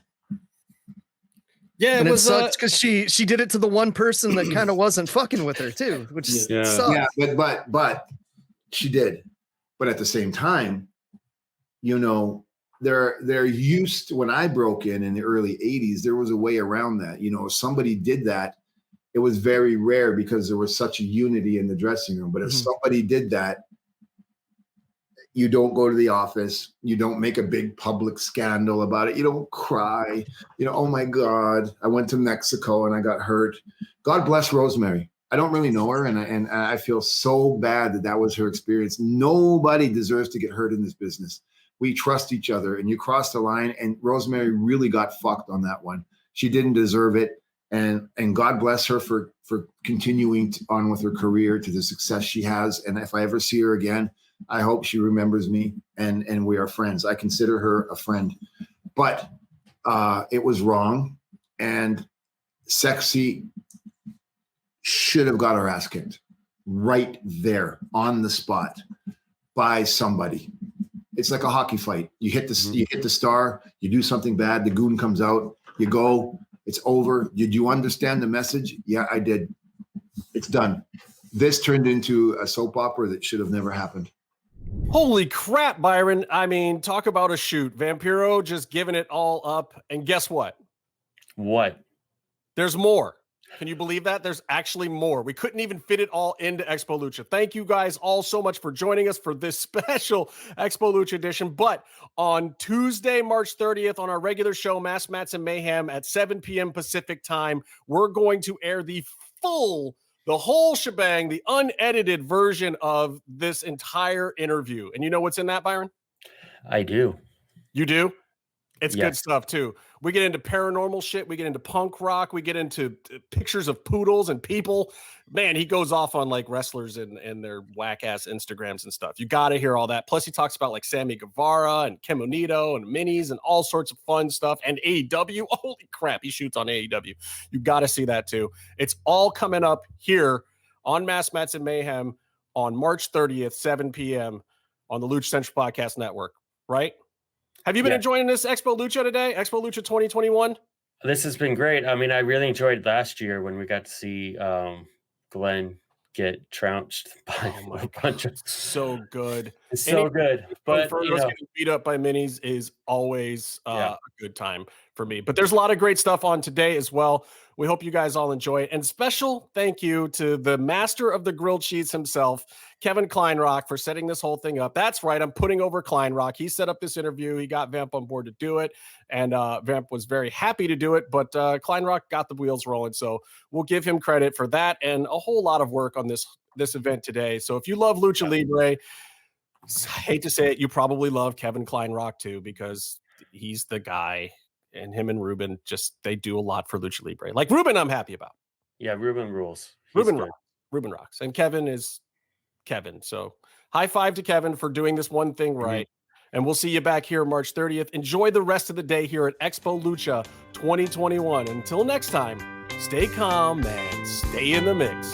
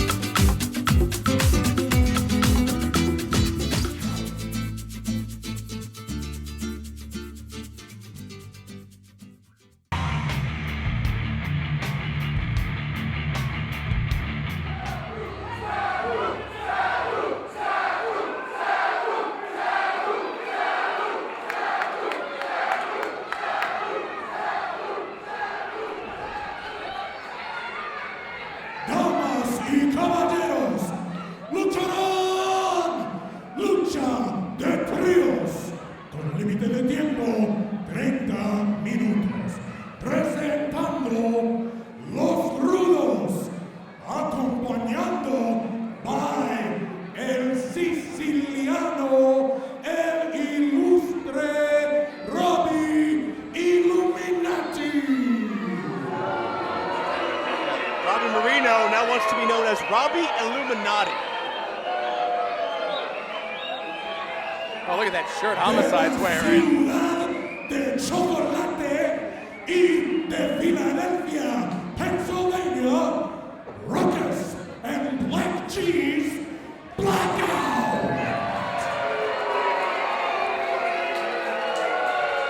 Two men who made a name for themselves in this building as well. Y de Brooklyn, Nueva York.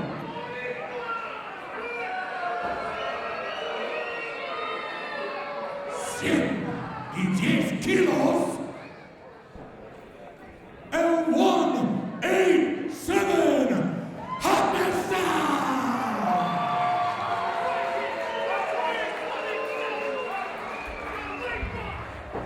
Ladies and gentlemen, your attention please.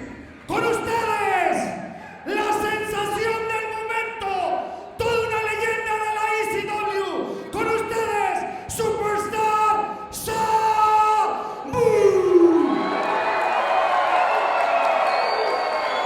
Con ustedes, el más joven de la familia de Tijuana. Con ustedes, la bestia 666.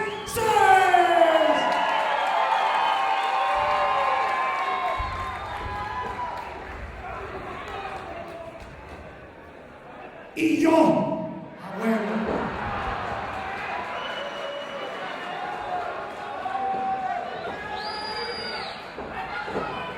Damien handling the ring. Oh.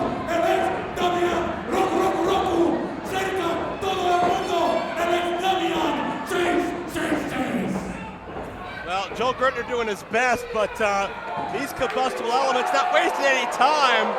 Ruckus head over heels. It's Homicide and Damien. And it's not like there's any personal issue between these six men. It's Oh, just hello. these are six men who are wild and crazy. I think it just got personal. Ruckus takes a chair courtesy of Sabu. In the ring, it's Bestia 666 with Black G's. Bestia, of course, the son of Damien. And Black G's trying to control Bestia center of the ring. Bestia, only about a 5-year pro, quickly gaining reputation. Coast to coast. Here in the United States, in addition to a success in Mexico, as Black Cheese takes it down in Ruckus. Look out. Tough night for the timers table. Sabu. Timekeeper taking a tumble there, trying to get out of the way. Black G's now in there with Bestia. A dream match of these, between these two. Bestia, the future of Lucha Libre, some would say. And certainly I would agree. Hurricane amount of takeover. I've had the fortune of seeing Bestia live a couple of times in the past. He has never disappointed. And now you see 4 of the other 6 men still brawling on the outside. As Bestia called the El Hijo del Demonio, for the son of the devil, and that speaks volumes. Absolutely does. Wow, on point with that super kick. Nicely done with the standing moonsault cover. Amazing offense, that 1-2 punch. And Bestia, only in his mid-20s, only about 24 years old, I do believe. His father, Damien 666, 29-year pro. He's wrestled 5 years longer than his son's been alive. Damien, a legend. He's been in this building before. He's been in America many a time. ECW original, former WCW cruiserweight. Damien competed in Japan in the 1990s when it was really a golden age of junior heavyweights over there. Oh, certainly. Eddie Guerrero was Black Tiger, Wild Pegasus, Jushin Liger, so many entering their prime as junior heavyweights, and Damien was right there competing with all of them.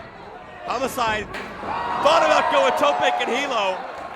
You know how we mentioned before, sometimes the rules are a little lax in these matches? Yeah, Sabu just leveled him with a chair. Well, I think that's pretty much anywhere Sabu goes, no matter what country it is. Sabu with the whip into the buckle, followed up with the clothesline now. It gives you chills. Sabu with a leg drop for 2. It gives you chills to hear the reaction of Sabu in this building with its rich history.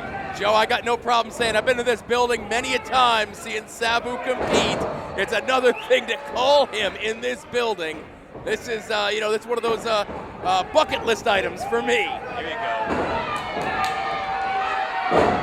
Ruckus with a standing moonsault of his own gets a count of 2. And Ruckus, no slouch himself, wrestling almost about 15, 16 years himself. And you hear this crowd and you can get butterflies in your stomach looking across the ring and seeing Sabu staring across from you. And Ruckus, the consummate professional, absolutely not, was taking it to Sabu just moments ago. Sabu with the Hurricane Rana exits the ring, allowing, is Damien gonna enter? Damien looking to pick his spot, perhaps. I think Sabu's looking to pick his spot. Sabu's not done yet. Sabu, I believe, just moved the timers table. And now Sabu's a second on the outside. Arabian facebuster attempt. Nobody home. Ruckus down for the cover for 2. Again, I do not envy the referee trying to keep order in this contest. I'll tell you that much, Joe. I'm glad being a safe distance away from these 6 men. Absolutely. But the advantage as far as tag team cohesion certainly goes to Blackout. Black G's and Ruckus, and certainly, you gotta believe they've looked to Homicide as a mentor. Homicide, this is a 2 count, Damien gets involved. Homicide, probably the most respected professional wrestler in the Brooklyn area, if not far beyond that area. And Black G's getting upset with Damien. And Damien quick to bail out his partner Sabu, and they're getting into it. Damien and Sabu have actually teamed before. Damien actually formed a trio with Sabu and Sabu's uncle, the original Sheik, in 1993 in the FMW promotion in Japan. Was the name of their trio Scare the Hell Out of Everyone? Damien and Sabu actually participated as a team in a barbed wire tag team tournament in January 1994 in FMW Japan. And now Damien taking it to Black G's, sporting a very interesting hairstyle as Black G's. I wonder if I could pull that off. Well, you're welcome to try. And again, you can see the slightly off-camera assist from Sabu. You see that chair heading midair into your face. There's really only one main culprit to blame. Homicide in, and imagine being the official and having to somehow get control of these 6 intimidating individuals. How long would it take you to throw up your hands and just say, that's it, I can't do it anymore? Just let them fight it out. I don't think they even care about a pin. They just care about fighting. I think I'd have quit during the opening instructions. Homicide in with the big clothesline. Here comes G's. Double knee. Razzle dazzle into the corner. Took the words right out of my mouth. And a cover, 2 and no. I wonder if the Lucha audiences have ever seen anything like that George Jefferson walk. And there you see breaking the plane to the bottom rope. Good as a hand-to-hand tag. And Bestia 666 now in as the legal man for his team, but walked right in the waiting hands of Black G's. And you know, the thing with Homicide, Black G's, and Ruckus is you can look at them at face value and just take them as brawlers and thugs, but all 3 are deceptively versatile. Oh, absolutely. They can fly, they can mat wrestle, they can get hardcore. They are certainly very, very technically sound. And if somebody like Damien Benz, Sabu, or any of their opponents underestimate that, they'll get caught off guard. They're going to see Homicide, the Guerrero tribute, 3 amigos with the suplexes. And there you see Bestia rolling to the outside. Sabu now the legal man in there. Homicide taking it to Sabu. And Sabu, Sabu has that shoulder medically taped. We haven't mentioned that yet, but Homicide, I think, just isolated right in on it. You know, was there ever a time in Sabu's life where he wasn't wrapped up in something, just came off some sort of, hellacious beating? Probably his first match. There you go. Oh, hello. Sends Homicide head first into that chair. I think Homicide just forgot his first match. Now Sabu. Springboard with a leg drop. And now, quite obviously, this table has been inserted in the ring as a potential offensive weapon. Black G's trying to neutralize that threat as quickly as possible. Picking up that chair, not letting it be used by Sabu. This time pitches it right at his head. Bestia now legal in this contest. Is he legal? Sabu had not exited the ring. He wasn't conscious to. Now it's Black G's and Bestia. We have 4 men in the ring right now. Damien and Sabu negotiating that table while Black G's punishes Bestia. Some sort of sinister plans in mind. Yeah, if I'm G's, I got to keep my eyes peeled here. While Bestia very dangerous in his own right, you've got 2 of the wild and craziest guys in all professional wrestling setting a chair up, or a table rather, my apologies. Oh, hello! That could do it, no. Bestia's beaten some of the best and brightest Lucha Libre with that very maneuver we just saw. I believe that was La Venegueza. Don't quote me on that one, but that's a specialty of Bestia 666. Ruckus, however, turns things around, goes for the cover, but Sabu, the veteran, keeping a close eye on things.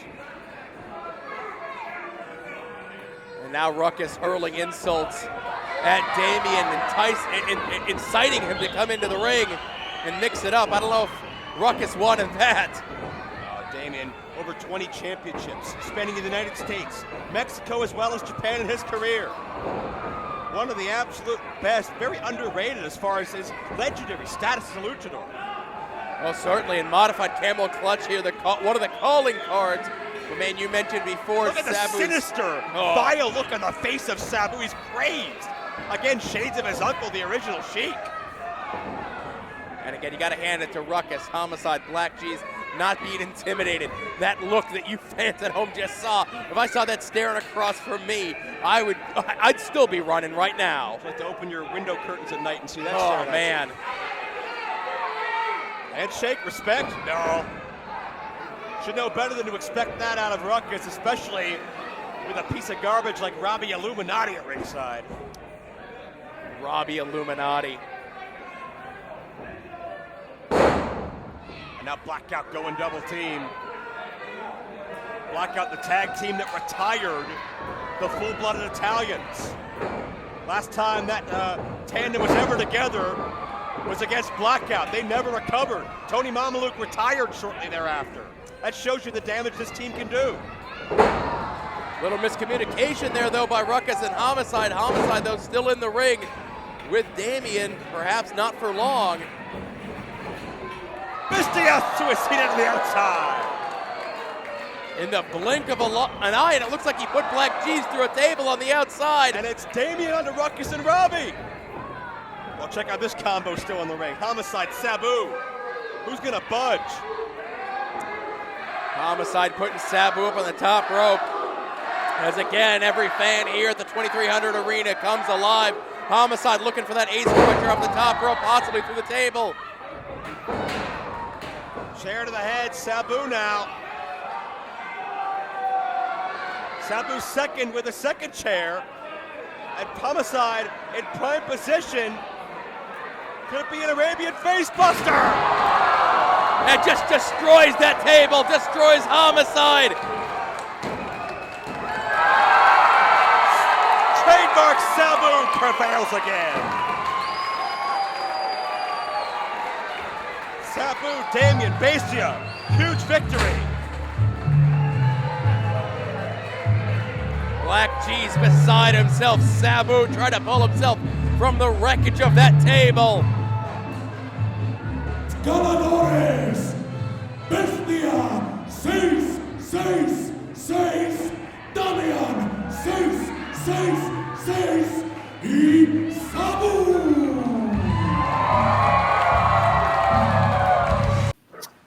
Hey everyone, this is Kevin Kleinrock from Master Public, and I am very excited to have with me right now, I would say, probably the two people most responsible for wrestling pop culture T-shirt in 2020 and in the last number of years. If you have bought a shirt that's not a WWE shirt, then it's probably come through one of these two people's hands, if not both of their hands.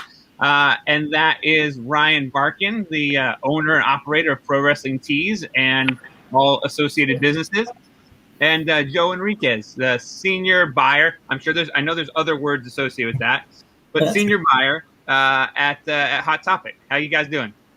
Good. All right. So I want to start off before Master Public, even got involved in this new era of getting non-WWE shirts into retail and having these opportunities.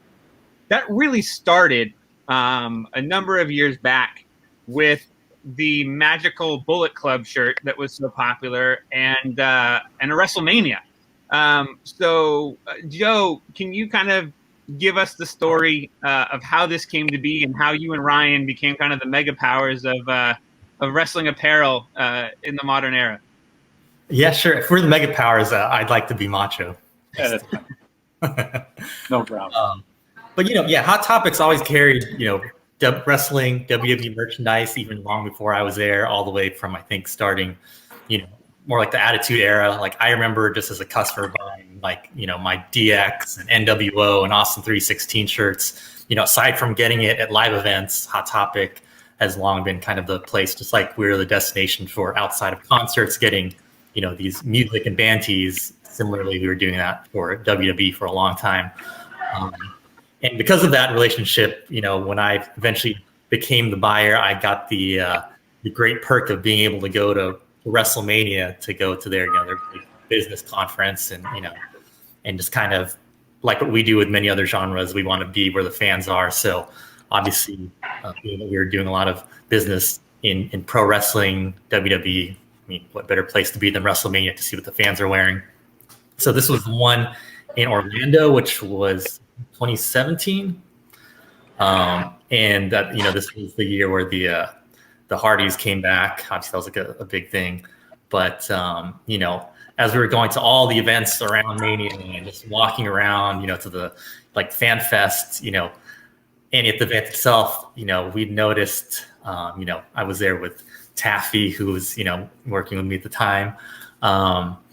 We noticed that there were more Bullet Club shirts than there were any WWE shirts, even John Cena shirts. And I think famously the stories have been told that, afterwards, we asked WWE if we could order Bullet Club shirts, which I'm not sure where, where that came from or how that kind of got lost in translation. But, Taffy and myself had been already following ROH and trying to go to PWG. So we were aware of the Bucks and Bullet Club and everything that was going on. We just didn't know that it had kind of already gotten almost as big as WWE itself, or the WWE fans had really embraced it. So being that I'd been a long-time listener of Colt Cabana's podcast, I'd always hear the pro wrestling tees, commercials. I had ordered some shirts from there myself. I'd ordered a Kenny Omega shirt and the Bullet Club logo shirt.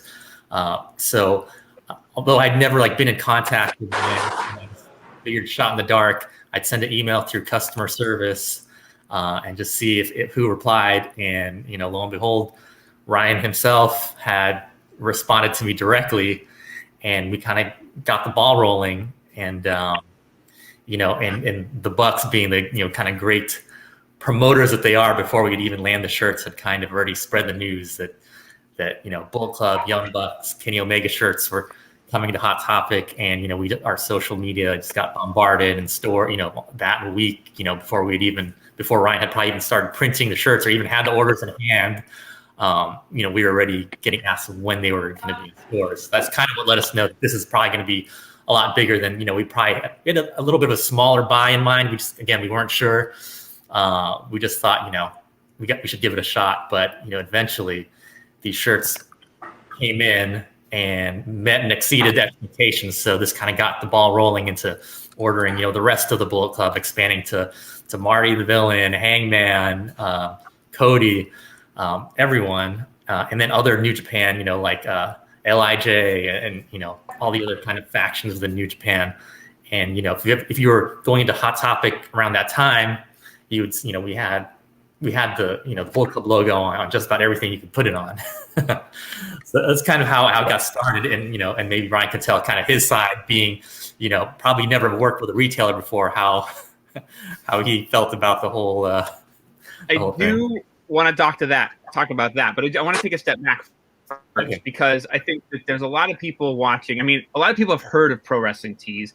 Most people watching this, but some people might not have. But I think that even people that have heard of pro wrestling tees don't really understand exactly what it is and exactly how it changed the business. And I've gone on record many times saying that I think that pro wrestling tees was probably the #1 most important innovation in merchandising that has helped the wrestlers directly more than anything else, because there's never been an opportunity outside of I'm a WWE superstar, really, and I'm getting my royalties off of merch sales, and then maybe you're selling enough T-shirts. But for someone, even a top independent wrestler, up until Pro Wrestling Tees came along, they were only selling mostly face-to-face at events. So then they could only do so many events in a weekend. And maybe you had mail order. As you mentioned, Colt Cabana was probably the first really to get into the mail order business. And he had DVDs and shirts and bandanas and a P.O. box that, he was going to every few days and getting all these orders. But so Ryan, give the people watching a little bit of the background of how Pro Wrestling Tees actually came to be, and now how all these years later I don't remember the exact number off the top of my head, but I'm pretty sure we're getting close to $10 million or so paid in royalties to all the wrestlers over time. Yeah. Basically, Colt Cabana. Can you guys hear me okay? Yep, great. My 7 minutes without talking. It was great.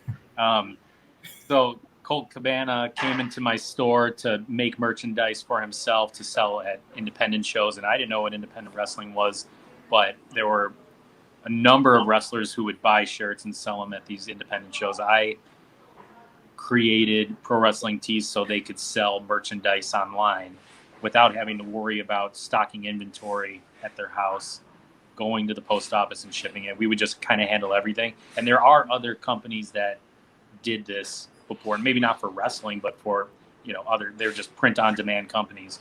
And it wasn't something I ever wanted to get into because I didn't really want to get into the fulfillment business. But at the time, we only worked with 10 different wrestlers. So I was like, this is going to be small scale, right? So we're not going to sell that many shirts. It's not going to be that crazy. So we set up the site and had, Kevin Steen and Colt Cabana and like Christopher Daniels.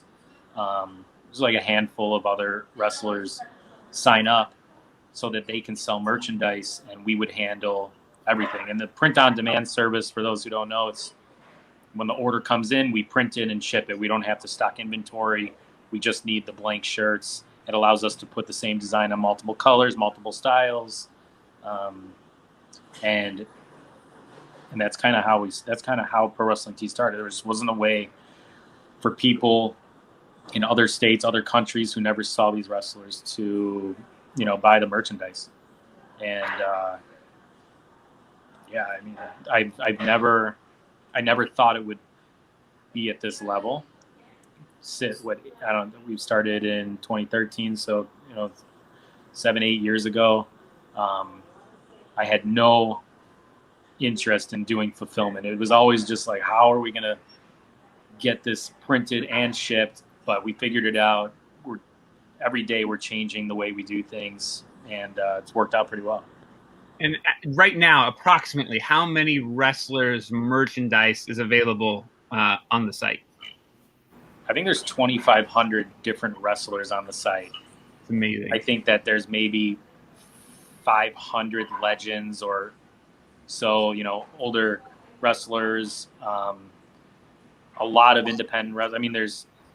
I think there's 3,000 plus stores between all the podcasts and we do news websites, and there's wrestling social media influencers, and we let everyone on the site, and it was just a big marketplace of networking of everyone in the wrestling industry, and it's just everyone's promoting each other. And I always had this vision of it being like a shopping mall where you've got these big stores like New Japan and Ring of Honor and as these like big department stores, but then you got all these little, you know, stores for all these wrestlers, and you can get everything in the same spot. And I've always wanted to be in a retail store, but I never knew how to do it. I was always like, oh, we can get in Walmart.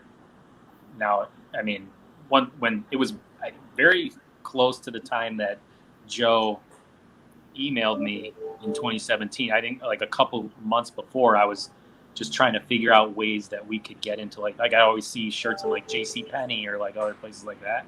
And then when Joe emailed me, I'm like, well, this is exactly like what I wanted to do. I didn't expect it to reach the heights and that it did, and like become the #1 selling T-shirt of 2017 in Hot Topic, but it did. So yeah, crazy.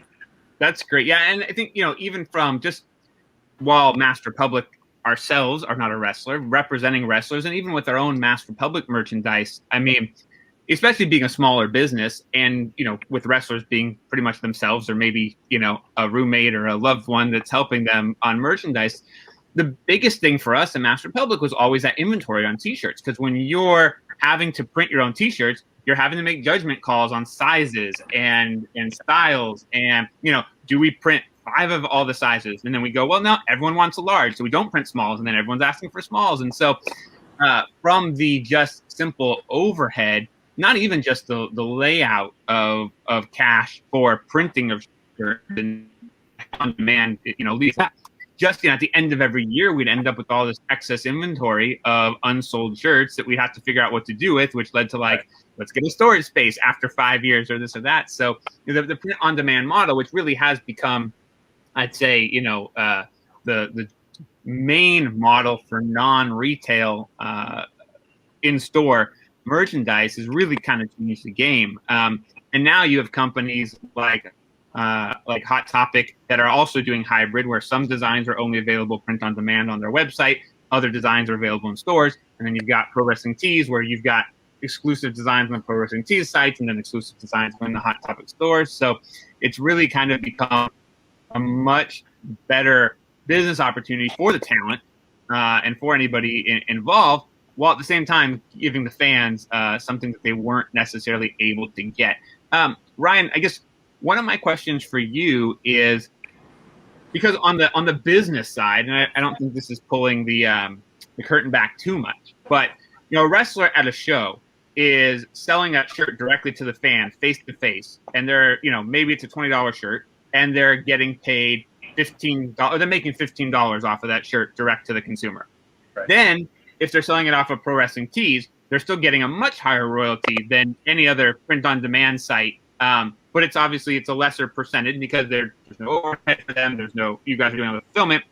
Right. But then that same wrestler, they get their shirt in Hot Topic, and while it is a huge pop culture value to be in Hot Topic, the percentage or the revenue that they're making from having that shirt sold in the store, by the time everybody has their cut, it's much less. And I know that from our side, sometimes it's hard for some of the wrestlers or talent to really understand and kind of get on board with. So as you were building this model, was it mostly, and I'm not asking like to name names, but was it mostly everybody was super excited and on board because they were going to get to be in Hot Topic? Were there some talents that kind of you had to explain the model to a little bit more, you know, in detail? How was that kind of business growth for you? The Hot Topic, I think just being in Hot Topic was like huge for, you know, Young Bucks and Kenny and Cody or whoever. You know, the first order was never. I don't think it was a huge order. It was bigger than it was for a screen printer, or, you know, I think maybe it was 2,500 shirts or so. I mean, that's a big order, but the money obviously wasn't amazing or anything. But then after the first week, when everything sold out, and then they reordered, I don't know the number, but it was insane. Like the total amount of Bullet Club shirts. I mean, the money adds up. So like the percentages are low, but the quantities are high. So eventually you're making a good amount of money, you know, on these huge orders, regardless of the percentage that they're getting. Yeah, and that's a retail game. Obviously, sell low, but sell a lot. Yeah. So before we kind of get into Mass Republic being able to get into Hot Topic, thanks to the success of all the other non-WWE merchandise in there, how does it kind of work these days when there's something that might be a good fit for Hot Topic? I mean, so I guess let's take a side step.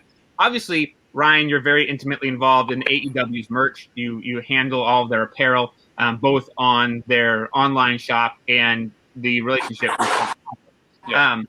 So leaving AEW aside for just a moment, there are still other non-AEW talents whose shirts end up in Hot Topic. How does that work these days? Ryan, are you pitching to Joe? Is Joe identifying talents that he thinks are going to work in the store? How does that work? Yeah, Joe he asks what the top sellers are. If there's, I don't know, like a Jay White shirt, or I don't know, anyone like Matt Cardona, Brian Myers, like if someone's in the top sellers, there's a pretty good chance that they could sell a good amount.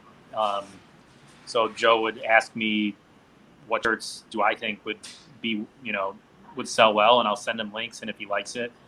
And it's good that he's a wrestling fan, because he knows. I can imagine if he's not a wrestling fan and I sent like to just some random buyer, they would have no clue. They probably wouldn't buy, or maybe they would buy too much and they wouldn't sell, or I don't know. But it helps that Joe's a wrestling fan and he knows all these wrestlers for sure. Yeah. So Joe, my question there was, so I knew of Joe, but I didn't know Joe. And then I think it was actually after Joe's appearance on the PWT cast, and I saw on social media that he had purchased one of our licensed Penta costumes and wore it on the Jericho cruise. And I was like, okay, I gotta know this guy personally now. And we started talking after that. But so, Joe, I guess that's a huge point that Ryan made, because look, I've been pitching to buyers for 20 years now, various things, and people that aren't wrestling fans just absolutely don't get it. So I guess let's talk a little bit about your fandom, both kind of before you got into this position at Hot Topic, and then like, what are you watching these days? How are you staying up on wrestling, both for like the job and also just, what are you into? Well, obviously wrestling is like something that I've been a fan of my whole life, but I've also been a big fan of like comic books and movies, and I think I had aspirations to like, be like to do like film or TV or write and stuff. So somehow I took all these interests and was able to parlay into buying actually pop culture related product. So I guess I have to kind of stay, informed about all the things that we sell and all the things going on in pop culture. And I think one of the things, Hot Topic does is really we find these like niches, and, a little bit before they get big, and obviously once they get big, we continue to support them. And I think, pro wrestling, anime, even, superhero and comic books at one time were very niche. And, sometimes, these things become big and they go to, the Walmarts, the Targets of the world. And then, kind of when they're done with them and you still have that kind of base fandom, we still continue to support them. But, right now I'm watching just a lot of things on streaming, because that's a bit, obviously people are at home right now. So we found a lot of things that are doing really well for us are all kind of streaming based properties, everything from anime to Disney Plus. Obviously I watched all the AEW, I still watch WWE. Although, I think there's kind of a, the kind of negative effect, at least for us, for wrestling, is that we had found that, a lot of our customers, they would buy wrestling tees to wear to live events, and they'd go to live events and buy another wrestling tee. And I think without that element, we've kind of lost that layer of like, I'm buying this to go with my, especially for like WWE, you'd have like the parents buying it for the kids and the girlfriend or whatever. And they both wear like, whatever, like a John Cena shirt to the event. So I think that piece is missing, but, I do think that we'll see a big surge once like, live events come back. All of a sudden people are be really excited to go to, to go see wrestling live again, even though I think, obviously in Florida, there's some limited events going on. Yeah. But I guess just this, my fandom is really just, all the kind of wrestling, comic books, movies, anime, and wrestling is something that, I always dreamed of like being somewhat involved with, and the fact that I've got to meet, wrestlers I was a fan of and kind of be backstage at certain live events has been like, kind of mind blowing for me. One of my favorite, I can't remember if I told the story on our last podcast, when I did your podcast, is how we got connected with Jericho. Is I had gotten someone had passed my number onto him, and this was before he was going to go to New Japan, and I had kind of passed him back to Ryan, and he had said that, hey, I had some teas on Pro Wrestling Tees, but I didn't really like it because they put me next to Cheeseburger. And so kind of somehow, got him back onto Pro Wrestling Tees. And obviously now, he's been one of their top sellers. So, I thought that was just such a cool thing to be able to kind of link them together.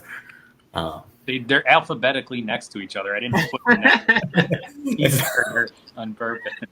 Yeah. Well, and I'm going to take this opportunity to plug.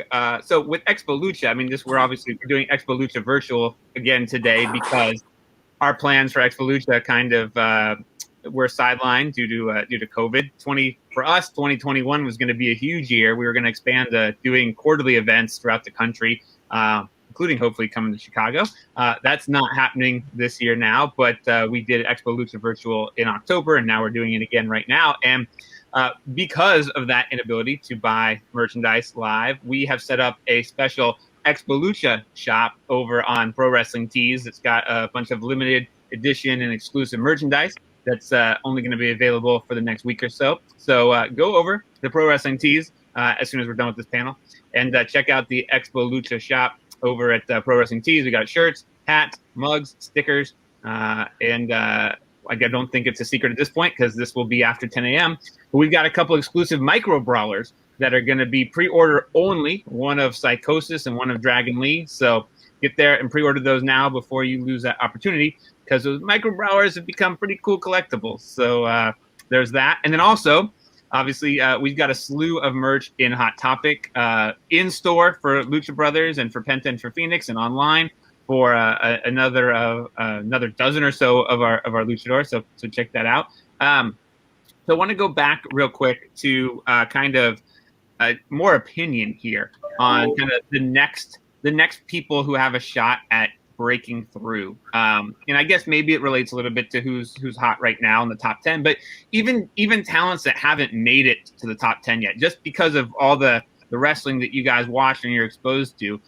Who are a couple talents that you think are capable, both because of maybe their personality or because of just their look and the vibe that we can put onto apparel, that might be kind of, later in 2021, the people we're seeing coming up in the merch game?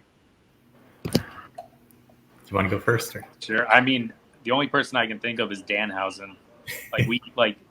Joe said he wanted to order, 50 different wrestling shirts to put up for the holidays, and I think you said Danhausen was the number one seller out of outside of the AEW merch. Danhausen sold the most, and he was one of the top sellers on the entire site. So he's the only person I can think of that hasn't already. He's with Ring of Honor, but he's I think he's the only one I can think of that really has the potential to sell. But I'm comparing it to Bullet Club merchant. You can't compare it to Bullet Club because we just can't hit those numbers again. I don't know. There was something different about Bullet Club, but yeah, I think Danhausen would be my pick. Yeah, and there was one shirt that I've seen in Hot Topic. It was a great shirt too. The design of that shirt was really cool. So yeah, that helps. I was going to say, Danhausen as well. And, I think there's still a lot of potential for Lucha Bros. I think, just seeing last night's episode, having, what they're doing with Ray and Penta, and Penta being on the mic, and he's, I think one thing that makes wrestlers successful is that they have a catchphrase or a hand signal that fans can replicate. Yeah. So I think there's still a lot of opportunity for them. I think, at least for us, I think Darby Allin is really, merchandisable. he looks like he was born out of a Hot Topic, so that works. There's a lot of crossover there, I think. That's great. Yeah, and I think from our end, it's still young in the relationship because they haven't ever done merch outside of Ring of Honor before. But we've recently signed Rush and Dragon Lee and their La Facción Ingobernable. So we're going to be building that brand up over the next year. I think we've got some cool stuff planned for that once people kind of see that they're out there and they've got some stuff available now. So I'm hopeful there. Well, real quick before we wrap this up, well, first off, thank you guys for your time in doing this. But when it comes to not the stuff that you do yourself, Ryan, and not necessarily the stuff that we do, Joe. I know one of the other super popular things right now has been these Marvel Lucha Libre crossover items. There's Funko Pops that are available on Hot Topic, and I know that at least on the Hot Topic website, you've got equivalent, I guess, to the old school wrestling buddies. They're 1.5 feet tall or 2 feet tall plushes, and there's some other keychains and other elements. Not in terms of direct sales numbers, but what has been your impression on that kind of crossover between Marvel and Lucha Libre, and how's that been perceived over at Hot Topic? It's very interesting because Marvel pitched out to us. I guess they had done some live events in Mexico, which I wasn't aware of, where they had actual luchadors, no names really, but people that were trained wearing some of these masks and wrestling as the personas, the Marvel personas. And I guess that did really well. And so they decided to do collectibles around it. And so they had pitched the Funko Pops to our collectibles buyer, and they decided to give them a try. And those, the Pops obviously are a much longer lead and the plush than apparel. So they must have gotten a good read on the live events or something, because it was kind of like to get, Funko on board and to take the, very long, having these things produced overseas, they really, had invested or believed in it. And they did fairly well for us. However, right now, it's unclear to me if they're continuing with it for whatever reason. But yeah, it's very interesting, like that they took that kind of take on it. Hopefully they continue. I thought they were great, and we had success with them, and we were interested in rolling it out in other categories. But right now, it seems like it's on. Got it. Yeah, I know it was that originally that was supposed to launch with, because they're working with AAA in Mexico. But it's AAA is basically doing the marketing for it by doing matches on their shows. And originally, pre-COVID, Triple Mania was supposed to happen earlier in the year, and that was going to be the launch for the merchandise. And then it ended up that the merchandise came out prior to Triple Mania, because Triple Mania got pushed back. But at that show, you had Brian Cage, Leo Rush, Daga, and I'm totally blank. Oh, and Taurus maybe. I'm blanking on who the fourth one was, doing the characters. And I know that they have some good plans still for what's to come in Mexico. So it'll be interesting. Hopefully, post-pandemic, we'll see that continue. Because, for me, it's super cool because it's, anything that raises the awareness in pop culture, I think, of Lucha Libre, helps Master Public, helps our stars. I personally like the fact that they're using Marvel wrestlers, because that still means that what we're doing is separate and different.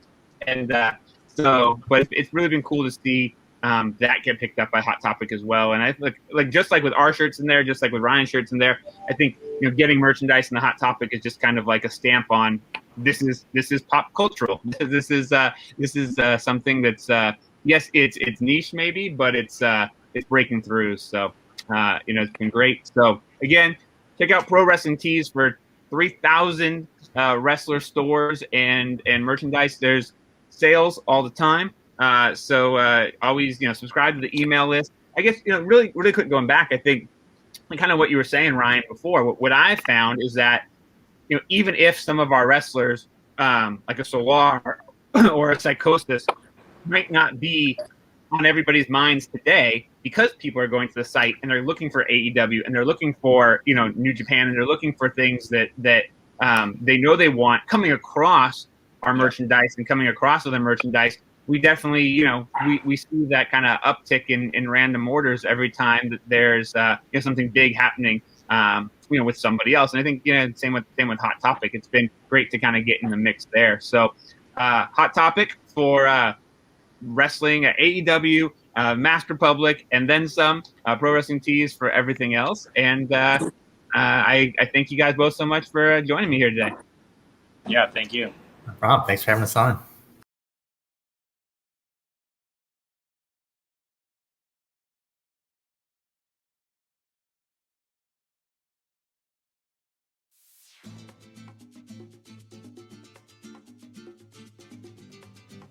Hello guys, my name is Salina de la Renta. I'm the first ever female Latina executive producer of a pro wrestling television show. I'm also the first ever female commentator in the history of pro wrestling. And this beautiful lady next to me is my mother. So thanks to her, you have me. And the purpose of today is that we're gonna introduce a new book called Eat Like a Luchador. And in here, there's a series of recipes made by your favorite wrestlers only. And today we are gonna actually make our recipe, but I just gotta inform you guys that I am a pro wrestler, but I'm not a cook. So that's why we have my mom here. Por eso estoy aquí. Vamos a ver si puedo enseñarte cómo cocinar como un luchador de verdad. Exacto. No sé. We'll try. Vamos a ver. Let's see if we can do that. Let's make that happen. So my plan for today is to share with you una receta de mi abuela, que es el pan de maíz. So my great grandma used to make this bread, cornbread, back when we used to live in Puerto Rico, and we have always held this dearly to our hearts because she basically helped raise all of us, including her, including me, Mi mamá, her mom. Los hermanos de mi mamá, los vecinos de mi mamá, los primos de mi mamá. Literalmente todo el mundo. And todo el mundo estaba envuelto en el everybody pan de maíz. Everybody called her Tía Luz. And ever since we just call this bread Tía Luz. Definitivamente. So vamos a hacer este pan de maíz que nosotros entendemos que es la receta más brutal de pan de maíz que hay en la historia del pan de maíz. Es la verdad. However, no sabemos la historia del pan de maíz.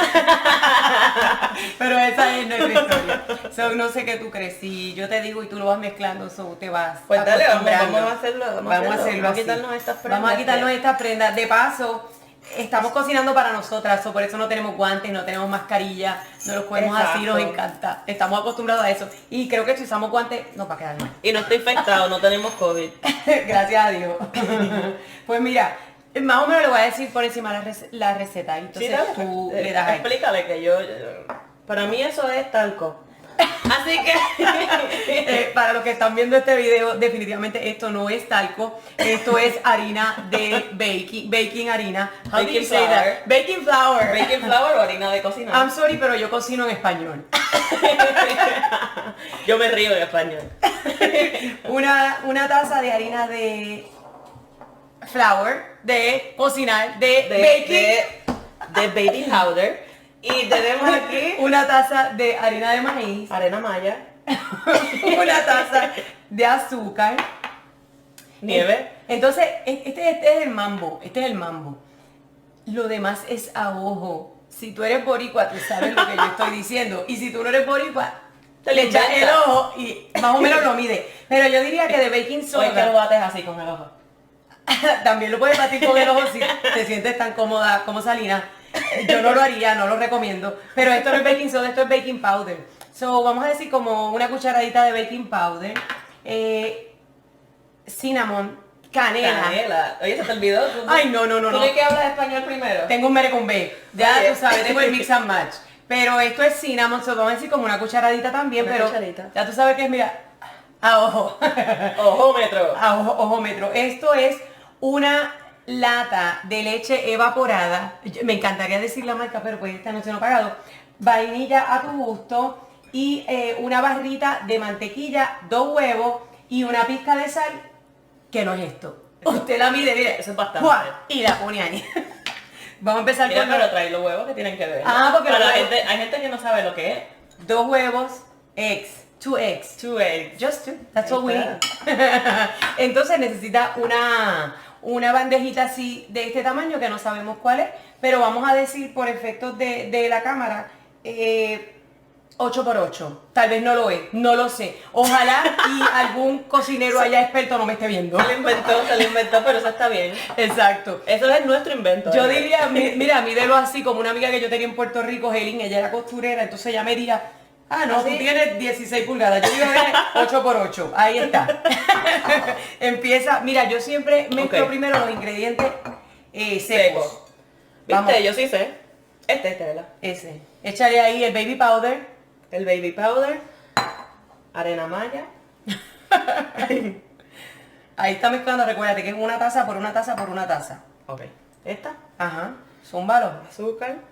Entonces, este en específico, a mí me gusta medirlo, ¿ves? Así, tú sabes.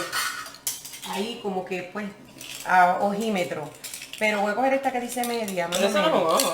Pues, pero más o menos yo hago así, tú sabes, y yo sé. Así, más o menos. Así, ¡guau! ¡Guau! Y ya está. Y venía la brisa, ¡guau! Y me la apagaba. ¡Guau! El otro más. ¡Guau!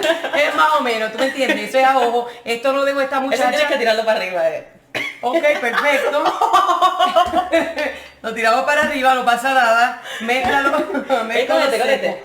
Dale mezcladera. Pero canta aquí. Y venía la brisa. ¡Guau! Y me la apagaba. Dale, nena, por favor. Por favor. Mira qué bien, yo le enseñaba a ti. Yo le voy a decir una cosa, yo crié muy bien a esta niña. Yo le enseñaba a batir huevos. Mira qué bien lo hace. Pero muy ¿de bien. dónde están los huevos aquí? Bueno, ¿de qué ¿sabes? te estás hablando? Estás haciendo el movimiento de la mezcla de los huevos. Sí, así es. Exacto. Chiqui. Pero yo lo vi en una película que era como así.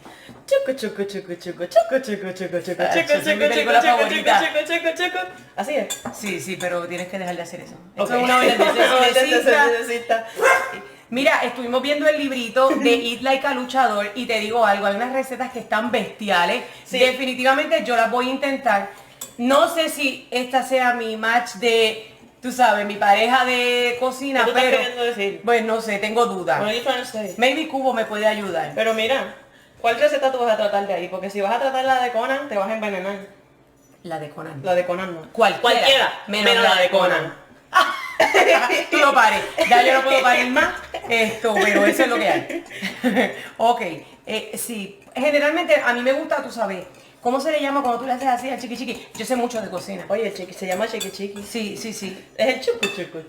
Espérate, ¿cómo es que se le dice? Whisker. Cuando tú pones la harina en un qué, ¿cómo se llama la cosa? Pero yo esa? no sé cocinar, yo ni sé. Tú me estás preguntando a mí. Si mi mamá estuviera aquí sería una ayuda celestial, pero ya O abuela Luz. O abuela Luz, pero si esa viene arranca a correr.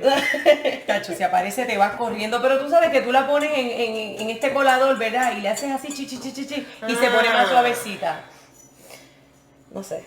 No sé, Es como una cosa de parece una tela de metal. Exacto. Y entonces tú le pones como un...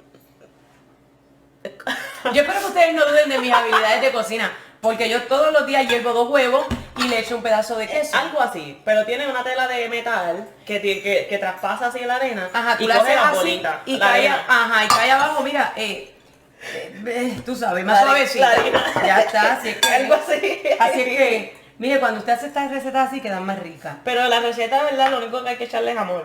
Y ya sale bien. Ese chavo. Esto es el merecumbe. Mira, échale los huevos. ¿Puedes romperlo con una mano? Bueno, puedo tratarlo, pero si no nos sale, pues permita a Dios y vamos a ver qué pasa aquí. Oh, okay. Ahora voy yo. Ok, dale. Tú hazlo acá porque me parece que yo no sé. Comeremos huevo con cáscara. Oh. You're welcome. Esta nena está bien cría. Ya sabes, papi. Boricua, para que tú lo sepas. Échale ahí. Estoy lavando la mano, espérate. Que... Parece que le afectó tocar el huevo. Es que me llené de huevo y no, eso no va. Para que ustedes vean que mucho cocina esta muchachita. No puede ni tocar el huevo. Dale. Zúmbalo ahí, sin miedo. ¡Wow! Y a 2 manos. Maracuyá. Tú eres experto. Oye, yo sí. Yo aprendí con Emery. Y yo con Rachel Ray. ¿Tú aprendiste con...? Con Rachel Ray. Rachel Ray. Ok. La magia de esto es... Espérate un momentito.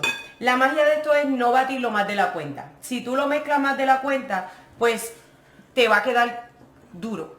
Muy duro, ¿me entiendes? Entonces tienes que tratar de mezclarlo lo menos posible. ¿Ok? Pues lo dejo así. No, ¿lo meneo? No, tienes que menearlo, pero no puedes over menearlo. ¿Me entiendes lo que te quiero decir? Quisiera. Te quiero explicar, pero no tengo las palabras correctas. Pero como quiera, pues tú te lo vas a comer igual. Bueno, eso sí. Tú te lo vas a comer igual, pero déjame echarte esto ahí. Le voy a echar una barrita de mantequilla. Y si no queda tan bien, pues que se lo coma aquello. Yo no. Lo importante es que quede bien para la cámara. Sigo. Tal vez lo probamos y decimos, ay María, qué rico. Y después, así. Ay, Dios mío, qué fuerte. Ok, espérate. Dame un breakcito. ¿Ya está buen meneado? Vamos a hacer así. Definitivo, yo creo que el que vea esto, ay Dios mío, yo voy a recibir tantos mensajes. Por favor, cría bien a tu hija. Si la gente ve esto, después van a pensar que yo no puedo ser un housewife. It's true. Why you say nothing?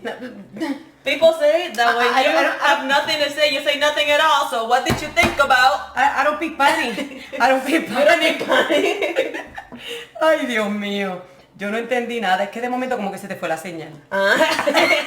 ¿No me oyes bien? No. Está bien. No, y yo solamente quiero ver a Salina tratando de hacer estas recetas espectaculares, porque esto es un pan de maíz, esto es simple. Pero yo vi unas cosas ahí. ¿Esto es simple? Ah, no es simple. Bueno, vamos. Tú dime a mí, porque si para mí algo que es simple, tú no tienes que tener una medida de cuánto lo puedes menear. Yo no sé. Ay, Dios mío, yo no sé, ya tengo miedo, no puedo hablar. ¿Pero qué receta es la que tú quieres que yo haga?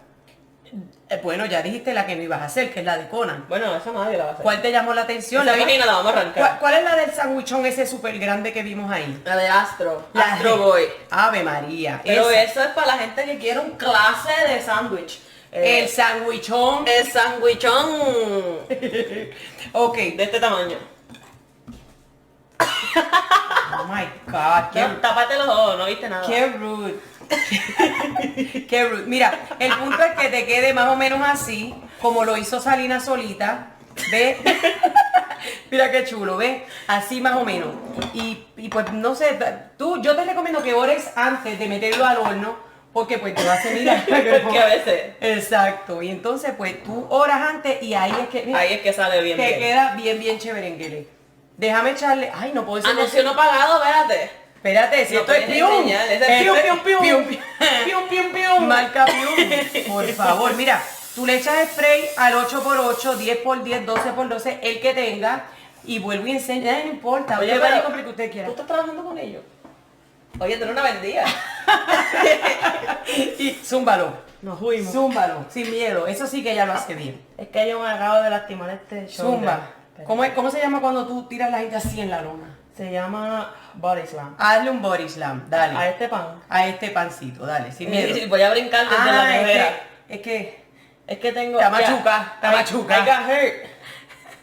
Mira, how do you say machuca in English? She's machuca. Se dice... Oh no, she's been machucated. Machucalo. Deja eso, por favor, esto es una orden de ser. Oye, pero eso es que así se baila. En Loíza lo hacemos así. Machucalo. Machucalo. No, eso es falso. Machucalo. ¿Qué es? Machucalo. Mira, en Loíza... En Loíza es bomba y plena. Bomba y plena. So, no es así. Yo les voy a enseñar la realidad de Loíza. Machucalo. Mira, ya esto está ready. Usted pone el horno en 350 grados. Nada más. Fahrenheit o algo high. Después que diga 350, usted está bien. Lo mete ahí. 30 minutos, le peta el cuchillo, cuando sale limpio está listo. Te lo voy a enseñar, porque esto es rápido, esto aquí en cámara pasa rápido. Pium. Abre ahí, que tú abres bien eso. Eso sí yo sé hacer. Sin miedo, zumba. Ahí está. 30 minutos y vamos a contar cada segundo con usted. Empezamos. 1, 2, 3, 199, 1800. Mira, de verdad sabemos contar. No sabemos contar nada. Solamente que no sé por qué nos confundimos ahí, porque de verdad yo aprendí a contar. Es que le estaba echando powder para que crezca. ¡Tarán! ¡Creció! ¿Viste? Yo crecí como el pan de maíz. Que te crezca el No. Don't do that. Eso está hecho ya eso está listo. Vamos a sacarlo. 30 minutos. o 40, o pueden haber sido un poco más. Ya lo sabemos, solo sabemos que está un tiempo. Usted le da un tiempo y cuando usted cree que está listo, probablemente no lo esté. Pero si les petas un cuchillito, cuidado, tengo que tener cuidado con este cuchillo, porque Orlando lo puso que corta. Ok. Mira, y si te sale así, está listo. Entonces, ¿qué tú quieres hacer? ¿Lo picamos ahí, lo volteamos o qué? Pues vamos a voltearlo. Pues pero... ¿lo quieres voltear tú? No, las dos porque es que no puedo voltear este brazo. Ok, espérate, esto está caliente. Ok, déjame ver si lo puedo despegar. Ahora es que usted tiene que orar. Ahí vamos a ver cuán cristiano es usted. Porque esto es un acto de fe tremendo. Déjame ver si lo puedo virar. Normalmente yo les diría, pues usted póngalo a enfriar. Pero como nosotros somos así tan comelonas, pues nos los queremos comer ahora. Nos los queremos comer ahora mismo. Y entonces, despégalo un chin. Que un chin en Puerto Rico es un poquito. Un poquillo en portugués. Y a little bit in English. Wow. ¿Viste? You're improving. You're learning a whole new language without knowing English. No sé contar, pero por lo menos sé decir 3 palabritas ahí. Okay. Yo tampoco sé contar. Pero es porque aprendí contigo. Ay, uno los cría. ¿Cómo es? Espérate, ¿cómo es? Mira, pero aquí está este. Cría cuervo y te sacarán los ojos. Así dicen. Así es. La mía me sacó tú. Pero espérate. Paola, ¿verdad? No yo. Déjame ver. Seguramente... I don't know. Tengo miedo. Estoy asustada. Espérate. ¿Te ayudo? Sí, pero espérate. Vamos a ponerle este arriba. A ver, la verdad. O sea, porque esto tiene como que un truquito. El truquito de que se te va a quedar. Te diría que me ayudes, pero me da susto. Pero en verdad yo no soy muy útil, entiendo. Ahí. Ahora las así. Ajá, hágale así como con las uñitas como Salina. Y entonces no va a pasar nada, pero por lo menos pues hizo algo. Vamos a ver, déjame ver. Te estoy ayudando, no seas ungrateful. Gracias, vamos a ver. Sí, se despega. Ay, creo que se quedó pegado. Pero Parece, no importa. Parece que está pegado. Parece que está pegado. Si se le pega es que se está bien hecho. Exacto. Si no se le pega, entonces es que está mal hecho. Que no sabes cocinar. Y entonces es oficial aquí para que todo el que ve este video sabe que Salina y la madre que la parió no saben cocinar. Y si no tienes un Hack My Life, you're like Hack My Queen. No tengo Hack My Life. No tengo Hack My Life. El único Hack My Life es que se le va a partir. Porque ese ya yo lo vi. ¡No! Ya yo lo vi, míralo. Espérate. No, y lo lindo es que no tengo forma de disimular porque hay una cámara allá arriba. Mira eso rápido. Mira eso rápido. Ay, qué feo. ¡Qué lindo! ¡Qué bonita, mami! Chacho. Oye, tú eres un chef. Quedó machucado. Pero más o menos. Así ahí va. Ave María, qué Oye, lindo. tú eres bien buena en Tetris, ¿verdad? Mira qué lindo quedó. Yo Pero digo, vamos a probarlo. Vamos a voltearlo mejor. Para lo volteamos otra vez. Parte de nuevo porque no... Ay, está difícil. Deja buscar aunque lo hagamos así, mira. Espérate, ¿Y si lo cogemos así? No. Ah, bueno, dale. Pues dale. Ay, santo, espérate. Vamos a hacer así. Espérate, ponlo así. Y lo volteamos. Ajá. Ave María. ¿Viste que yo sí sé? Por lo menos no le enseñé a cocinar, pero la hice inteligente. Happy birthday to you. Mira, vamos a picarlo. A ver, dale. Tú. Ok. ¿Este es el cuchillo? El cuchillo que no cuenta. Pero así. Como tú quieras. Ok. Es que tú lo picas específico y después, Oh my God, después no. te molesta. Así por lo menos. ¿Viste? Sí. Así. Este pedazo, pero Así, es que este está un pedacito quemado. así. Ok. No porque quemadito es que es rico. No quemado, tostado es lo que me refiero. Tostadito, claro. Porque estábamos haciendo tostadas de maíz. Y así, lo corto así por fuera. Sí. Para que la gente... Ave María, mira qué rico. Mira qué bonito. Así es que nos gusta a nosotros. Con Very nice. el humito. Y definitivamente nosotras vamos a eat like a luchador. Yes. Vamos a ver. Pero les quiero decir que sabe mejor de lo que se ve. Se ve brutal. It is. Vamos a ver cómo comen los luchadores. Como el librito. Eat like a luchador. Vamos I a ver. wanna try it now. That's good. Mami, mamita. Está brutal. Vete a Amazon y compre el libro. Like now. Pero arranca la página de Conan. Nos vemos. Gracias por ver el video.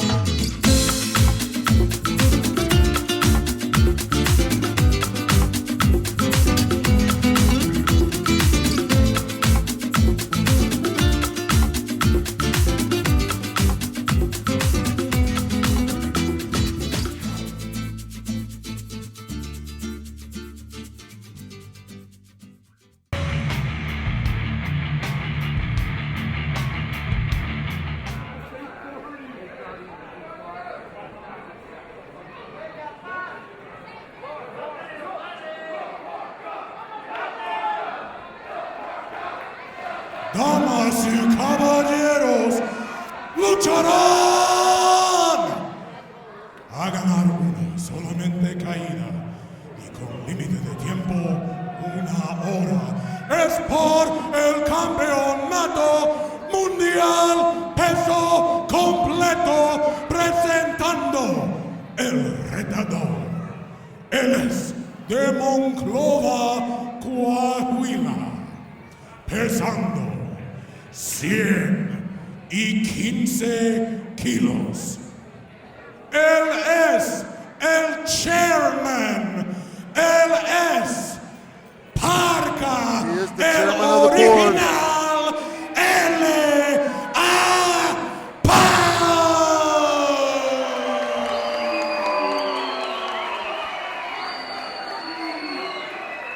Tremendous ovation from this crowd for LA Park.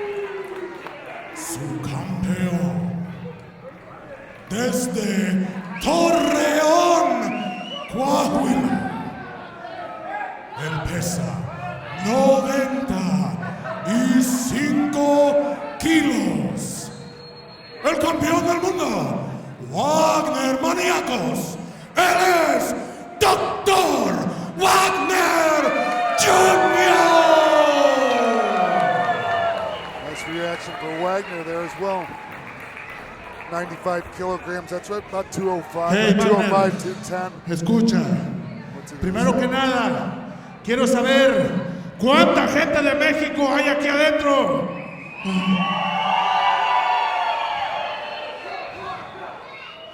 Creo que es suficiente, porque mis palabras que yo voy a decir, quiero que se las graben bien en su mente. En México y en Estados Unidos, Wagner, para mí siempre ha sido un pendejo. I'm not even going to repeat what he said. Y esta noche, Wagner, que nos contrataron aquí en Estados Unidos, no creas que va a haber la diferencia y te voy a perdonar. Porque esta noche, como siempre lo he dicho, donde te presentes te voy a romper tu puta madre.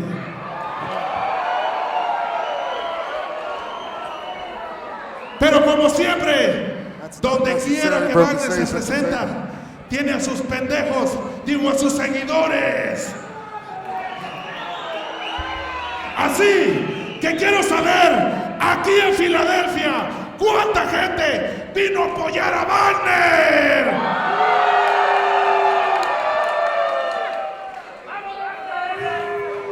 Ahora en inglés. How many people stand here for Wagner? Just doing a little survey right now. One of my very best friends played. 1, 2, 3, 4. ¿Cuánta gente vino a apoyar esta noche a la Parca original? Is that one more for the good guys? Yeah, I guess. That's how babyface to babyface. See how that goes.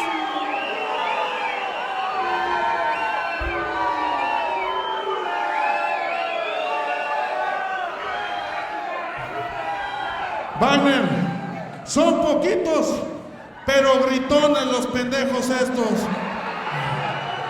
Ok, Wagner, no vamos a hacerla más larga. Vámonos de una vez a lo que venimos, porque esta noche te voy a romper todo lo que se llama. Todo lo que se llama.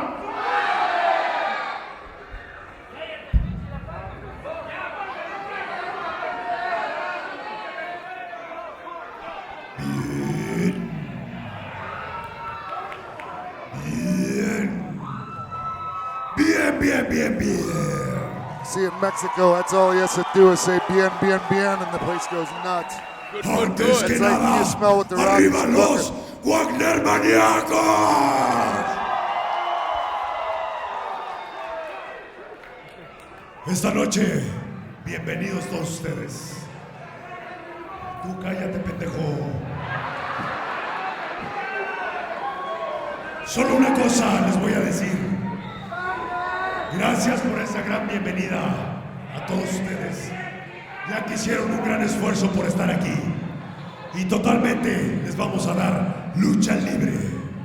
Pero sin antes mencionar un gran refrán. Que aquí, en esta casa y con mi gente, se me respeta.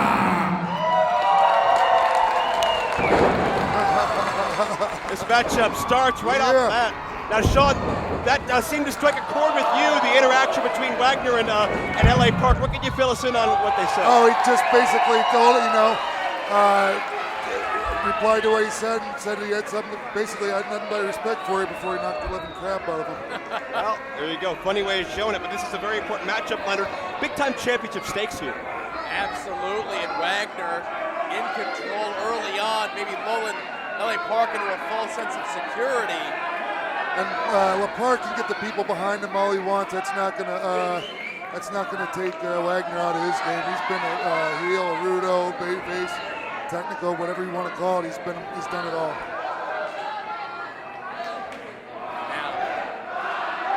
And the mystique and the legend of Dr. Wagner Jr. goes back so many decades. Of course, the original Dr. Wagner, his father, somebody who was very hard-hitting, very intimidating, and very dedicated to working out, to conditioning, a man that would do 60, 90 minutes of cardio before a given matchup, one of the most well-conditioned athletes really in the history of this industry. Oh, truly. So are a lot of his peers, too. I mean, these guys are known for their conditioning. They can even be overweight looking and still just be tremendous condition. Absolutely. They don't train for cosmetic reasons. They train to get the job done. And certainly that old school athletic mentality has helped Dr. Wagner Jr. Raise to the top. Duck the clothesline, duck another one, comes up the other side, duck a spin kick. Wow! Nice flying clothesline by Dr. Wagner Jr. there. And really, even though these men have been around for so long, many insiders, many experts of Lucha Libre, as Wagner goes for the cover, finds two, many insiders have named this the top feud in Lucha Libre in 2013. Sure. Yeah, I mean, if you look it up, I mean, it's still... Long cross body, cover, 2-0. Wow. Sorry, didn't mean to step on that near fall right there. Because really, that could have been it. And you say, oh, there you go. Tells Mike Keeter what he thinks of his 2 count there. Holding up those 2 fingers. Yeah, Wagner's not afraid to tell you how he feels. No, it seems like he's the type of guy to go from 0 to 60 in about 2 seconds. Oh, wow, what a kick to the head. And this is a rivalry that's waged on for some 4 or 5 years now. It started in the Mexican independent companies, moved to CMLL, moved to AAA, went back to the independents. It is so personal, the stakes are so high, that promoters have not even been able to sanction what is traditionally a feud-ending match, that being mask versus match. Mask versus mask, the stakes are so high, that matchup has not been able to have been booked by any promoter anywhere. That's a lot of money, though, you're talking about when you're talking about a mask versus mask match with these 2 guys. And a matchup, mask versus mask, that Dr. Wagner has almost specialized in his undefeated streak in those matches are the stuff of legend as well. True, absolutely. Saw Wagner very quickly before attempting to go to the top rope to maybe end this one quick. And now LaPark trying to do the same perhaps himself. Oh, he's very comfortable up there in the top rope area. Really, more so than I am, that's for sure. And that says a lot. He's one of the largest luchadors just in stature. Wow, he kind of telegraphed that. Wagner got the feet up there. Absolutely. Right under the jaw. That never feels good. Uh-oh, I think he might be going for his famous rolling senton. Park doesn't see it coming. Boom. Beautiful. Textbook rolling senton by Dr. Wagner Jr. And you see him there holding his leg, perhaps, the way he hit the guardrail as he came through with it. Yeah, they throw caution to the wind out there, and a lot of times you'll see like injuries like off, guardrails or just mishaps like that. Do you think the layout and the structure of this arena will cause any difficulties for these luchadors in a different environment? The ring's a little different with the ropes and everything. That might throw some people off, but I mean it's equal playing field for everybody. So I mean it's not like anybody has an advantage over anybody. There's no mats on the floor, just like in traditional lucha. show, you had said, what, this is the first time Dr. Wagner's been in the States in, what, 8 years? A number of years since Dr. Wagner Jr. has appeared here. Certainly, Laparca's history very well documented. Former chairman of WCW back in the day. Made his United States debut at the WCW AAA When Worlds Collide pay-per-view back in the mid-90s. He keeps hitting Laparca with those chops. Uh-oh, a duck. What do we got here? Looks like he's blessing him.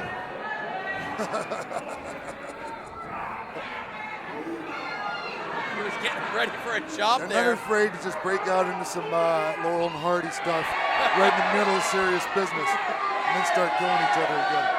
It's a very interesting psychological tactic.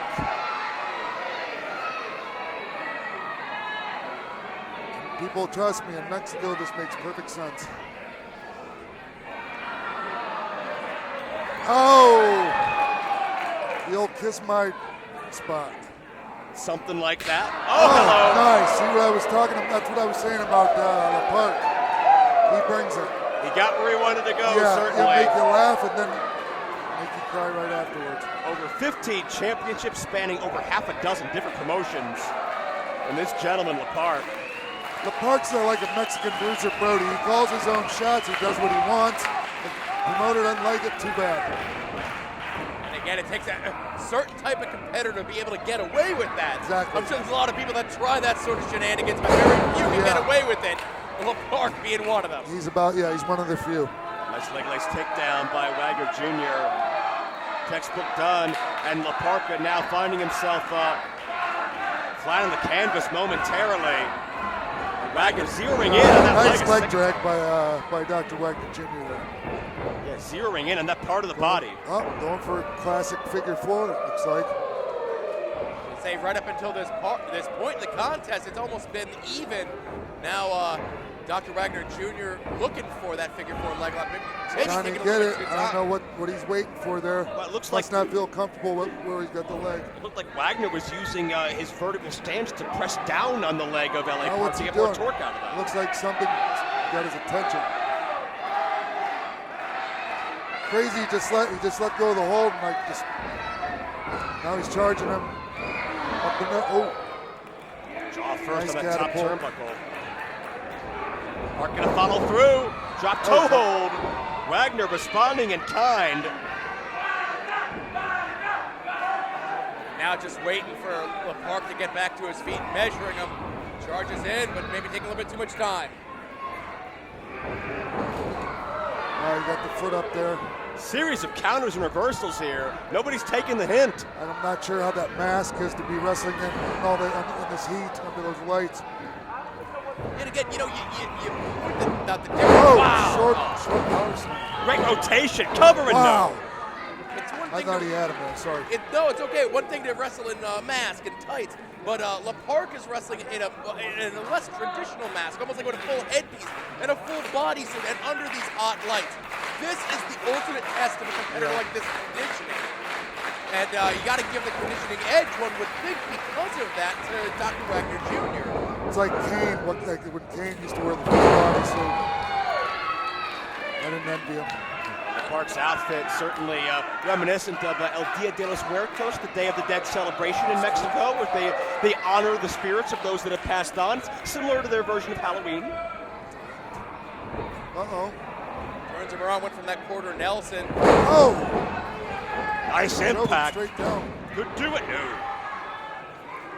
Almost clotheslined him down. Yeah, it was like a cutthroat reverse DDT. Very interesting maneuver. But again, maybe the cover was the difference between 2 and 3 there for Laparca. You know, I see some of the greatest wrestlers in the world with these. Sometimes they'll put the worst covers on a guy, then they wonder why they don't get the 3 count. Do you think that's ego? Do you think that's fatigue? I honestly, these guys, I hate to be one of those guys that says these guys nowadays, but honestly, I think people take it for granted what a good cover is. Check out Laparca, suicide to the outside. Hell of a suicide dive right there. Taking a huge All the way into the aisle. Taking a huge risk, and it's paying off for Laparca at this point in the contest. I think they might have had stairs to clear too. Referee Mike That's Keener. a 5 count here. I Yeah. think it's a 20 count here. It is. Lucha Libre rules. Trying to keep things as authentic as possible. That's right, Sean.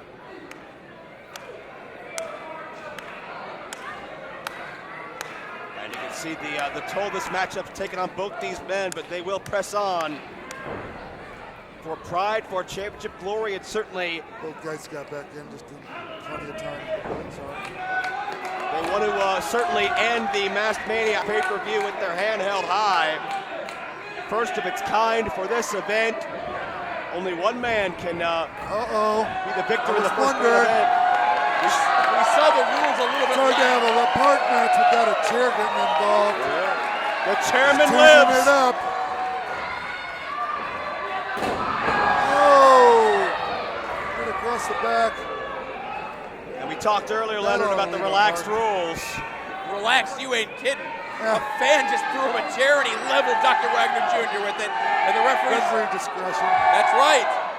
I don't think Mike Keener wants to tell apart no, that's for sure. People starting to chant culero, which I'm not going to tell you what that means in Spanish, but it seems to be okay for the family to say it, as long as they're wrestling. Something for me to dictionary.com a little bit later on.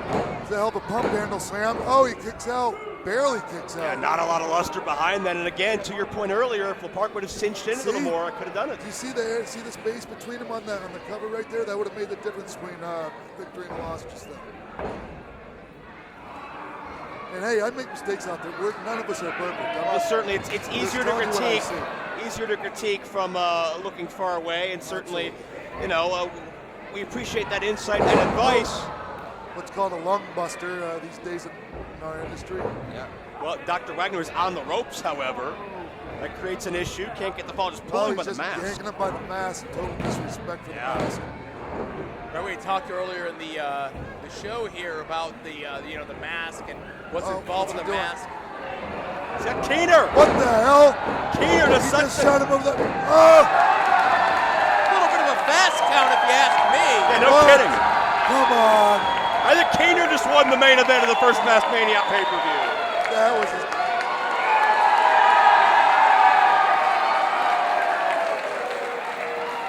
And that is a 100%. Park will do right out of nowhere. 100% psychological, trying to get inside the head of Dr. Wagner. And Dr. Wagner's almost forgotten about LaPark for a second. Well, it seemed to spice things up here. Oh, wait. It backfired. Oh, huge DDT. That into a DDT. I was wondering. Covers there. See, now that was a pretty good cover, chest to chest. And still, Adolfo kicked or apart kicked out. Both these men, so much success over the years. Wagner's held major championships in CMLL, AAA, frequent travels to New Japan Pro Wrestling as well. To the corner. Looks like a sunset flip. With a little bit of an extra spike on it. Got it. Oh, barely kicked out. Won the Royal Rumble with that one here. And LaPark saying, no way, he's not out yet. I'm still distracted by what happened with the referee. Yeah, no that would kidding. have taken me completely out of my game. I'm not afraid of that. Well, that's why LaPark does what he does. He thinks outside the box. Jeez. Oh, Mr. Wrestling 2-style knee left right to that face. And LaPark could be out after that knee lift. He's just dead weight hanging there. He's probably out as we speak. Elevated DDT. Park hits head first. He's not. I mean, he's moving. It's crazy. But does he know where he is? Hook of the leg. Two and just barely in time. Yeah, Sean, I'm sure you've been in the ring before where you've taken a shot and, you go back and maybe watch the tape later and you're like, why was I moving? I don't remember any of that. Sometimes you're such a, your body kind of reacts on instinct sometimes. It's 100% instinct. You're kicking out on instinct. You're doing things you don't even remember doing. I mean, yeah, that knee lift probably knocked a few screws loose on LaPark. You got to think. Oh, got the clothesline. Comes out the other side. He spears him. Huge collision. Park lands on top. This could do it here. No. But you can see that the fatigue is starting to set in where Park could not position himself for a proper cover. It's true. But still has the presence of mind, the wherewithal to keep his man nearby, not letting him get a breather, letting him get away to regain his senses, if you will. LaPark staying on Dr. Wagner Jr. What's he got going now? Well, you talked about the comfort level he has on the top turnbuckle. Wagner's coming up there too. Yeah, gonna He's meet not him. afraid either. Not in the least. Precarious position. Nowhere to land. Both guys up there on the top rope. Nowhere to land that feels good. What are we gonna have here? Whoa! Superplex with authority. That took a hell of a lot of both of those guys. From the tippy top rope here, and Sean, you're right, took a lot out of Dr. Wagner Jr. Not even able to go for the cover at this point. Looking to the crowd for encouragement to continue on. Yeah, he's trying to draw some energy from the people. Yeah, he found him on top. Oh! Another near fall. Damn. Sorry, Joe. I'm stepping all over you, man. I'm just It's okay. excited to Hey, the emotion is palpable in the air here at the 2300 Arena. Oh, wait a second now. Oh. Come on. We talked about how deep-rooted this feud is. Trust me, I've seen him without that mask on. You might want to leave that thing on, Wagner. How mask versus mask matches have not even been able to be signed. This Oh, could be a for Christ's disgrace. sake. Oh my That guy. gosh. Wow, we were close to seeing, something unheard of. Something Mother put a mask on him when he was born. And we're not, Oh, my that God. thing came off. We're not out of the woods yet. Please put it back on, please. Now, I will say this: while Dr. Wagner Jr. was attempting for the match, Oh! it coming off was unintentional at that point, because that could have been a disqualification at the referee's discretion. That's an excellent point. And now Park going to return the favor. And again, to your point, Sean, about mind games. Yep. He's going for it. Maybe they're taking advantage of the referee being an American and not being, well-versed in the Lucha Libre rules. That's very possible as well. Or even just loosening that mask and having that knowledge that it could slip off at any moment. That could make you a lot more tentative. Yeah, that would really keep you distracted. Now he's got his belt off.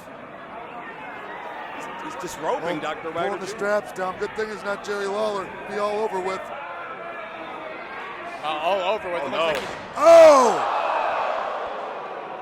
Wow, I bet you can't do that again. See, right now, I'd be turning me on right now. That noise tells the story, and I'm not even going to I'm not going to do a follow-up to you, Sean. Your exploits are out there enough, but be that as it may.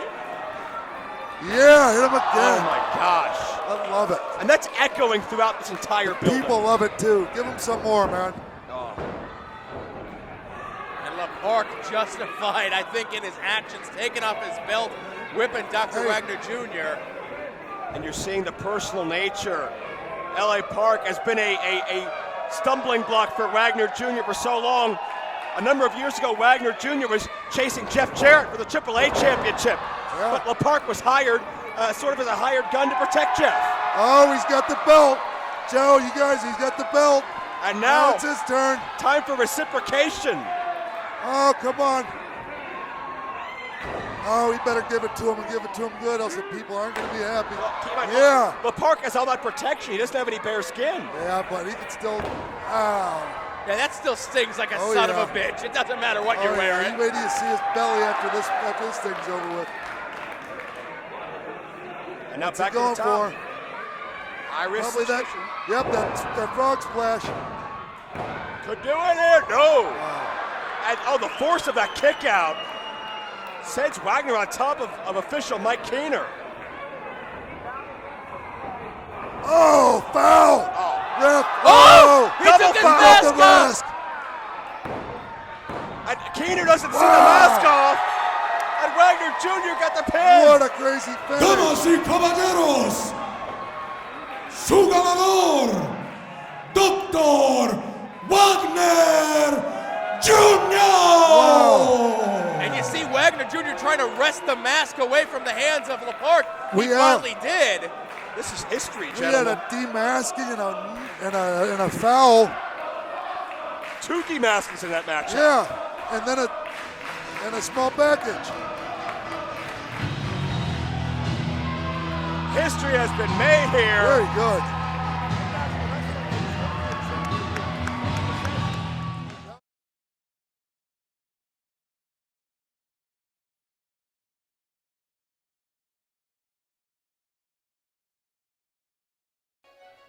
Continuamos las acciones aquí en Arena Lucha Time.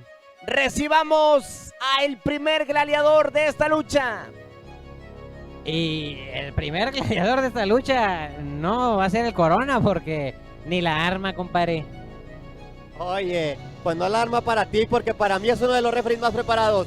Pero tenemos en la pasarela de las estrellas a nada más y nada menos que la proeza de Lucha Time, Origen. Exactamente, yo me refería a Origen me refería yo. Origen viene a enfrentarse a el hombre que representa la rudeza y el strong style. Me refiero a el hombre que representa también a Mexa Wrestling en colaboración con Lucha Time. Estoy hablando de Fulgor primero. Puro Polostar, dice Fulgor. Pero la experiencia y la internacionalidad, la potencia, la fuerza, la lucha aérea, la de lona, todo lo tiene este hombre. Y él es el H1N1 de la lucha libre, Epidemius. La epidemia del momento llega a la Arena Lucha Time y tiene un compromiso difícil porque llega a completar este máximo cuadrangular un hombre muchísimo de... ¿Por qué? Porque es creativo, ágil y sobre todo quiere innovar y ganarse el respeto del público. Me refiero a Toxin. Toxin, ya lo hemos visto, qué gran agilidad, pero ahora sí, para completar este cuadrangular, viene mitad hombre, mitad chocho y hasta me está dando frío, Epidemius. Y mira, ahora ya nos había compartido siempre las referencias sobrehumanas y viene como Sub-Zero, Gil, ¿cómo lo ves? Vaya equipo que trajo hoy Epidemius. Vaya equipo que nos da Epidemius hoy. Negro con azul y blanco, se ve espectacular el día de hoy Epidemius. Epidemius, el hombre que se viraliza por andar haciendo estas cosas. Nadie le vence a Sub-Zero, claro que sí. Y vamos a ver si lo puede demostrar en esta ocasión, porque eso es verdad, Gil, nadie vence a Sub-Zero, ¿eh? Este cuadrangular promete muchísimas emociones porque cada uno maneja estilos, modalidades completamente diferentes. Y así no puede cerrar los ojos, me dice mi querido Gil. Una lucha de 4 caminos, ¿sí o no, Gil? Dímelo. Así es, una lucha donde nadie es amigo de nadie. Los 4 se van a dar con Tokio Motel. Y viene aquí el juego de cuerdas, impulsa Toxin Origen para llevarse con tremendas tijeras a Fulgor. Reta Epidemius, viene Epidemius con 3/4, a lo que ya lo acecha Toxin. Viene y se lo lleva con una hermosa pasada, fiscal. ¿Qué te puedo decir? Que no se despeguen ni un segundo de su pantalla de televisión y porque las emociones están a flor de piel. En este momento Fulgor se mide contra la epidemia del momento, Epidemius. Y qué bonita pasada nos acaba de regalar Fulgor, pero ahora sí, Origen, Fulgor, se están midiendo en medio del cuadrilátero. Origen pide el apoyo de todos ustedes en casa y de aquí también del staff, pero Fulgor es un hombre de rudeza y se lo está demostrando aquí, sometiéndolo con todo y todo, JC. Bueno, viene el juego de cuerdas, Origen lo esquiva, hace lo propio, pero tremenda fuerza, manda a volarlo. Fulgor a Origen, Gil. Vaya golpe que se acaba de llevar aquí a la lona, le dio un besito a la lona y vamos a ver qué va a hacer. Se lo quiere llevar. Se frena inteligentemente y otra vez le repite la dosis, fiscal. Fulgor anda con todo, el hijo de Definitivamente no se puede descuidar ni un solo momento Origen porque Fulgor es un rudazo que no pierde oportunidad de demostrar por qué es el rey del strong style. Y como dicen mis amigos de México, rudazo de 7 suelas, pero ya vemos Origen con tremendo rodillazo, le saca brillo a Fulgor, esquiva muy bien la patada, lo tiene aquí y ¡uy! ¡Qué bonito codazo nos está dando, JC! Demostrando Origen que también sabe usar strong style y juego de cuerdas, ¿por qué no decirlo? Super tijeras desde la tercera cuerda y mira qué elegancia, Gil. Así es, Origen demostrando que tiene capacidad luchística, se lo llevó con esas tijeras. Cuidado porque lo quiere llevar aquí a la lona 1. ¡Oh, le congeló! ¡Sí, bien! Sub-Zero, Epidemius se está acabando con todo. ¿Qué está pasando? Tremendo efecto congelante que deja inmóvil a Corona y le impide que continúe con la cuenta de 3. Epidemius tiene poderes, no lo puedo creer. Estamos en Arena Lucha Time, Epidemius contra Origen. Mira nomás, uy, qué patada se cae de ahora la panza. Lo manda para afuera, no. Origen otra vez. Y Scoop Power Slam. Bien la ¡Qué cuenta. bonito! Bien ejecutado por parte de Epidemios. Ahora sí el conteo no se realiza. Lo levanta aquí a Origen, lo tiene bien sometido, lo va a depositar en el esquinero. Lo manda hacia el otro, pero Origen se lo esquiva y Iris Whip hacia el esquinero, fiscal. ¿Qué te puedo decir? Que Origen es un hombre muy preparado, cuenta con las bases de la lucha libre y ahora toca el momento de que se enfrenten en la serpiente emplumada contra la epidemia del momento. Y viene Toxic, se lo lleva de manera inteligente. Viene una patada al estómago, ahora una patada a la quijada. Lo toma, lo impulsa. Viene el juego de cuerdas, rebote y super patada que suena de aquí hasta Plaza Sésamo. Viene corriendo Toxic, segunda cuerda. Y qué manera elegante llevárselo con tijeras. Gil. Se lo llevo con esas tijeras espectaculares, Toxic. Viene bien. Ahora que sigue la respuesta de Epidemius. Le da un pierrotazo en la espalda que lo deja inmóvil. Sigue el castigo de... Toxic se lo lleva y le castiga la espalda. ¡Qué bonito cracker por parte de Toxin! Pero el conteo no se llega. Viene Origen, tremendo codazo al Strong Style, puntapié. Lo tiene bien sometido. Va ahí con el código rojo, código rojo, código rojo. ¡No! Toxin se lo cambia. Lo tiene, qué variante, vamos a ver. Dímelo, JC, ¿cómo lo viste? Poderoso package driver que le hace encima de la inmensidad de Epidemius. Afortunadamente, pues Fulgor llega a detener la cuenta porque aquí no hay amigos, fiscal. Por supuesto, definitivamente estos dos hombres son unos rudazos que ya se han medido su fuerza en otras ocasiones, sin embargo, quieren llevarse cada uno la victoria a sus respectivos bandos. Lo estamos viendo aquí, la bonita presentación de Toxin. Viene. ¡Qué bonito! Golpe le acaba de dar aquí Fulgor. Solamente 2. No es suficiente el Power Slam para que puedan rendir a Toxin. Toxin, pues es un hombre que ha tenido un sinfín de lesiones y siempre regresa como si nunca hubiera pasado nada. Ahora viene, se impulsa, intenta el codazo Toxin. Tremendas patadas en la cara por parte de Fulgor. Entra Origen. Patadón que le dio. Qué precisión la de Origen con ese golpe sobre la humanidad del Fulgor primero. Y continúan las acciones. Claro que sí, lo tienen aquí en el esquinero. Le da codazo al Strong Style. Otro codazo estilo europeo. Ahí el Corona lo está midiendo. Origen pide el apoyo de todos ustedes en casa. Viene a toda velocidad, pero bien lo esquiva Fulgor, JC. Y ahora sí le va a enseñar cómo se hace el estilo Strong Style. Sacan, paca, puck, pick. No me importa decirlo, que... ¿Cuánto castigo ya le dio? Golpe, codazo, cabezazo, pierrotazo y le dio de más.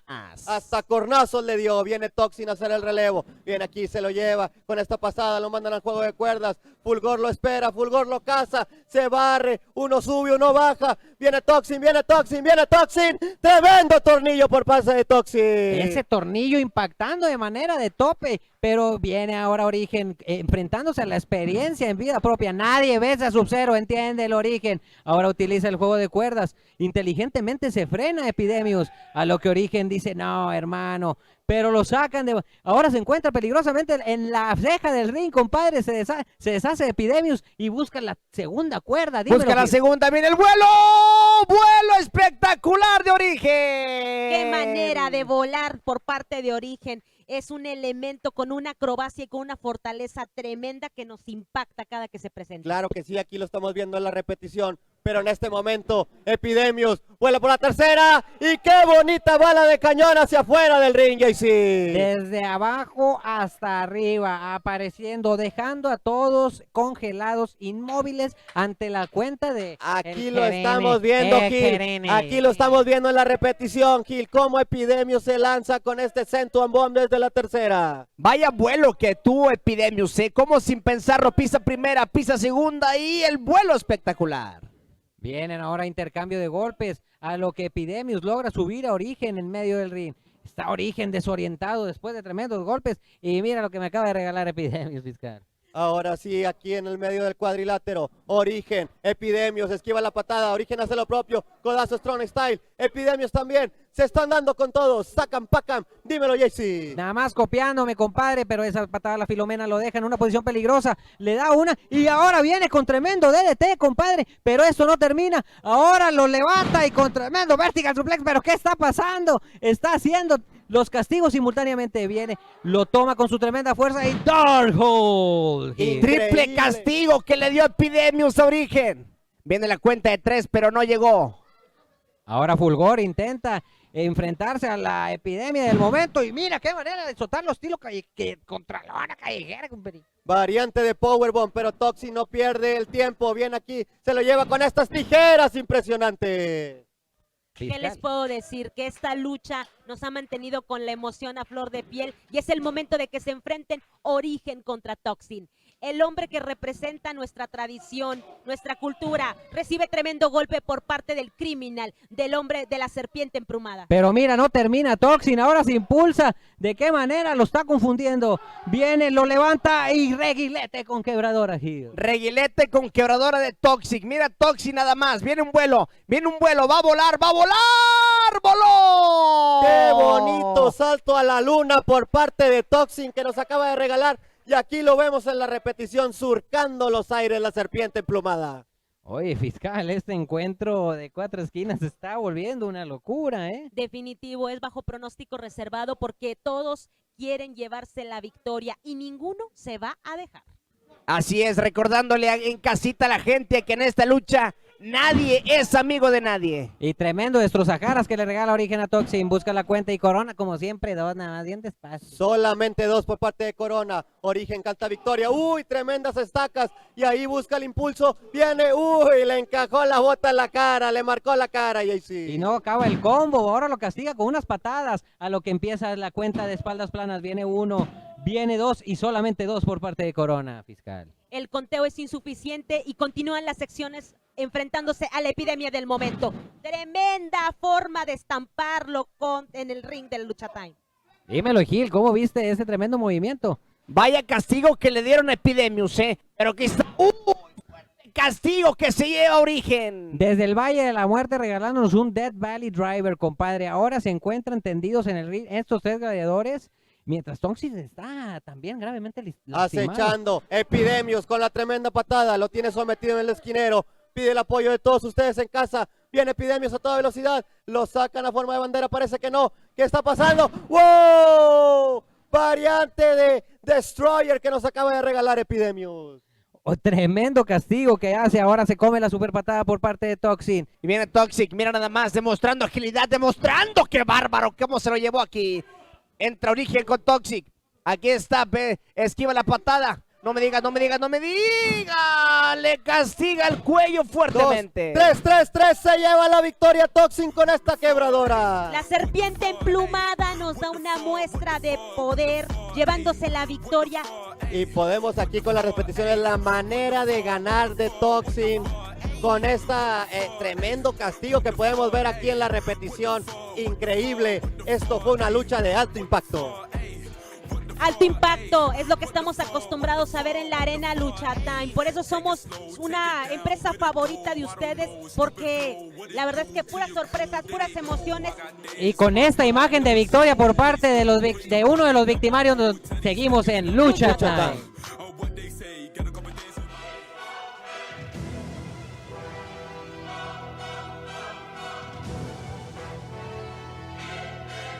Desde Lucha Time Performance Center, fíjense, compadres, en estos días he estado viendo a Vértigo muy nervioso porque ya le toca exponer el campeonato de la IWS. Pero bueno, fiscal, mejor dímelo tú. Encuentra un hombre que está retando a Baby Extreme. Estamos hablando de nada más y nada menos que de Prometeo, acompañado de Kratos, los hombres del Olimpo, caídos del Olimpo, JC.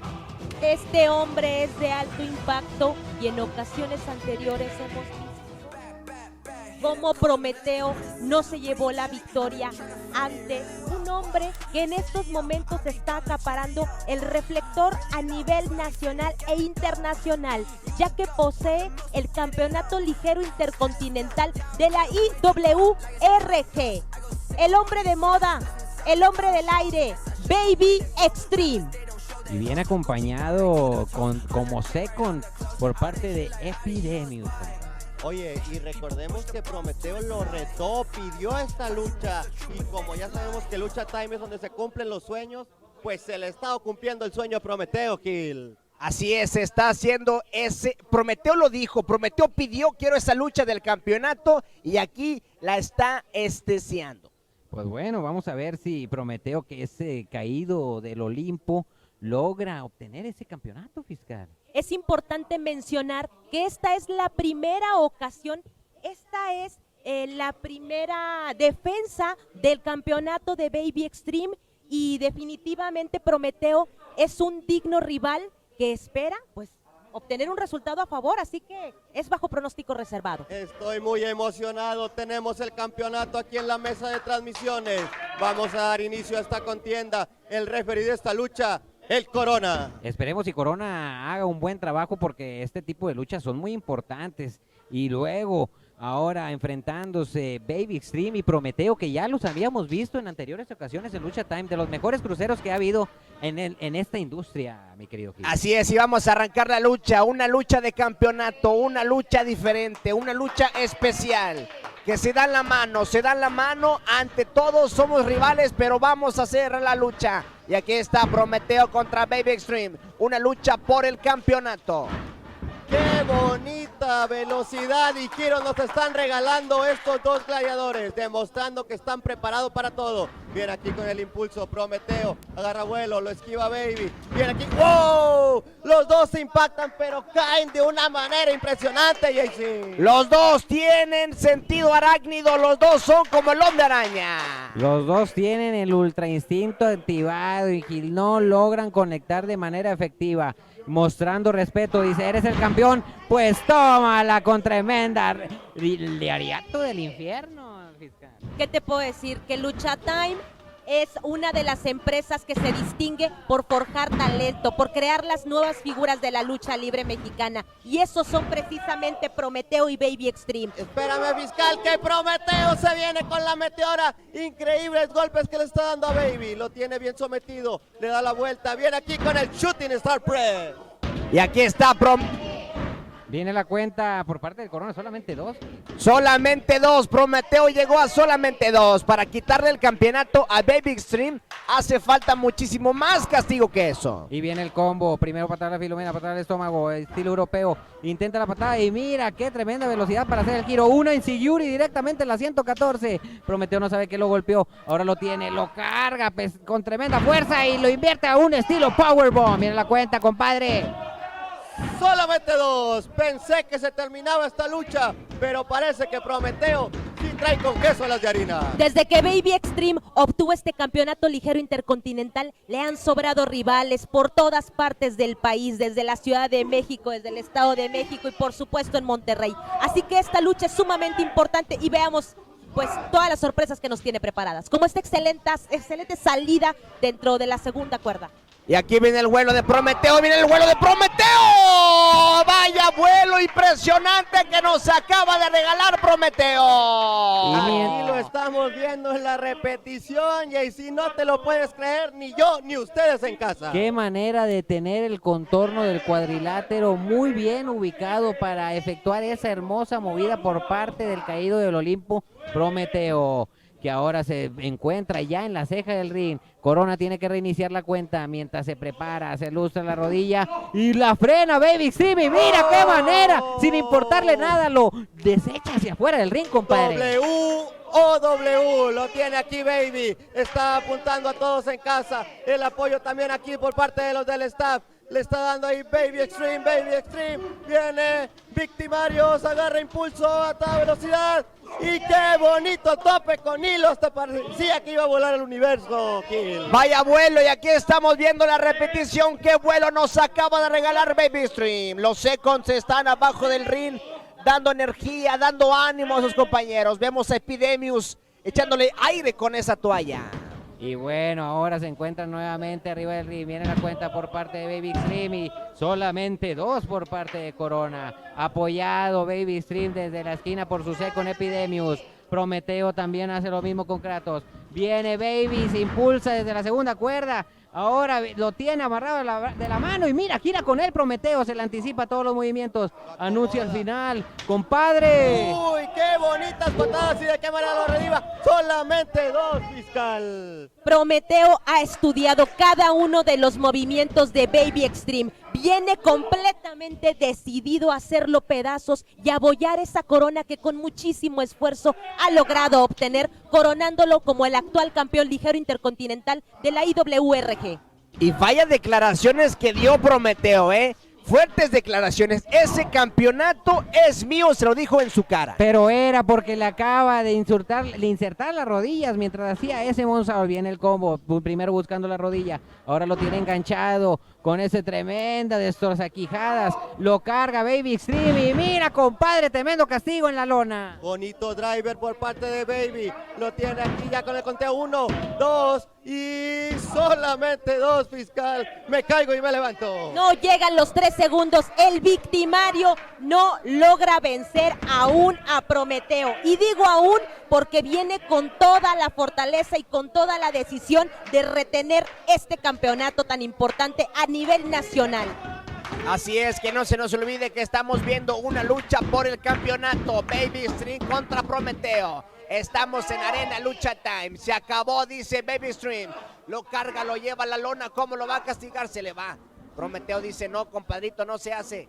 Y dice, ¡uy! ¡Qué castigo! Le acaba de romper la cara con ese castigo. Y viene la cuenta por parte de Corona. Se acabó, compadre, a pesar de recibir tremendo peli driver. Otra vez la cuenta y no, Baby no se rinde. Oye, qué bonita variante de Destroyer nos regala Prometeo. Oye, esa es donde dicen que el campeón pesa, sus golpes pesan y ahora se va a empezar a desesperar Prometeo porque no puede rendir. Por supuesto, haber obtenido ese campeonato implica muchísimo trabajo, muchísima disciplina y sobre todo que ya se ha medido con exponentes muy fuertes en toda la República. Sin embargo, Prometeo no es presa sencilla. Y el paso al Olimpo, compadre. Ahora se encuentra en el otro esquinero. Anuncia que se termina. Tendremos nuevo campeón y se encuentra una piscina, pero al parecer que viene y mira la mosca española en cortito, compadre. Increíble la mosca, increíble Baby. Lo tiene sometido, lo tiene bien levantado. ¡Wow! ¡Qué bonito castigo por parte de Baby Extreme Hill! Así es, fuerte castigo que le acaban de dar. Tenemos y viene Baby Extreme. Se acabó. ¡Qué buen lance! 1, 2, 3. Espera. Señoras y señores, Baby Extreme. Cuerdas de por medio. Mira, Prometeo había tocado las cuerdas en la cuenta de 2. A ver, ahí Kratos reclamando como Second, pero Epidemio rápidamente agarra el campeonato intercontinental ligero para lo estamos viendo en la repetición. El conteo llega hasta 3 kills. Así es, yo conté 1, yo conté 2 y conté 3. La tercera palmada llegó.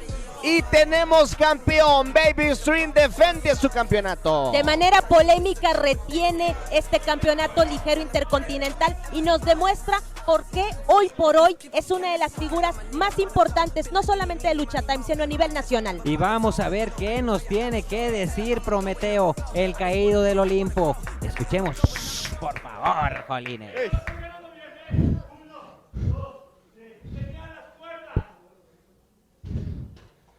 Primero que nada, gracias Baby Extreme por la oportunidad que se me dio por el campeonato. En segunda, te felicito porque eres un gran campeón, eres un gran hombre y un gran luchador, un gran profesional.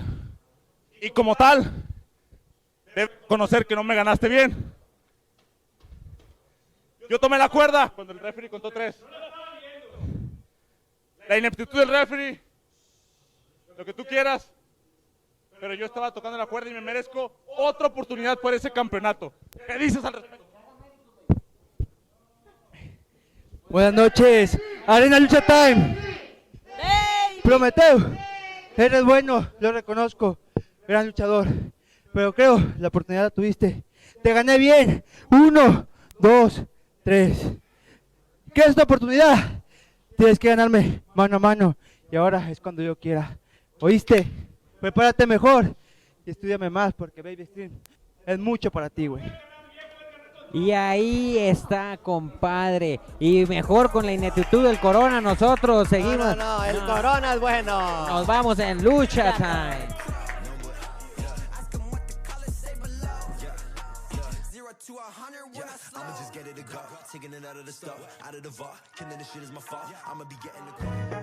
Y ahora sí, como siempre, representante de las luchas estelares de Lucha Time, viene la cara e imagen de esta hermosa empresa. ¡Da Mumi!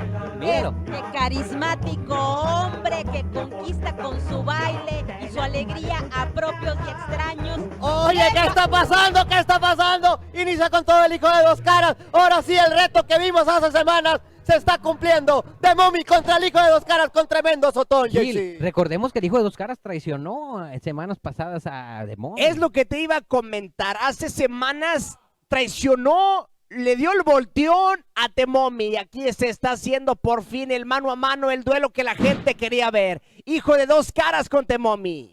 Ni siquiera le dejó hacer su presentación como se debe. El hijo de Oscar lo tiene sometido en el esquinero, le da puntapié, codazos, cabezazos. Este hombre anda con todo, fiscal. ¿Qué te puedo decir? El hijo de dos caras está enfurecido contra el ídolo de los niños, el ídolo de Monterrey, The Mummy. Y te recibe tremendo lariato por parte de dos caras, hasta se escucha. Oye, tremendo aquí, compadre Gil. Se escucha como Goku y como Vegeta, claro que sí. Vaya rivalidad que están haciendo. Esta rivalidad está creciendo cada vez más. Solamente dos por parte del Jerry. Aquí vemos al hijo de dos caras que lo tiene ya bien sometido a The Mummy. No le ha dado tregua en esta lucha. Le está dando con todo. Rodillazo. Otra vez otro rodillazo. Lo tiene el esquinero. Lo manda con toda fuerza. ¡Uy! Está reviviendo The Mummy, JC. Y viene The Mummy intentando castigar a hijo de dos caras, anticipándose a todos los castigos. Ahora lo tiene sometido de los brazos y viene buscando un backcracker. ¿De qué manera? Reforzando, agandando las manos. 1, 2, solamente 2 por parte del Jerry. ¿Cómo viste, fiscal? ¿Qué te puedo decir? Estos hombres tienen una rivalidad encarnizada, se odian.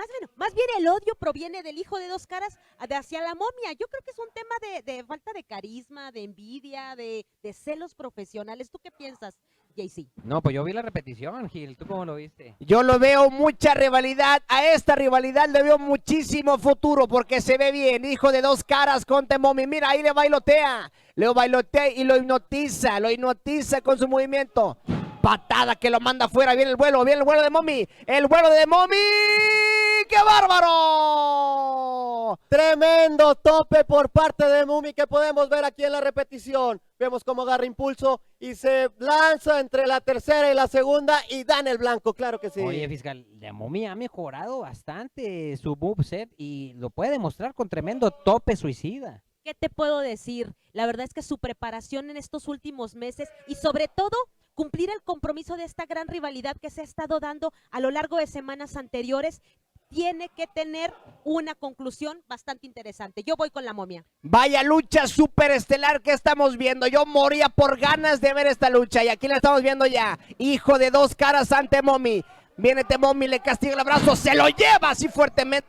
Castiga el brazo, le castiga el brazo, le pregunta que se rinde, se acabó. ¡Uy! Se rindió el hijo de dos caras. Acaba de pasar algo increíble en el centro del cuadrilátero, JC. Ahora sí que le rompió el destino la momia al hijo de dos caras, compadre. Y lo podemos ver aquí en las repeticiones de Mummy cómo reacciona con este tope que da en el blanco del hijo de dos caras, Gil. Una cosa sí te voy a decir, el hijo de dos caras no se va a quedar así. No se va a quedar así porque The Mummy se llevó la victoria, pero el hijo de dos caras está inconforme con el resultado. ¿Qué les puedo decir? Quedamos muy complacidos con las tremendas acciones que nos regalaron estos dos gladiadores y pinta para más rivalidad. Nos vamos en Lucha Time.